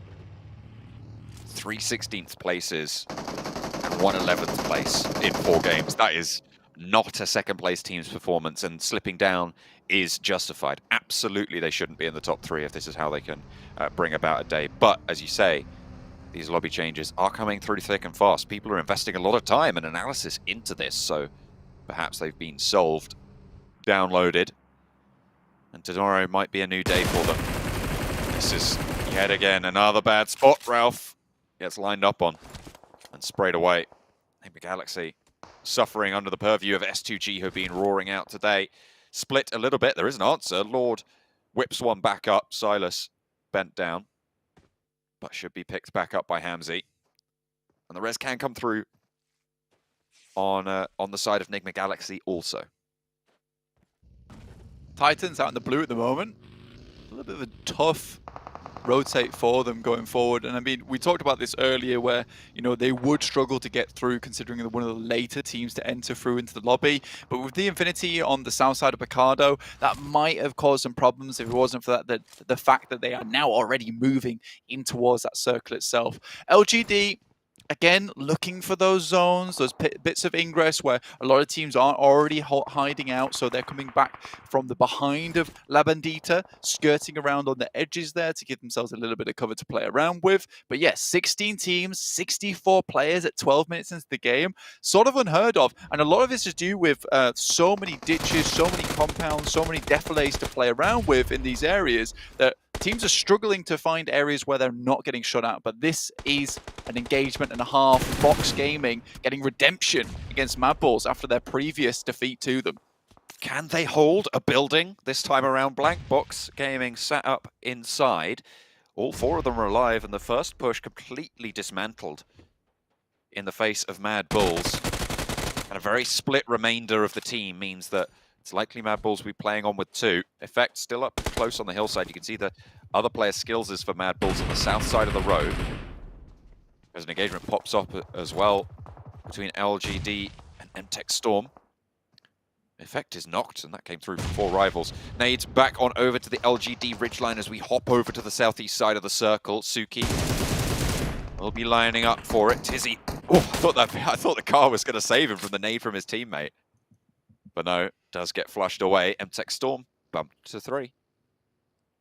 MTech Storm, yeah, able to weather that just a little bit from LGD, which is great news for them. But again, LGD, this is always what they're going to try and do, try and push through a team like MTech Storm on the other side of La Bandita, whilst under the cover of those ridge sides. Looks like they're going to set up at long distance. Got an SLR over on Suki. Going to try and send some shots through those windows over towards MTech. I mean, if they can find themselves a position up towards that north side with YZZ, that would be excellent news for them. At the meantime, Suki, CCC just holding down MTech, relaying that information back to the guys from MVM. Next circle, very central. DRS happy with this one. They do have some ridge sides to play around with outside the junkyard. Yes, it's a bit of a ditch towards the middle there, but again, DRS can play with this, and anyone that wants to get a little bit too close, they can take shots towards. Buradam also on for another good game with this strong position towards the center. If they can carry that momentum forwards, maybe open a lead against Titan, who have had a tough time of it today, dropping out of that top 3, 96 points total. Playing on the south side, they are a little bit out on the cold for this next one as well. Box rolling up to skills as the last player from Mad Bulls. Looks for a knock, but won't even find that. Box stay on 4. North side controlled, but right next door to them, they've got 4 rivals. There are currently all 4 players alive. However, they have not been performing super strong, and that is actually a pick over towards Buradam as well, coming through from, I think, one of the DRS players. Yeah, DRS currently a very, very strong spot at the moment over towards Junkyard. I mean, Graveyard, sorry. It's going to be very hard to get people into position to go up against the guys from DRS. They have so much high ground to mess around with. LGD, though, looking to take it over towards the guys from Influence came in, and YZZ, that final player, will be removed as he moves to the building. MVM steps up, but takes a huge amount of damage. The crashes just aren't coming in fast enough here, John. If they continually go for 1v1s, maybe they'll win one eventually. Federal does go down as Suki has a little bit of high ground. Law on the outskirts, Influence Kemen. 4 players alive with Federal knocked. Nade over the back, and that's good and long. Law right in the middle of it. And Suki's doing a little bit of damage over here. Might be able to get a flush as well. Law can't quite crawl behind the vehicle. Does manage to get away, but is bleeding out very, very fast. Little boy wants to move in, find the final player of LGD. Suki taken very, very low as Kayovsky has the high ground position. Law crawling out. There's a nade. It's good. But in the meantime, Law falls for it. And that means that Influence Kemen on 3. I mean, Lil Boy just about brings them back into the fold there, which is great news. Federal back up on his feet.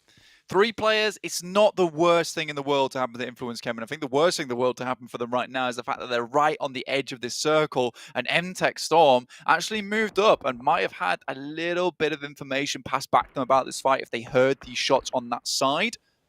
Teams looking to get closer and closer towards Graveyard, but unwilling to cross a lot of this open ground that heads up towards that way. But DRS should be on target for a good game here. The only worry I have is that holding this position towards the center requires that you have several outposts because it's very difficult to see out all on a 360 from one singular position. So you got Delta, Gyante, as well as Killer, all the way around this side of the ridge sides themselves. So difficult position to play from, but they're making it happen so far. A north sweep for R8 as they move in towards Box's position that they took away from Skillses from Mad Bulls. 4 rivals do have oversight. Scry goes down first. That's actually 2 4 rivals as well. A third party coming into play here. Scry laid on the broadside. Unfortunately, gets pinged away. R8 backed off just a little bit. They're taking both teams to task here for 4 rivals on the northern side. Have a good angle on it, but the circle will move away from them next. DRS still on it. S2G on the north side. Bigatron central. Yeah, this is great news, Bigatron. Again, we said earlier, dropping in Picaro gives them ample time to head up this way and find themselves a central spot. This becomes a little bit more difficult for DRS now because they need to start thinking about the eastern side and clearing that out. 4 rivals looking to step to the guys from Fox Gaming. Nays coming over the top will be devastating for them, but R8 already getting in there to try and pick up as many eliminations as possible. Trismay tries to send them back, but Bensu is bleeding out as we speak. He's not going to be able to get back up there. Trismay is down as well. Break, the last to fall, and the box crumples. Eliminated, 14th place, 3 elims. That's not the best. If you're in 10th place, you want to be opening a little bit more of a lead here. MTech Storm with a chance to try and leapfrog out. Mad Bulls down early, so they certainly will be able to bump up to 12th if they stay alive for a little bit longer. And with Box on 63 points at the end of the game, they will have that chance to strike out with a strong game, but that's MTech Storm, who have not had a massive game so far.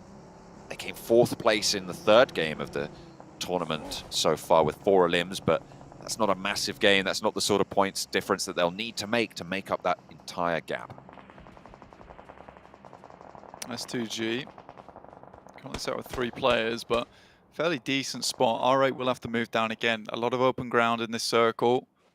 Difficult to get your way across. The Infinity on that south side, again, looking for a bit of a better game here, but with 0 eliminations so far from quite a strong spot, it's quite worrisome for them. But again, this is more about getting up towards that top 5, getting those podium finishes. That'll do the trick. ID7 actually sends a shot back over towards S2G.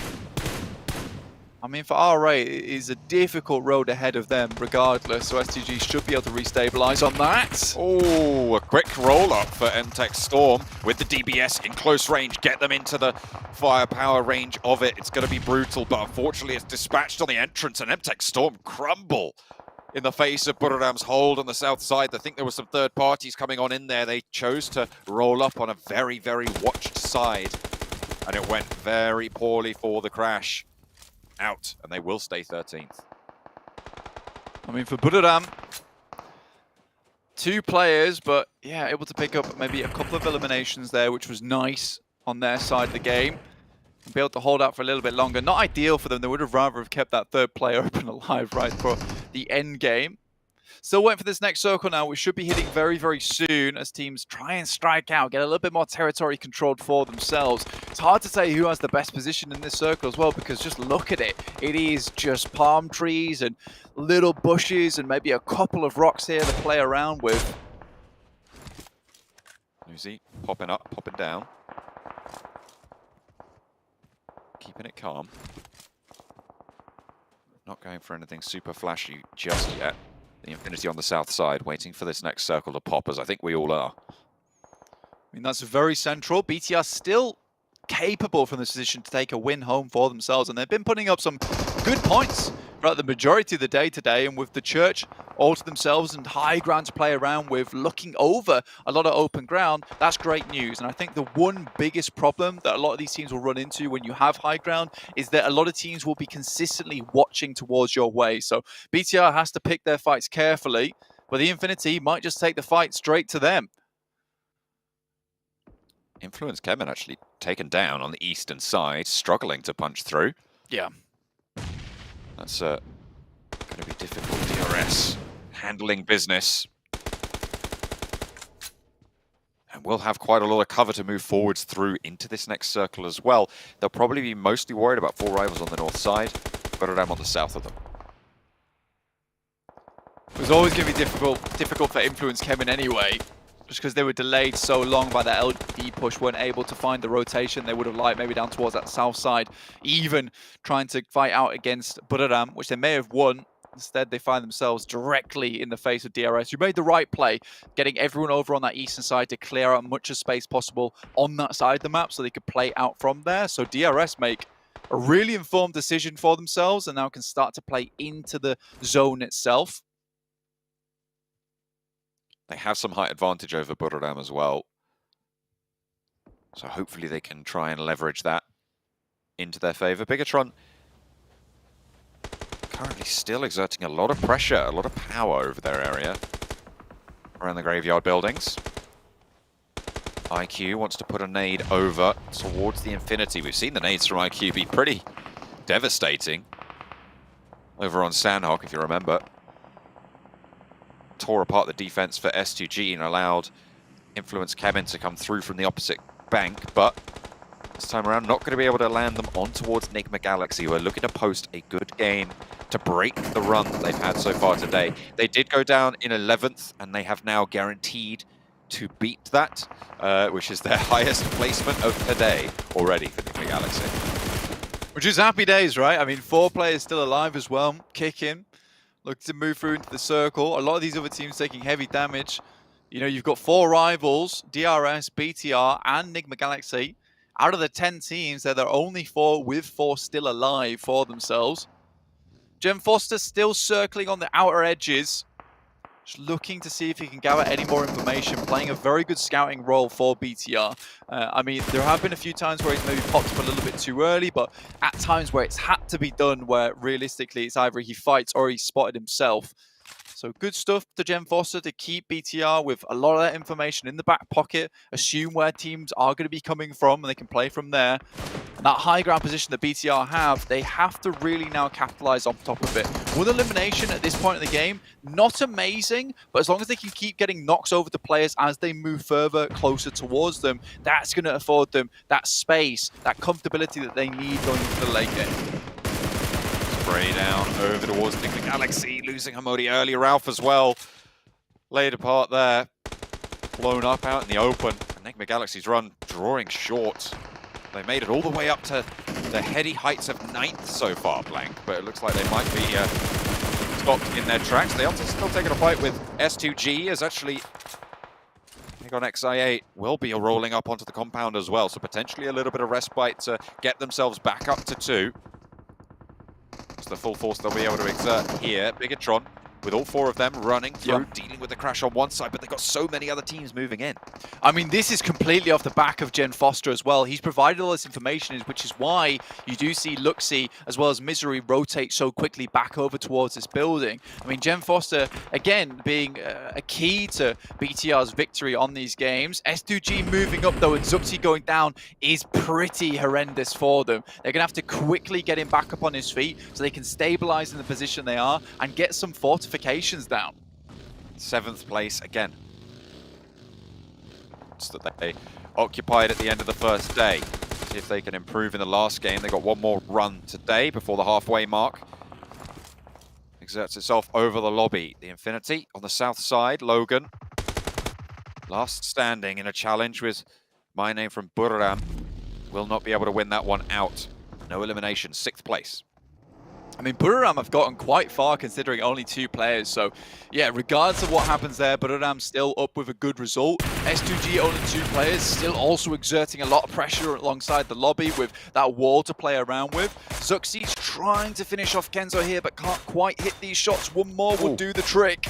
There it is, finally able to tap through the frame. Kenzo trying to crawl back up to cover, but it won't go his way. Only the 1 player now remains for Buriram up the top of the hill. 4 rivals taking heavy punishment from S2G, right up towards DRS as well. Look at a post good numbers here for DRS. 4 players alive, playing with some decent high ground and oversight. Happy is low, will be sprayed down there. Killer stands up and takes everything that they needed. There's 4 rules is there, should be resable. As 4 rivals are backed off as Zuxi might be able to steal away the points for Bigatron. Gets at least one of them. I mean, for DRS, the circle is just off the edge for them, so they'll have to get onto the cliff face, but it's still a good position to play. Jem Foster makes a desperate dash for it, but Killer finds Calci, leaving Hamzy G all on his lonesome with that MK14 in hand. This should be a good game for DRS. I mean, they did the right thing. Like I said earlier, a very good informed decision over towards that eastern side to hold that out and then play from the cliff face. They will have to move off the top. Similarly, BTR have to move up, but luckily that is that ridge in front of them. They might be able to create some impromptu cover with some vehicles too. Again, this is going to be full-on warfare, a 4v4 between 2 teams that have held high ground for a very long time during this match. The issue for Bigatron is that they're going to have to give up this rooftop position, which has afforded them so much power. They will have to fall off. Shot from Rules. He's spotted exactly where they are. Playing the lead, and look how much of the circle DRS are actually able to play with here. If they can take down Bigatron, that's it. That's no one else who can really step up to them. It is a battle between these 2 teams, with Jem Foster falling. They don't have that forward launch point. I think for BTR, their saving grace is that if they can get Jem Foster back up onto his feet and they can last till the next zone, which should be popping shortly, DRS have to come down this mountain, right? They'll have to leap off, and it's always difficult leaving these types of positions, which is why you're seeing DRS start to break out towards that south side, which is very, very smart. BTR can play the long game now, though. I think they have a better position with the amount of smokes and the spotty amount of cover and the amount of positions that they could play that DRS might be caught unawares. There's only one direction that DRS can go, but BTR have to be quick on the trigger to pick up that BTR win. 4v4 with the wildcard of Hamzy in the mix. We've seen those wildcards be impactful in late games over on the Sandhawk. Can there be an impact found here? No big crashes, only knocks potentially be coming through in the next couple seconds, but wide swing from Delta. Not going to find the bullets yet. They're trying to remain on here as long as possible, but for BTR, the circle is crushing them in just as much. Rules is managed to get down, which is a really big piece of information gathering potential for them. The rest of the players also starting to make their jumps. Meantime, Luxy moves up. This is a critical position to take, but already Jem Foster down. That's terrible news. Luckily, Misery gets one back. Traded off over towards Delta. They're looking for a little bit more as well, as Gianti is low. Hamzy's still in the mix of this, by the way. If both of these teams keep going at it and ignore Hamzy's position, there's potential that he could really strike out, especially if they're dwindling each other's numbers. At the moment, DRS's elimination did stick, but Bigatron managed to get the res.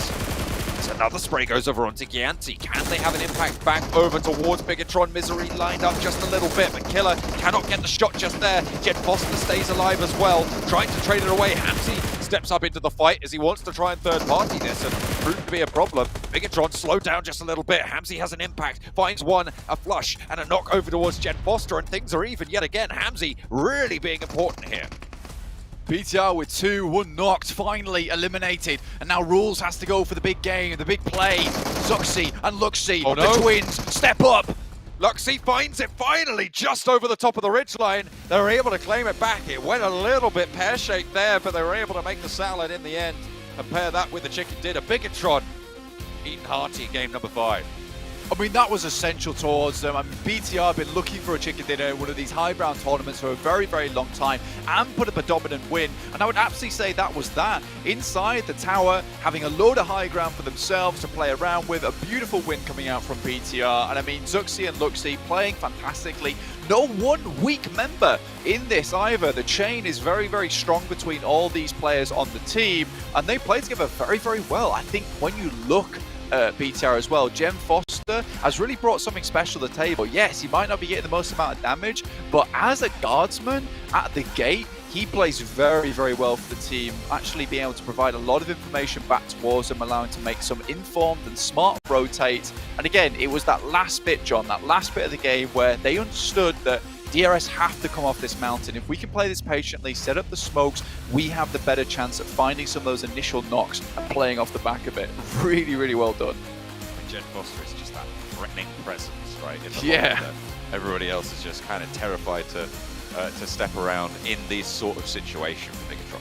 100%. And I mean, this feels like a winning combo to me. I mean, Misery plays as a very good backstop to the team. And again, it's setting up Zuxi and Luxie to be those big members of the team before, where they've kind of taken a little bit of a back step, right? It's playing in the shadows. Now they're back at the forefront, in the light, and that's what it means. And that's what it's great. And again, BTR win, it's what we were looking for.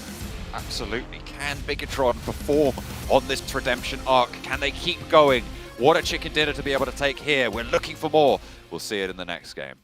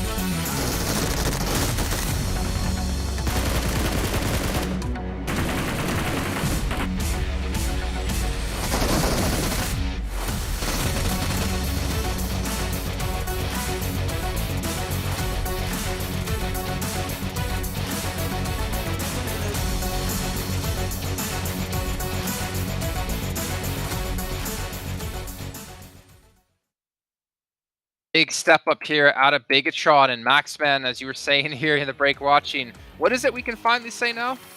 We can finally say BTR win for real this time. We gotta say, it feels so good. We can, yeah. I mean, 28 points. We've seen BTR have a really good step up today. Again, they got second place in the prior match before this.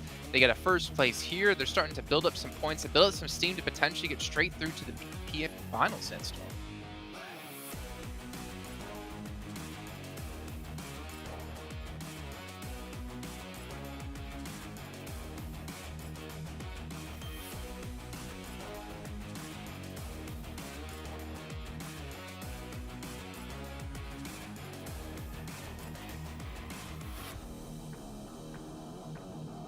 Yeah, very close. And Max, there was something you actually brought up during that match about the using smokes on high ground or using smokes on top of roofs. I know you wanted to kind of illustrate it, but can you kind of walk us through what you meant and how we saw, I think it was BTR use it? Yeah, it was BTR actually. I think it was Zuxi, if I'm not mistaken. Zuxi and Luxie, they're very similar in many ways. But one of them was playing on the rooftop position, and yeah, DRS for rivals on that cliffside. What you want to use the rooftop for is to make sure you can apply pressure on one team, but not take two fights at the same time. So they just popped one smoke on the side of the roof, and they could just avoid being detected and shot at by DRS while putting 100% of their focus on 4Rivals. And that actually became the undoing of 4Rivals in that position. So yeah, it's a small detail like that, but the execution on that smoke in particular was just on point for BTR. You can see here overall 3 has not moved. However, Bigatron have made some big plays. 106 points at the moment. They're 13 points behind qualifying for PMGC Finals. At least if we were to end off, well, I guess after the next match. But you can see Burium United Esports still able to hold on for now. But Enigma Galaxy continue this downward trend, Sandstorm. 6th place now. And the upside for them is they're not really too far behind getting top 3. But we were saying before, if you want to be top 3, you can't really afford to have a bad day. And this is their bad day.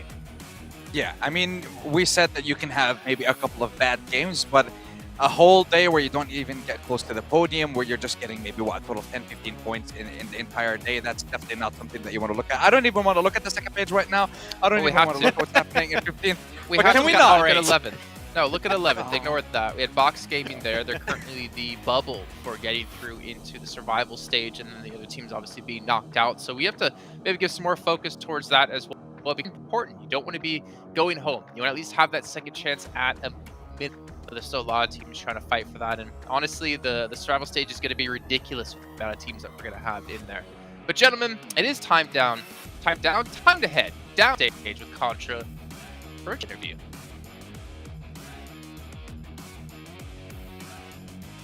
Joining us here in this interview is Buram United Esports, as they've been the match winner for Match 4. And of course, could you please introduce yourself to the world out there, and how do you feel about your performance for today? น้องช่วยแนะนำตัวหน่อยนะคะแล้วก็รู้สึกยังไงบ้างกับวันนี้ performance ของวันนี้ สวัสดีครับผมบุรีรัมย์ไมน์ MP ครับก็วันนี้ก็รู้สึกดีขึ้นมานะครับจากเกมแรกแล้วก็เกม2ที่ผ่านมาก็รู้สึกโล่งใจมากขึ้นแล้วครับ Okay, for today he said he much more better for like previous 2 match. Yeah, it was so exciting. I see. And overall, you guys play really aggressively for the past 2 days, which helped you guys get a lot of elimination points. Was this your strategy for today, or have you always been trying to play very aggressively? สำหรับวันนี้ดูเหมือนว่าน้องจะดีใจมากกับการเล่นแมตช์นี้จะถามว่าอันนี้คือถือว่าเป็นกลยุทธ์ของน้องก่อนที่จะเริ่มเล่นเกมนี้หรือเปล่าคะก็ส่วนหนึ่งครับก็เราก็เล่นสไตล์อย่างนี้อยู่แล้วแล้วก็เน้นไปหน้าไปเลยครับ Okay, this is always what do you mean? He always play like this as usual. It is the most strategy from them. Yeah, and after all that hard work, it has been able to bring you guys a victory in match number 4. So I really want to know, how important was that chicken dinner to you, and what was the first thing you told your teammates after the win? หลังจากที่เล่นอันเนี้ยสิ่งแรกที่น้องได้บอกกับทีมมันคืออะไรกับการชัยชนะในครั้งนี้ก็เล่นกันให้เหมือนที่กับซ้อมมาครับแค่นั้นเลยก็they say we play just as they rehearse. I see. And of course, with all those practice, it has finally come into fruition. Yeah. So I'm really glad to see that working out for BRU Esports overall. Now, one last question before, of course, we continue on for our final game of the day.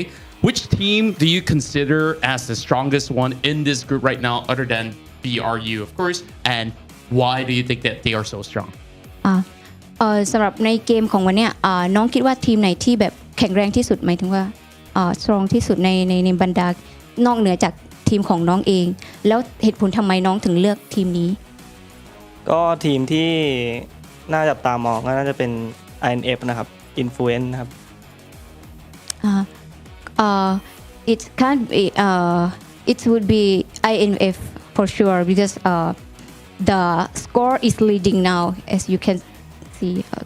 Yeah, we hope to definitely see you guys be able to catch up, because we still have 2 more days of play and 1 more game for today. So I really don't want to take too much of your time. Thank you very much, my name P, and of course, Kapunta. All right, thank you guys. And of course, we're going to be going to our very final game. So make sure you guys stick around, as we still have 1 more chicken dinner to go. 1 more chicken dinner to go, but we got to see my name P, or I call him P, you know, because we're cool like that. He's actually my boy P. If anyone's been following the last couple of years, he knows what I mean. But we can see a head-to-head between him and Zuxi here in this last match. And, you know, it's weird, because with Bigatron, I feel like I just get toyed around a lot, because I want to believe that Bigatron can be as strong as they were in the past. And sometimes we see glimpses of Zuxi and Luxi. But the hard question I have to ask here is, Is Zuxi or Luxi the problem within the team? Because they've swapped around different players, and yet they've not found a team that can compete at the highest level. Well, I mean, technically they compete at the highest level, but not winning at the highest level. No, I think that we've seen Luxi and Zuxi being able to step up, at least today, because I have the impression Misery and Genfos have been able to set them up in really big ways, especially these last 2 games. But no, I feel like the team is just seeming a lot more comfortable now. And imagine, man, we can have a grand finals potentially with BTR, though, I believe 4th place right now, go into a grand finals in Indonesia. They're going to be a local team there, potentially with an audience. That would be mental. So we need to see them push even harder here and make it up there. But I feel like things are coming into place slowly for the team. I'm hearing from production right now. Yeah, there's some miscalculation in points, and Bigatron are actually 1st place. That's weird. Wow, it's a joke, obviously, on because you want to see them there at the finals. I mean, anyways, okay. Well, my humor, it just doesn't work today. Ergo, last match of the day, and we also obviously got to see S2G take a victory on it at the start of the day, and they were able to get a win as well in our first back-to-back. Question is, can they do it yet again? Can DRS maybe get themselves a chicken dinner? Honestly, with the way the overalls have been shaping up, there's still quite a few teams in that reach for top 3. Yeah, and not only that, but the competition is getting spicier and spicier on both sides of the leaderboard when it comes to the teams competing for the top 3 spot, and also when it comes to the teams just competing to stay alive and survive in this tournament so far. And now with 1 game left to go, we're going to be finishing the first half of the week. It's going to give us an idea of what to kind of expect over the next 2 days as well, Jason. Yeah, and there's still a lot of work to be done, but I think as we kind of led off at the end of yesterday, or finished off at the end of yesterday, was how much work are the teams going to put in, how much more an improvement are we going to see going into the next day of play, and I think we have seen that out of quite a few different teams. I mean, we have had, you know, obviously Influence Chemin be able to stick around here as a relative, as a team that's just kind of on the tip of your tongue, and a team that's always been around there in these later zones. However, we've seen, I think, besides that, a big change. And speaking of big changes, not too much of a change for Sandstorm. You can do that. Just really do that. That's not. Listen, if I'm picking them one last time, I'm picking them like everywhere. They're the only team that I'm going to be focusing on, the only team that I want to watch. So after Game 6, I'll be answering Blank's question, not before. Okay. I was going to answer the question for Blank, actually. I was going to say, there's a lack of scouting right now, the impression for R8. They're playing edge, and they're a little bit too slow, and the scouting is lacking a bit. Sometimes they get caught off guard pretty easily, so I want to see them maybe just scouting a little bit more, get more information for their rotations. It will make things a little bit easier. And also BTR win, maybe, again.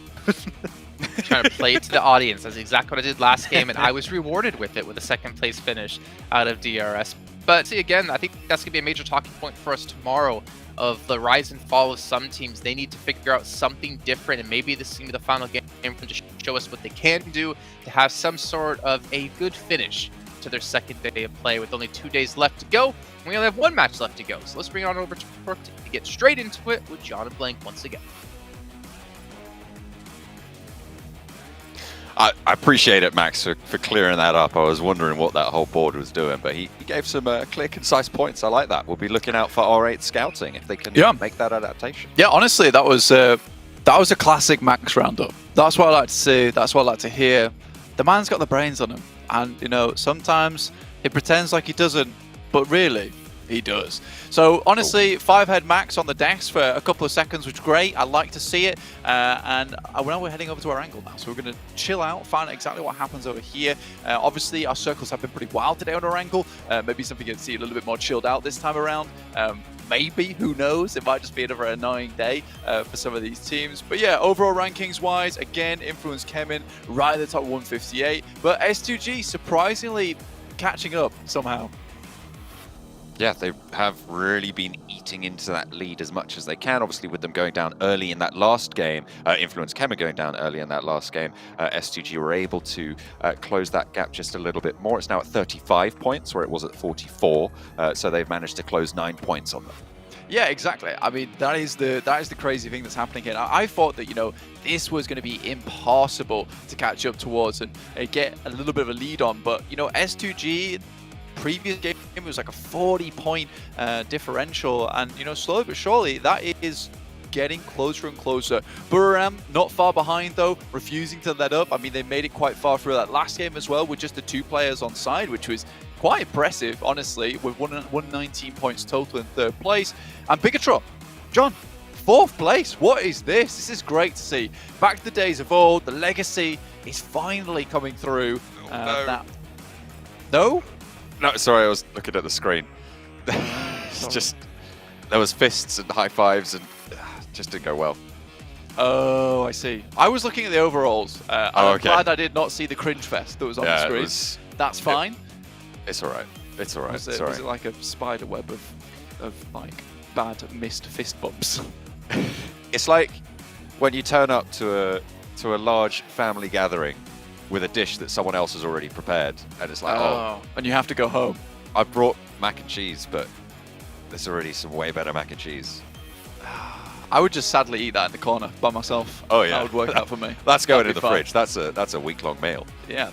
Oh yeah, you brought mac and cheese. I didn't bring anything actually. What's that in your hands?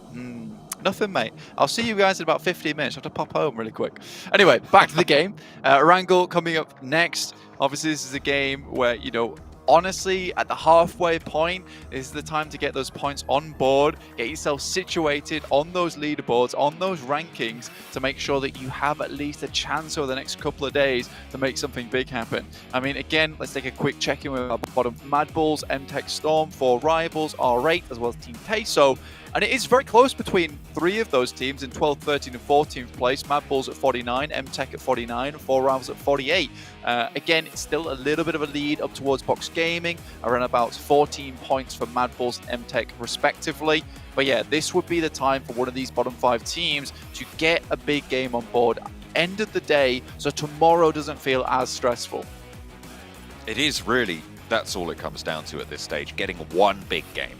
Even that might be enough to see you into the chance to qualify, right, into the survival stage, which is what everybody is, of course, looking for. Unless you're one of those top teams, top contenders, of course, going straight to those grand finals. But we'll have to wait and see who's able to claim those spots. Can that big game start to pop off for any of those teams at risk? Can they accumulate the points here as we reach our halfway mark? It is match number 12 of our set of 24. Playing path on our screens is coming from the western coast all the way across to just the south side of Lipovka there, down towards Milton Power. So very southern playing path for us at the moment. So there's no military base obviously open. We'll see which teams decide to head on down there early on, if any teams do choose to pick that one up. This is a pretty good time for Mad Bulls to actually drop out towards Primos instead of heading towards some of their alternative drops up towards school and apartments, which is absolutely fine for them. Again, not finding too much success from that position all that often. LGD up towards South George very early with R8 on the top side. Lack of scouting comes to bear, which I think absolutely it does. I think their early game seems fairly decent, but then it's just a case of they get real caught up in a lot of their rotations, unsure where to head next, how to head there, and then these rotations are just scuffed, sadly. South Plain path cuts a lot. Any teams looking to move up to the north might struggle, especially on that eastern side. But already some early spread outs. Georgia Pole should be accessible. Severny may be a little bit too far to go, but I'm sure there's plenty of choices, plenty of options here. Close by for R8 and LGD though. We see them drop close to one another quite a lot. CCC actually with an M4 up the top of the hill. Can he get the spray onto Bandar? Not going to be able to spin him out either. On for the reload, but will not be able to land. Yeah, I mean, that's a moment of pressure right on your side, that you know that you instantly have to get over this ridge side. Hope there's none of the enemy team over there either. So a lot of things going through your head in those moments to try and hit those shots. And again, the M4 probably has the worst iron sights in the entirety of the game. It is horrid to ADS down and actually find your target. You're more ideally looking for like a red dot at the start of the game, or you know, you could get perfect loot luck and just get a 3x as well. Again, tough stuff there. I mean, for LGD, they really could have got a much better result. Luckily for them, though, they are on that northern side, so they're still in crates, and R8 are in a weird spot right now where they are encroaching on other territories like MTech Storm down towards that south side, and may have to pass up through LGD, but they've already set up the blockade across South George Hospital as well as crates. will be a little bit further south and maybe longer to get that loot. With the hard east circle, they don't have a lot of time. There's a lot of water in this one. Blank again goes for our water theme today. Last game was a little bit of an exception, but it is Miramar, so you can forgive it. Law? Are you... Law doing some buggy acrobatics there out in the open? That was kind of a 720 flip on the side. You know, 8 out of 10 from the judges. Kick flipping off the buggy. You like to see it. Happy days. I mean, we're not back in those days where Papa Roach is as popular as they once were, but still, you like to see some skateboarding action off the back of the buggy. I8, currently not massively under our eyes. I don't think anyone's really looking at them too much at the moment. Just a standard team, realistically. Not doing anything too special, not making too many mistakes either. Currently sat in 9th place with 82 points. Really, these guys are the first massive step up at the moment in the lobby, from the Infinity being at 64 points and I8 being in 9th place with 82. So for I8, it has been a better performance today from them, considering they were in that bottom 5 towards the beginning of the day. They've managed to creep their way out of there, which is great to see. But again, not a team that is really, you know, flashing in front of our eyes, demanding our attention. There is not that big draw, not just yet.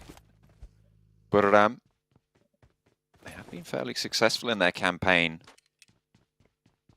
As you can see, they have reaped the rewards of that. Up in 3rd place now. Playing out on the eastern side. This is a good circle for them. The question for me is, when will they regroup and where will they regroup to? I mean, we saw Titan get punished for not regrouping early when they were down south on Miramar. And this feels like a similar situation. I mean, with Lipovka being all the way on that eastern side, I think it's easy enough for them to actually get towards that west, because unlike Titans over in Los Egos, right? It was a case of a lot of teams could slink underneath them or backfill them on that top side. I don't think Buriram are really expecting many people to come in through on the warships outside of Lipovka on the east to backfill them inside Lipovka. So they should be just okay. And this is a fairly typical drop towards the Lipovka side anyway, getting one player up towards Mansion and one player down towards Shelter inside Prison, getting as much loot as possible onto this team early on. And with them controlling most of the circle right now, being able to get every single player nice and looted early on and have tons of smokes, tons of grenades available, be level 3'd, they'll be able to pick themselves one of these high priority compounds towards the center of this circle and then play the game out from there. So I think this is a good idea from Buriram, expecting a lot of teams to be on that western side with the west to east playing path.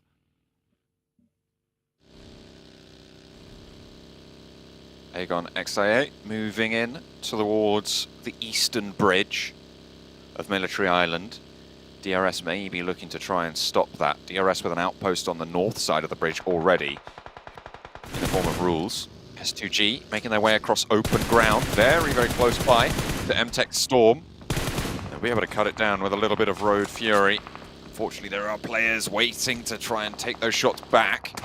A wheel does get popped out, and actually Kelsey dropped as well out in the open. Reloads will need to come through, but there's a Mini 14 and a 3X. That's going to be plenty devastating enough. Silas actually continues to kind of get spun out here with the wheels just going down, deflated, but fortunately able to roll to cover.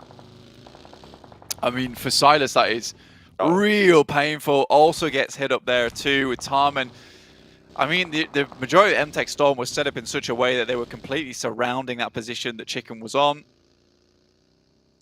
And I would say S2G lose 2 of their most crucial players on what was quite the greedy pickup in the vehicle. I mean, Kelsey going down as well as Silas. Silas being like your backstop operative and being an anchor for the team, and Kelsey just being massively important when it comes to those clutch moments.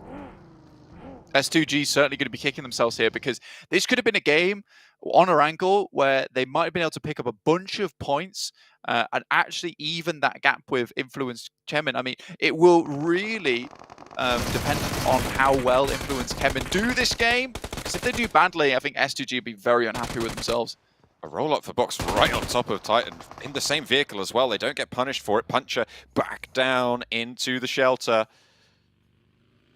Aegon XIA have sightlines over towards the entrance. A difficult push for Box. Bensu a little bit out in the open, and maybe the gun jumped a little bit there for Aegon XIA, but fortunately IQ is there, ready and waiting break, tries to answer, not going to go well, and will pop the nade over the top for Scry, which brings them a little bit even. Bensu hiding now, and Titan, they've been given a lifeline.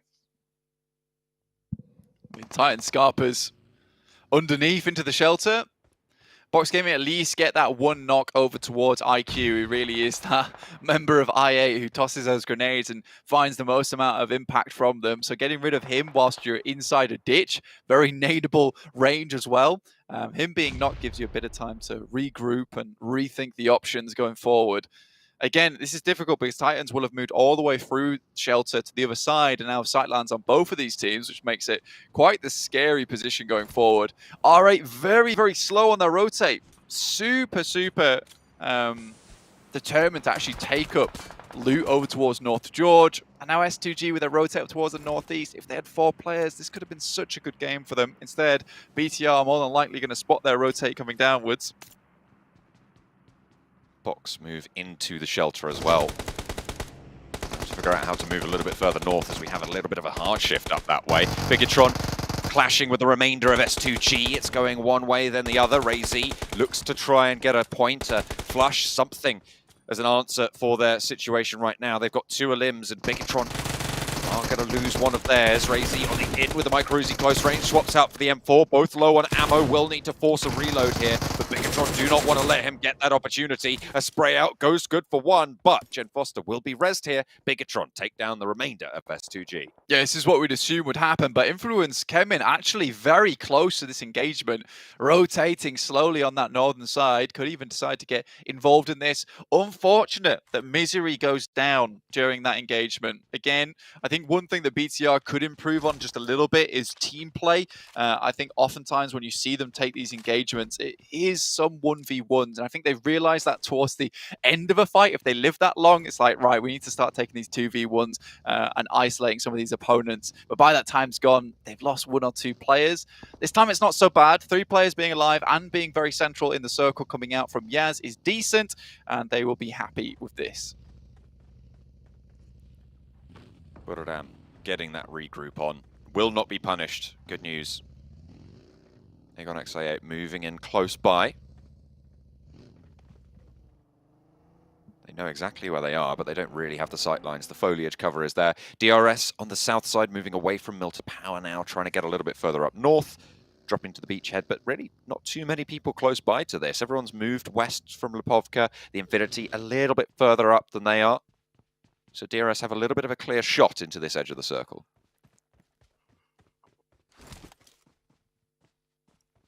They can definitely take their time with it.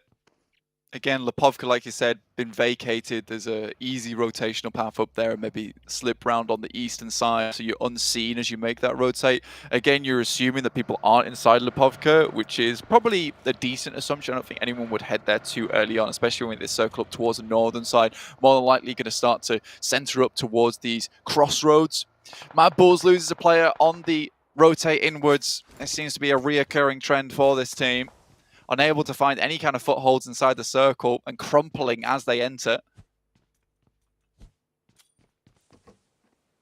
Box want to give themselves some smoke cover, seemingly want to challenge in towards the central mansion area, towards the central set of buildings there. The shift comes back mainland. It's fairly kind. It could have been a little bit more of a dastardly circle if it had shifted out further east. We've seen these coastal areas be finished on before. It is not easy. So a lot more playable terrain with this sort of a shift.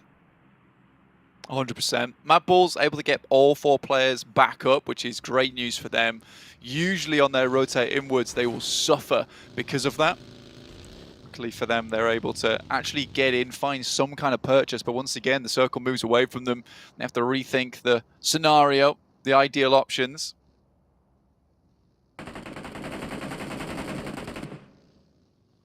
The scrap starting to coalesce between the 2 teams fighting off there. Titan looking to stay alive with 3. Aegon XA8 close by to it as well. Being spotted out. I think that's Bigatron just next to them. It is, in the buildings. Luxie really wants this shot, but does get the cross on the windows. Luxie moving in at the back as well. Titan are launching nades over to Box just further south of this engagement. break falling there. Actually, Aegon XI8 will be able to find that final piece. And with it, Box will fall 15th place. This is not good news for a bubble team. Not at all. Again, they still have a little bit of buffer between them and MTech, and with MTech Storm losing one player, it's okay for them. Again, not a massive match that Mad Bulls would need to overtake to get above Box or the Infinity, and with both them hemorrhaging players, maybe a potential here as they move up towards that western side and try and enter just underneath Yaz Naya. R8, I think Max is dead on the money there. It was very difficult to make any kind of information gathering because they decided just to stay out of the blue the entire time, in which case LGD waiting for them. They were like, right, where's R8? I guess we'll just sit up here, wait for them to make their rotate over the top of Severny, and just send shots down towards them. Already a good nade comes out the pocket. Another nade goes down, a little bit long, but that could have been amazing. A nade on the side of LGD. LGD's strategy does have a name, Blank. It's called the R-Wait. That's right. That's all I'm saying. Okay. I mean, that's fair play. That's me. See you guys later. R8 sent packing, but across the fields as well. I mean, this is not the best of rotational paths that you're being forced into.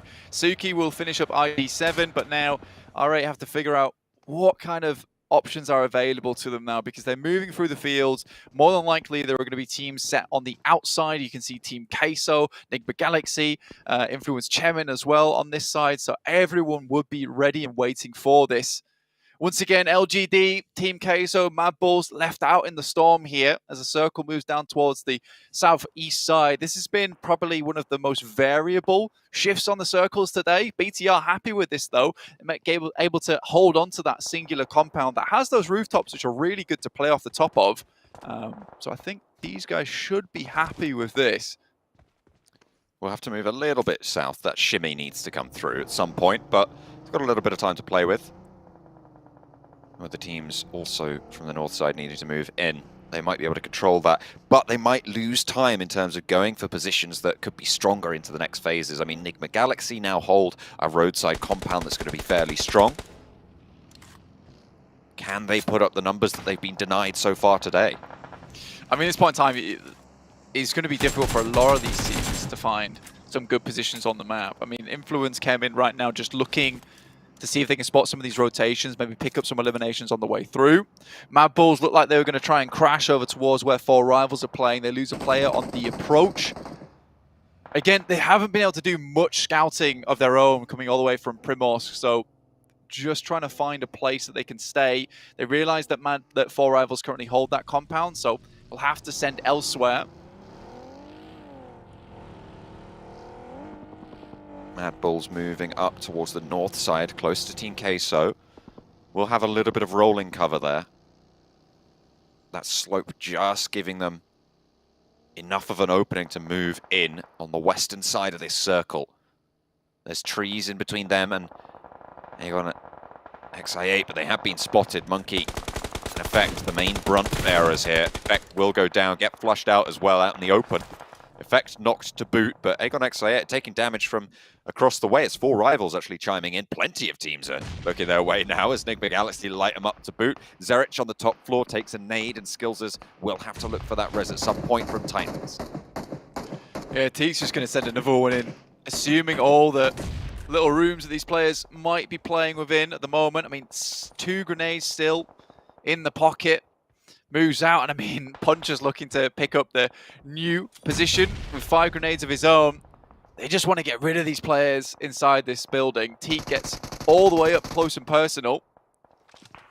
I think they know that Skillsers is there. He pushes forwards for the challenge instead. Up to the staircase, a dangerous spot to be playing. There's so many sightlines being held by Titan right now. It's very difficult to find any sanctuary into these circles, into this building. Puncher puts a nade on the outskirts. Skillsers drops the Molotov on the staircase. Zerich still bleeding away. Nades rolling down. 6 yet to really enter into the fight, but finally, Teak lands one. And that's all that was needed. Oh, it was Puncher, actually, who was able to pop that one through. And it was only a matter of time as we hop straight on over to Influence Chemin, who are engaged in a little bit of a scrap coming through with LGD on the north side. They haven't moved from this position. Influence Chemin trying to hold off now. All 4 of them are alive. Law on the outside with an off angle. Suki playing close contact. CCC skirting around the edge. LGD have that off angle as well, Blank. All these players will have to move though. Influence Kevin just drops out the top side, looks to just finish the fight off quickly. But immediately it's Suki dropping out the side of the building, but these refrags are coming through thick and fast. But it will be instead Nigma Galaxy from along the way that spots out these players and looks to finish them off here. Unlikely that Law's going to be able to get any of these players back up on their feet as they're outside in the blue. The worst timing for Influence Kevin to get caught up in an engagement between them and LGD. They do live longer regardless. In front of S2G, I guess S2G would be very happy. LGD didn't really need to go for that fight fully. They weren't in this circle. I mean, sure, if they'd been embroiled in it for a while, but it felt like there were other options and they could have left Influence Kemmins behind and tried to crash for a closer in compound. I mean, there's probably plenty of moving parts of that decision, but I have to question it a little bit. I think you wonder if you can immediately crash up, get some nades through the window, clear out that team, and then move forward. I mean, passing by them is a pretty horrible option as well because you're more than likely going to get shot at. So you'd rather put up a fight in the process. The Infinity also in a similar position, trying to put up a fight versus any other team. R8 living for quite some time now. They were sort of aimless on their rotates, going from one side of the map to the other, but finally found a little bit of safety to call their own. 10th place potentially on the cards for Nigma Galaxy as they're left with just Freak alive. So far they've had a disaster of a day. And Freak's trying to rectify that. Get as much as they can here. 3 eliminations. Getting top 5 would be such a relief, if nothing else, for them. I mean, with DRS with 4 players as well, I mean, this is a case where even I8 with 7 eliminations, there is a potential that we see Nigma Galaxy drop down to maybe a 7th place at this point in time, maybe an 8th if they're really unlucky. And that from 2nd to 8th in the day after you had such a buffer set up for yourself is a real terrible result, and they'll have to bring something back up to speed. Again, R8, I would say that these guys are definitely the wanderers of the lobby right now. They're just unable to find anything and keep finding themselves caught up in action where they did not want to locate it. But now the Infinity are going to take up the mantle of the engagement on the north side as Burram also moving in on the east. The Infinity, Bigatron and Burram all taking this fight here. Law from Influence came in a little bit further ahead of it, but as a solo player, don't want to get involved. Nades flying back and forth. Bigatron really have the crunch on the Infinity at this stage. Burram do not have sightlines over to Bigatron and vice versa. So it is really all over towards the Infinity, and they are falling like flies. Yeah, they're 100% pinched right now. It's going to be a difficult approach. BTR should be somewhat aware there is another team over towards this side of the map. I mean, 3 players from BTR clearing out that team on the eastern side is a smart option rather than letting that fight go on for too long. Clearing that out and then allowing maybe Burram to head down towards the south side affords you a little bit more space. Law, once again, soloing it. The snake of the lobby at the moment. Teak from Titans and Co over towards that southwest side alongside with DRS. Zuxi, though, hitting some nutty shots here with the M14. Not a typical weapon you usually see used at long distance, but the only thing you have, you work with what you've got. I mean, the M16 single fire, it can work as sort of a pseudo DMR, obviously with the fairly recent DMR buffs. It's not quite as powerful, but still useful in the right hands. It seems like Zuxi's the guy to do it. I think that might be the right option to pull out the 6X and just go for the spray, considering he's looking for that. Very dangerous to remain in the same spot for too long, and so close to getting that double knock on the almost outside the blue there as well. Real unfortunate for BTR. They almost cleared out one of their biggest opponents in the lobby on this eastern side. Not only for this game, but in terms of the overall standings as well. I mean, they're 4th place right now, hunting down Burram's total in 3rd. Again, BTR have had the central part of the circle for a long time, and now finally having to move. This would be a good test for them, considering they've had a few times who've had that central circle to themselves. Over an Orangle, a little bit more difficult for them, heading down towards that south side. Still a good game from them. Miramar, definitely, I would say they had the lion's share of the circle to themselves at the beginning of the game. But again, this now is a good test for BTR. Is how they play out this exit, how they play out this escape. Unfortunately, My Name's already found a pick over towards Zuxi, which is going to slow them down. The circle is getting ever closer to them. They're running out of options at this point, John. Things are getting complicated. As Kate Bush would say, they're running out of hill, right? That's what she says.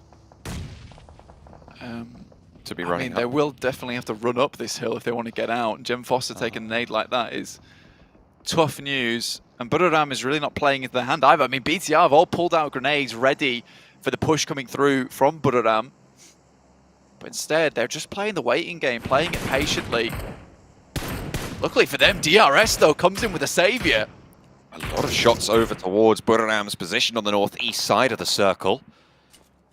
Puts them a little bit further back, but Bigatron still yet to capitalize on this. Fortunately, they seem to have found another route of egress over towards Aegon XI8, but DRS, with the oversight onto that position, it's much less favorable to be pushing into this spot. Ghost, the last to fall, will be clocked, and Jen Foster, a threatening presence as always. Picks up that limb, and Law from Influence came in, actually getting up towards a 6th place position. Again, all on this lonesome. Nice. Really good just to send this guy out. His strategy at the moment is just send central to the circle. If it shifts away from me, it shifts away from me. I just go right to the edge and look out into the blue, so only half my body is out in the circle itself. Seems to be working just fine, so that's fair play. But then we're able to restabilize on that northeast. DRS did cause them some serious problems. He's been spotted. Oh, he's got away with it for now, but look at that. Oh my god. I think 3 teams are now taking shots at Law. I mean, he has to just kind of do the dance around this loot crate for the time being. I don't think he's even thinking about pulling out anything else. Good play from him, though. I like that he waited to pick up the level 3s from the actual loot crate before he took some serious damage, which is very, very smart. Now he could potentially weather the storm out for a little bit longer, especially if he's only got little to no meds on board. BTR still making their way down. Looks like Teak was spotted for just a second. But yeah, some very big teams around here, all looking to put the pain into one another. And with this circle heading down towards the south, it really doesn't help anyone out. A really cool ending to this zone, though, John, with so much tree line available to them. This is kind of like warfare in the woods. I'm interested to see what 4 Rivals can do here. As a team towards the bottom of the tables that wants to close that gap. Right now, at the start of the game, they were looking at a 15-point difference between them and 11th place. Great shot, jeez. They can stay alive for a little bit longer. They might be able to achieve that. 5 teams remain, 3 eliminations. They can ladder up twice with 2 more eliminations. They will be able to make that total. And the further they can get, the better. DRS really harrying the Titan team over on the back. On the west side. Ooh, Gem Foster playing stealthy here. Zuxi also finding Budoram Tiger. Gives them really good time to move up into the circle and opens up that rotational path. This is really well done by BTR. They are playing a slow but steady game at the moment. Zuxi going down though, bad news, but he's already done the damage over to the rest of Budoram. And Law is just vibing in the middle of it. All bullets whizzing over his head. But you're keeping it down. You're stopping from catching any of them. And with a DP as well, there's potential that you can hold out on a crash. Bigatron getting curtailed here. DRS struggling. Everybody's holding everybody else out. DRS on 4, sure. But the western side, the blue zone will push them away. That's going to open them up to teams like 4 Rivals on the south side. Influence came in. Up to 5th place finish. DRS, though, might be looking for this loud win. We've waited for something flashy all day. Fortunately, it will be one of them going down as they try and get out of the compound. Law still waiting in the wings. 4 Rivals really going to have an impact here. Killer blooms the smoke. Sky only does spot Pui, but get the rock back to cover. Not in the next zone. I mean, 100% right. 4 Rivals, this game is so important for them at the moment. Rules is sending out, and Law definitely will have to deal with that guy. There's some serious problems for him, but looks like he's only got eyes for Buradam at the moment. Another team with a really good spot within the circle. Again, circle moves away from both of these teams at the moment. And it's only Law who's getting the look here. Rules. Oh, he's been spotted. Buradam ready for the team shots. Immediately hits the deck. Vehicle goes up, but he did get away from it. So Rules. close. Very, very low. Pui very close to killer. I don't think he knows. At this point. He doesn't know. He's stood up though, and this might be an opportunity for 4 rivals to find at least one. Further crawls around that way. For DRS, 5 eliminations from the position they've held this game. Yeah, they've got a huge amount of knocks, but really not a lot of these things getting transferred across. And that's 2 eliminations going through in an instant towards DRS's side. Now Buradam are going to make their breakout. Well, Law's there, and they're getting cut down as well. Sky only, there's no way you make that crossing. 2 players alive for DRS. My name has been spotted as well out in the open. I think those bullets hit the shot, and Law finally unveils his presence here. He's got so much cover though. What? He has so much. This is amazing, and now we're really evening things up. So it's a 1-1-2-2, and there's a massive opportunity. He might be able to get this done, but that nade might just be the death of him. That's got to be. I mean, it has to be. There's no way you're getting away from that. Oh, it's long. He's got 5 though, but he has to move out of the blue. He can't stay in this for much longer. Might have whiffed the nade on that. Oh, just about gets it. I thought that was important. I thought he was still there. I thought Law had survived that on a sliver of HP, but no. And now my name can move up to the same position. Yeah, good refresh. There's no one else in range to be picking up any of this other loot, or in range to send the nades over the top. And Buradam, you know, even with the 1 player, like you said, taking up the mantle of influence, Kemin here in one of the most unreal positions set up by a loot crate, a rock, and a vehicle is insane. A loot crate, a rock, and a buggy walk into Erangel. And we're waiting for the punchline. There's 4 rivals and DRS all know there's a player there. It's a perfect spot to play in, but Gante with an unreal barrage of bullets coming in their way. DRS weathered the storm. Now just 4 rivals have been waiting in the wings, finally make their presence known on the stage. This is a massive game for them, Blank. The 4 rivals needed this to jump up out of that elimination bracket. That red zone at the bottom of the tables that nobody wants to be stuck in. At the moment, 4 rivals on 4 eliminations in second place have guaranteed that they will be able to jump out of it for now. Can they hold that spot? 4 rivals take a lot of damage, and can they streak out further? Popping that first aid immediately. DRS for a big game as well to try and challenge for the top spots, but Pui goes down. Moki wants to spray, but he's half HP, low already through the smoke. The bullets are flying and not able to get an answer. Delta moves forwards, playing with the edge of the smoke, edge of the blue zone as well. Teammate falls on the ground, steps up, looks at the drop shot, so close. But it's DRS in the end to take home the chicken dinner, waving the flag. And finally, good news for DRS fans. I'm sure the chats will lighten up across the world.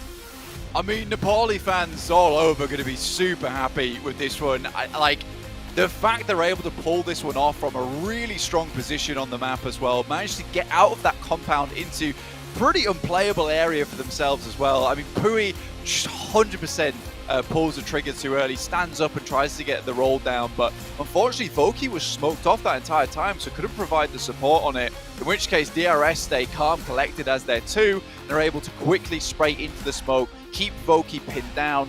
A really good way to end that game. But honestly, Law as well as Buradam, there were so many different moving parts to this end game, which could have changed drastically the result of the end. But again, Influence came in, get themselves a good result. DRS get themselves another amazing result as well, which can keep them very safe towards the top of the leaderboard. Buradam might have laddered up over S2G. A lot of good things happening here. Excellent and important games for a lot of teams here in the bracket. DRS to take the final chicken dinner today at the halfway mark.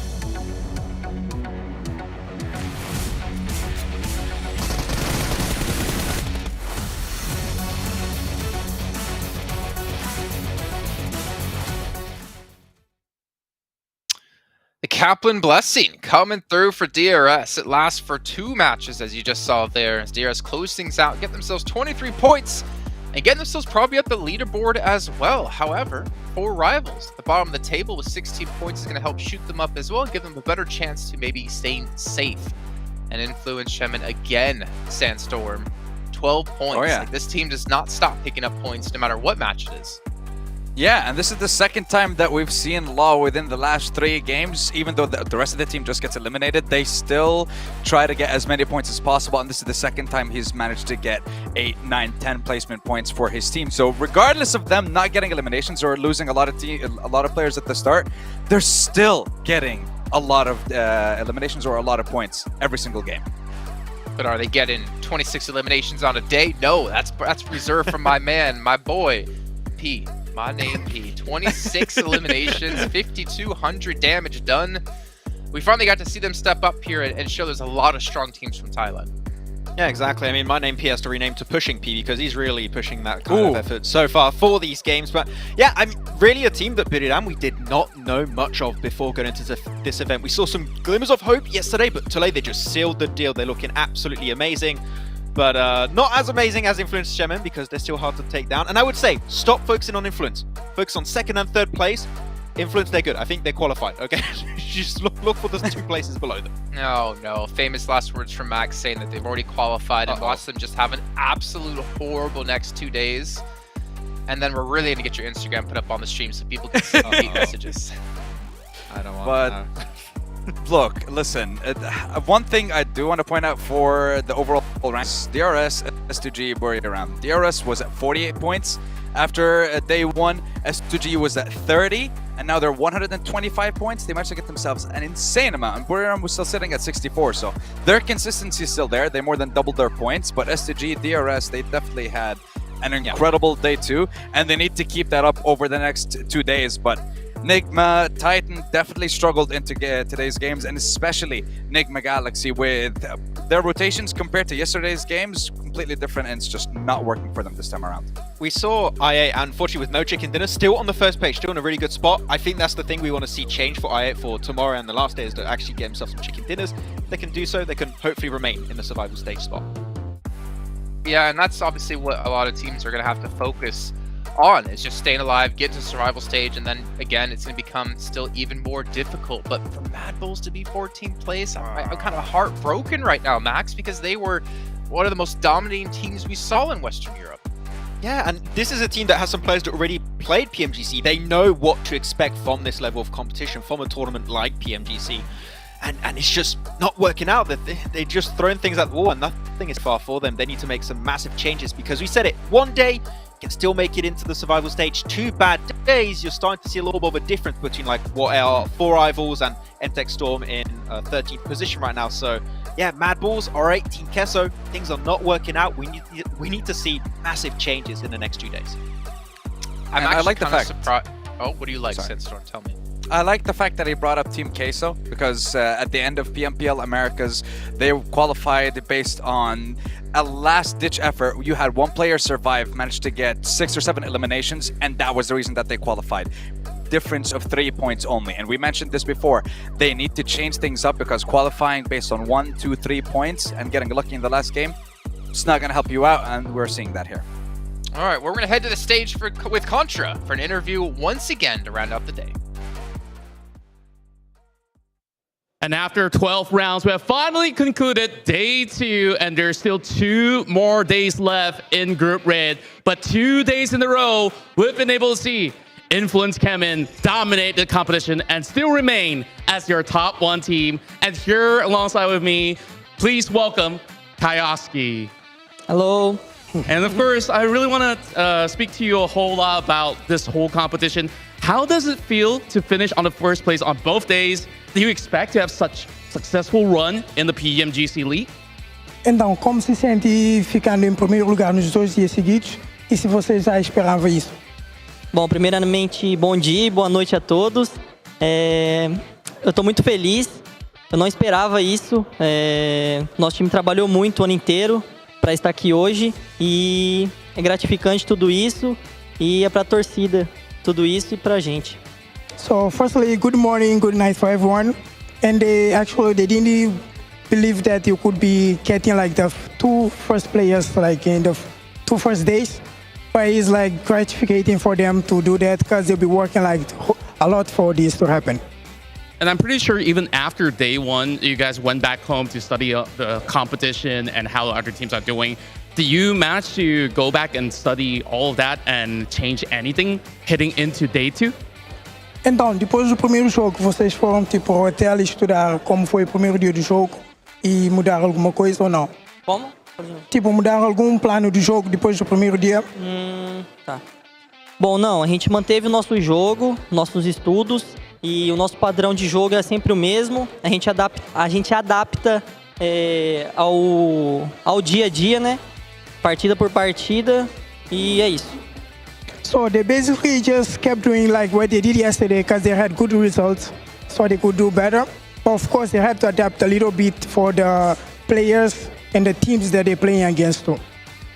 And of course, inside of Group Red, there's a lot of amazing teams out there, and there's only 3 spots. And with your team, hopefully to be able to conclude this whole league at number 1 or even in the top 3, which other 2 teams do you foresee to be going into the global finals?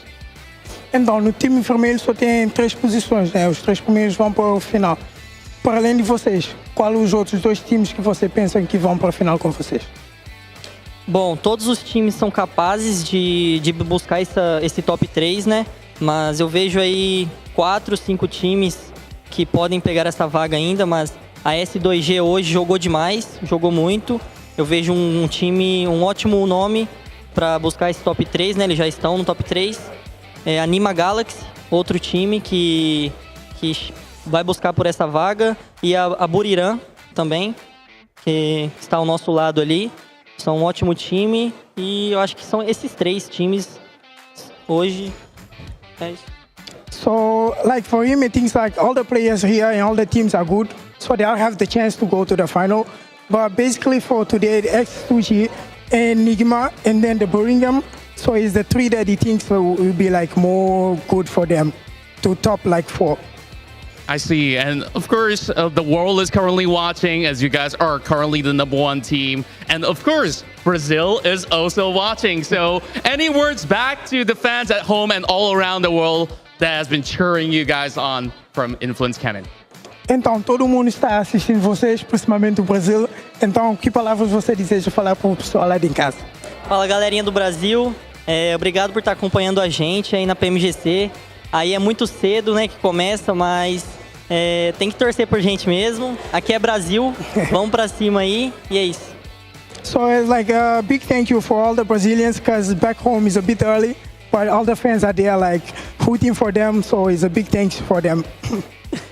And of course, we really want to thank you for joining us for this interview. And since there's still 2 more days to go, I hope that you get enough rest and get ready for the weekend.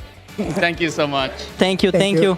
And of course, for all of you guys watching back at home, I hope that you guys can continue to support your favorite teams out there as we head right into the weekend for the 2022 PUBG Mobile Global Championship League. My name is Contra, live here from Kuala Lumpur, Malaysia, and we'll see you guys once again tomorrow.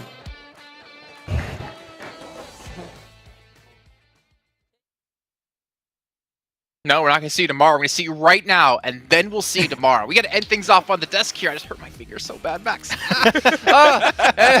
Who knows? Slapping my own hand would like make me break my finger.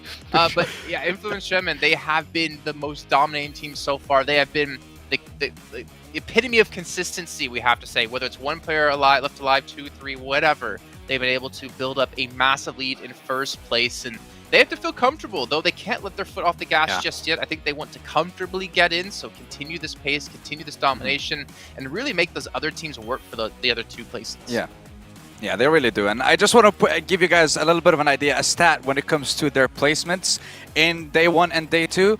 12 games that we've had, 9 of those games have been in top 4. 75% of their games so far have been top 4. And even when they get eliminated, they still take out a whole squad.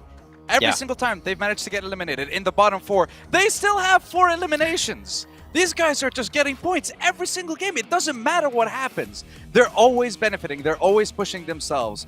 And this is exactly why I picked them out to be the team that's going to dominate week 1. So it's so nice to see that they've done it over the course of 2 days. But now we still have 2 more. 12 more games, guys. Keep it up. Yeah. I mean, the thing is, the only way that they could fall off of top 3 is if they have one bad day. And at the pace they're going right now, I don't see that happening. So it's not top 3 teams going up to grand finals anymore. It's 2 more teams with influence that's going to be up there. So we'll see if they can be taken down eventually, but I don't think so. Yeah. Well, as Sandstorm said, there's 12 matches left to go, 6 of them coming up tomorrow, so we can continue to see which teams will make it directly into the finals and which teams will go over to the survival stage on the last week of this event. You guys gotta stick around to find out. We'll be back tomorrow at the exact same time here for some more PUBG Mobile action.